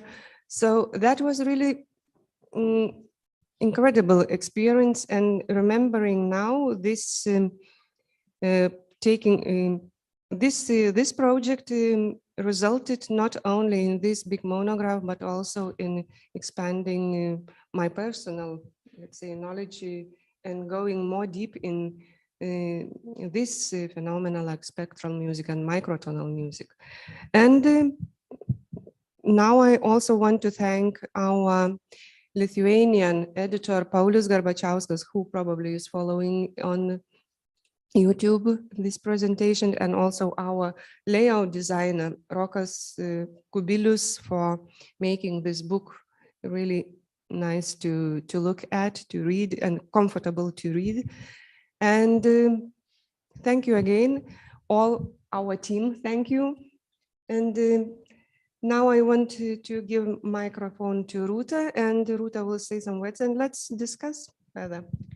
Yes, I would like to return to the contribution of Vita Gruodytė, which is really very important, but paradoxically, for a first time, some she written appears in Lithuania, and she published already about this independent movement, happening festivals, and this in English. And in this book also we have summary in English, who would be interested, just extended summary to overview the topics we discussed. But our question now to audience is, what you think, because our main topic of this symposium is some impulses and context of trans avant-garde. And when started this project, we had some doubts if it's real recent topic. But thinking about contemporaneity and about our changed perception of present and future, we decided that probably it would be time to come back to this, some this concepts and these definitions and to rethink. And it would be interesting what is opinion of our colleagues. For example, Ivana, what you think about rewriting these histories, and especially from this institutional and broader than composer and composition context.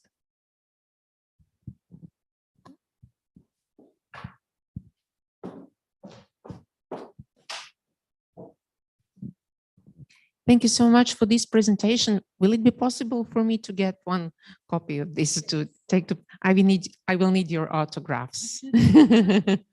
Now you see that there is this extended summary at the end, and there is also Google Translate, so I will manage to read most of it. Now I think this is really, really a very important and very contemporary topic. I hope that you will have the opportunity to actually translate some of this work into some other English languages as well, just to skip this sort of barrier. But actually, yes, there is a lot of work to be done on this kind of field of music history. Especially these contexts that you were talking about are important because obviously the generations who are now studying, who were born, in the new millennium, or, those who are just slightly older than them, if they do not have this comprehensive knowledge of history, and most of the new generations really don't have that, and the history was rewritten so many times, and there were lots of revisionism in many countries.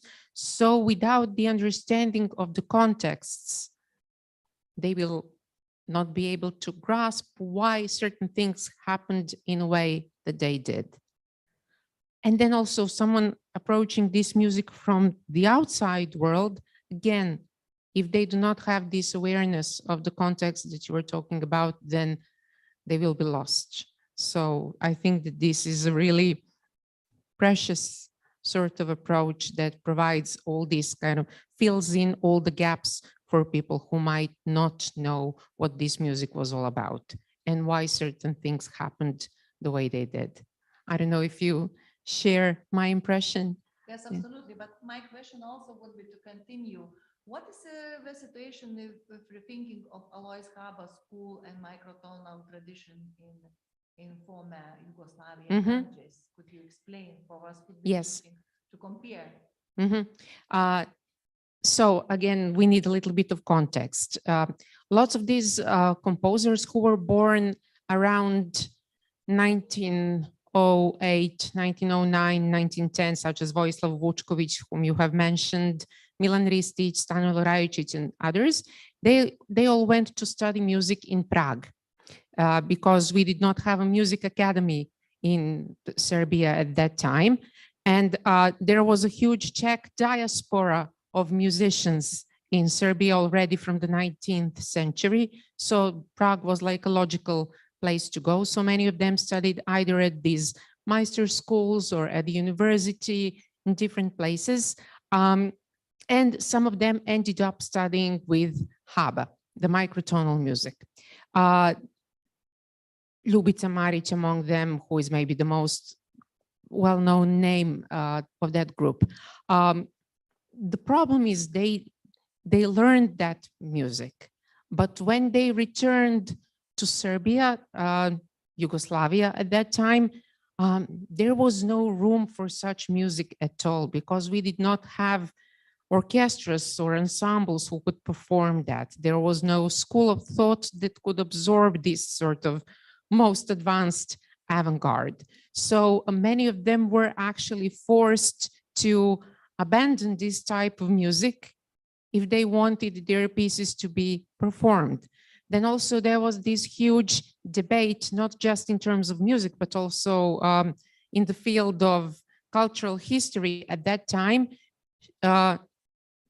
Should Yugoslavia, the new country at that time, strive to retain its folklore roots? Should we strive to maintain these national traditions or elevate them to this supranational Yugoslav identity, or should we follow the European trends? And there were huge clashes among the literary critics, art critics, music critics about which direction to take. And then these young composers who were only maybe 25, 30, when they returned to Serbia, they were completely confused. Like, what do we do now? How do we proceed from there? And they all had to simplify their music. Some of them were leftists, communists, and they thought that they should follow this orientation, left in art, left in politics. But then since it didn't work out, then they all very much simplified their music even before the outbreak of World War II and started following this socialist realist doctrine about making art accessible to everybody. Then some of them perished during the war, and after the end of the war, all of them kind of evolved into these moderated modernists. So that'll be the context. Now, when we want to revisit this history and write about it from the contemporary perspective, it's very hard to do without having strong emotions involved, because we're like, it's such a shame. We had these really well-trained avant-gardists, and then we kind of suppressed them and lost that opportunity to actually be a part of these European trends of that time. We actually, Serbified them. And, it's hard to be objective when you read how maligned they were by the critics of that time, how the audience responded very strongly against this type of music. If some of these pieces were broadcast on the radio, people would be calling the radio station and complaining, and protesting in front of the radio station and so on and so forth. So, and then the war put an end on all of this.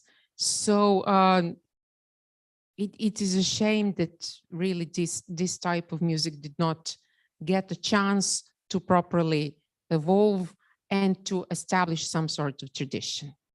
Then there was the gap in the 1950s when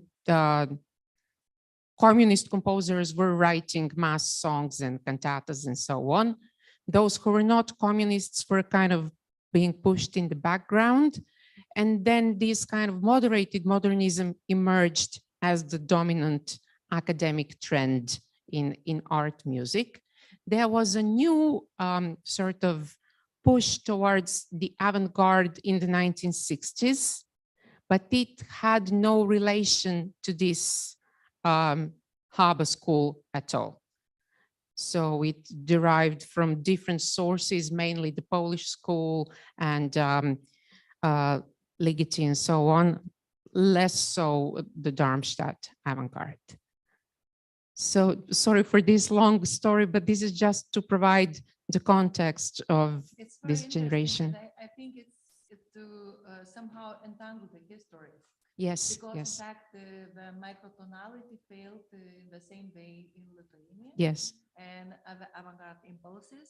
And I see it's the main issue was not the ideas, because always there is discussion if it's matter of technical potential or composing potential, or it's matter of institutionalization. Yes. So in fact, it's second one, in my opinion, what was really discussed by Donatas, but in later period. But for example, I think in Poland, we had slightly another situation. Yeah. Quite a different format in the 20s. And some our composers tried to be more innovative in 20s. And the situation, it was connected with financial crisis, for instance, and other political situations that it was the same situation like in Serbia, I think, irrespective of microtonal or quite different style. I think what you mentioned about this institutionalization is actually the key thing here, because if you don't have the institutions, or if they had only just been established very recently, which was the case with Belgrade and Serbia and most of Yugoslavia at that time, I mean, how can you proceed from there? So that they all felt that because we lacked the traditions of symphonic music, traditions of chamber music, we skipped all those steps due to this centuries-long Ottoman occupation. So there was so much of catching up to do, both in terms of music education, of establishing institutions such as philharmonics, symphony orchestras, radio orchestras, so on and so forth. And then when you're forced to skip the steps, you need to make some difficult decisions. And when conceiving the curriculum of the Music Academy, they thought that the students should be provided with really firm classical training. You know, like they should study classic and romantic tradition and try to emulate those models. And then there was no room for avant-garde. And even those who studied with Haber, once when they started teaching at the Music Academy, they made a complete U-turn, and they completely succumbed to this ideology that they should teach traditional models, this kind of academic style, rather than push towards something new. So that's really an interesting, I think, psychological phenomenon to think about how they had to reprogram themselves to become these staunch academics when they knew that there was a world outside of that. I probably want to also add some my thoughts regarding Jolanta, your observation that you mentioned that in 20s, 30s happened something like similar in your country, but as even you mentioned that Polish music in Serbia in 60s, 70s again was some kind of higher interest, let's say, as the same was in Lithuania. So that's I would say, Jolanta, is the difference that in the 60s, 70s in your country, Poland, how to say, produced really impressive some composers, figures of composers like Penderecki, Lutovslavsky, later Gorecki. And we may say that many countries around, neighboring with Poland or Serbia also far away, but anyway, we were focusing on what is happening in your composition field. Yeah. It's very important. I would like also to continue what Jolanta said about the importance of festivals, because I also conducted research at this International Darmstadt Institute. And for me, it was interesting how the composers from communist countries entered this Darmstadt courses, how were included. And I noticed that in many cases, the opinions of the organizers of Warsaw Autumn and Zagreb Biennale were very important, because it was difficult for Western colleagues to orientate. But also, I would like to ask Donatas, because Ivana mentioned this very interesting reversal from universal to more specialized education in contemporary music, because it seemed that in the 20s, many composers just took to study in Paris, Berlin, or Prague, or Vienna because of this more modern education. And in post-war period and later again to a universal. I would like to ask Donatas, because he many years was, just educating our young generation. Do we have this specialized or still universal values, or universal with orientation toward universal education? I explain in Lithuanian.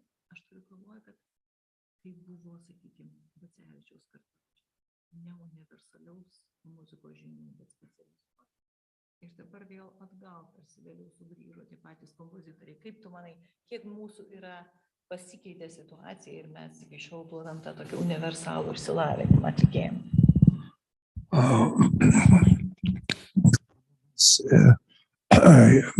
For my opinion, the main thing is the stylistic like stylistic knowledge, but that is not stylistic like eine Aufgabe. Stylistic is eine Aufgabe, weil stylistic is system with and this system is also in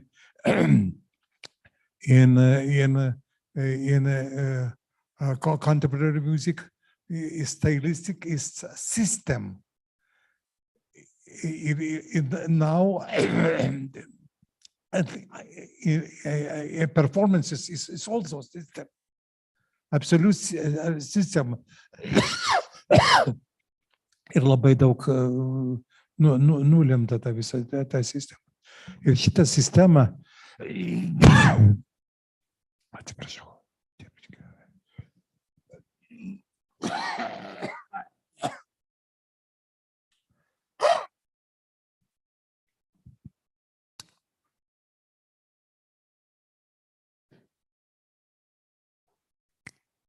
Sistema, kur visos dalys yra paklūsta viena kitai. Tai yra tam tikra jungtis. Nėra meno be jungties. All the parts of the system are interconnected. Yeah. Ir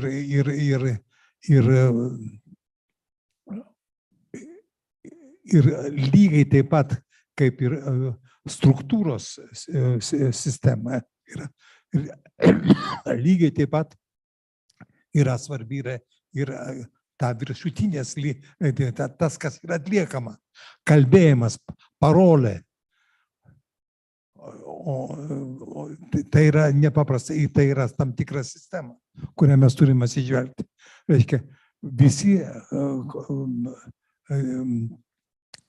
the main musicians, they are very conservative.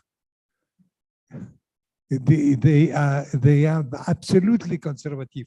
You know, when you study in music academy, you must get very many things for performance, and this is your personally things, is your personally interpretation.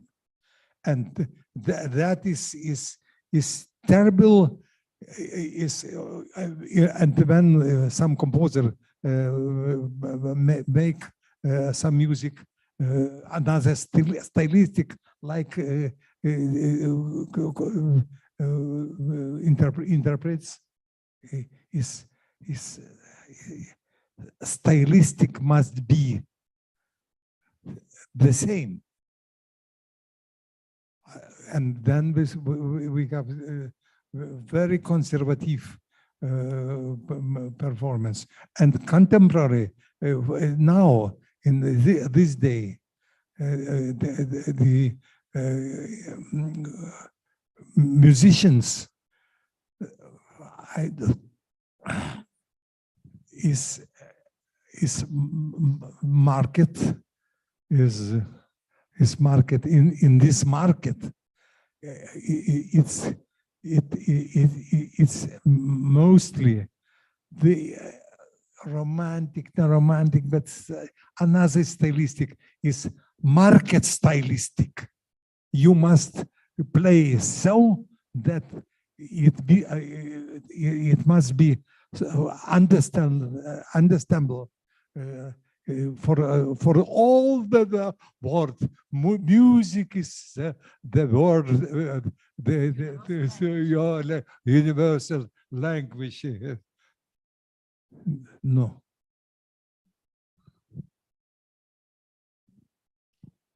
So, summarizing our this general discussion,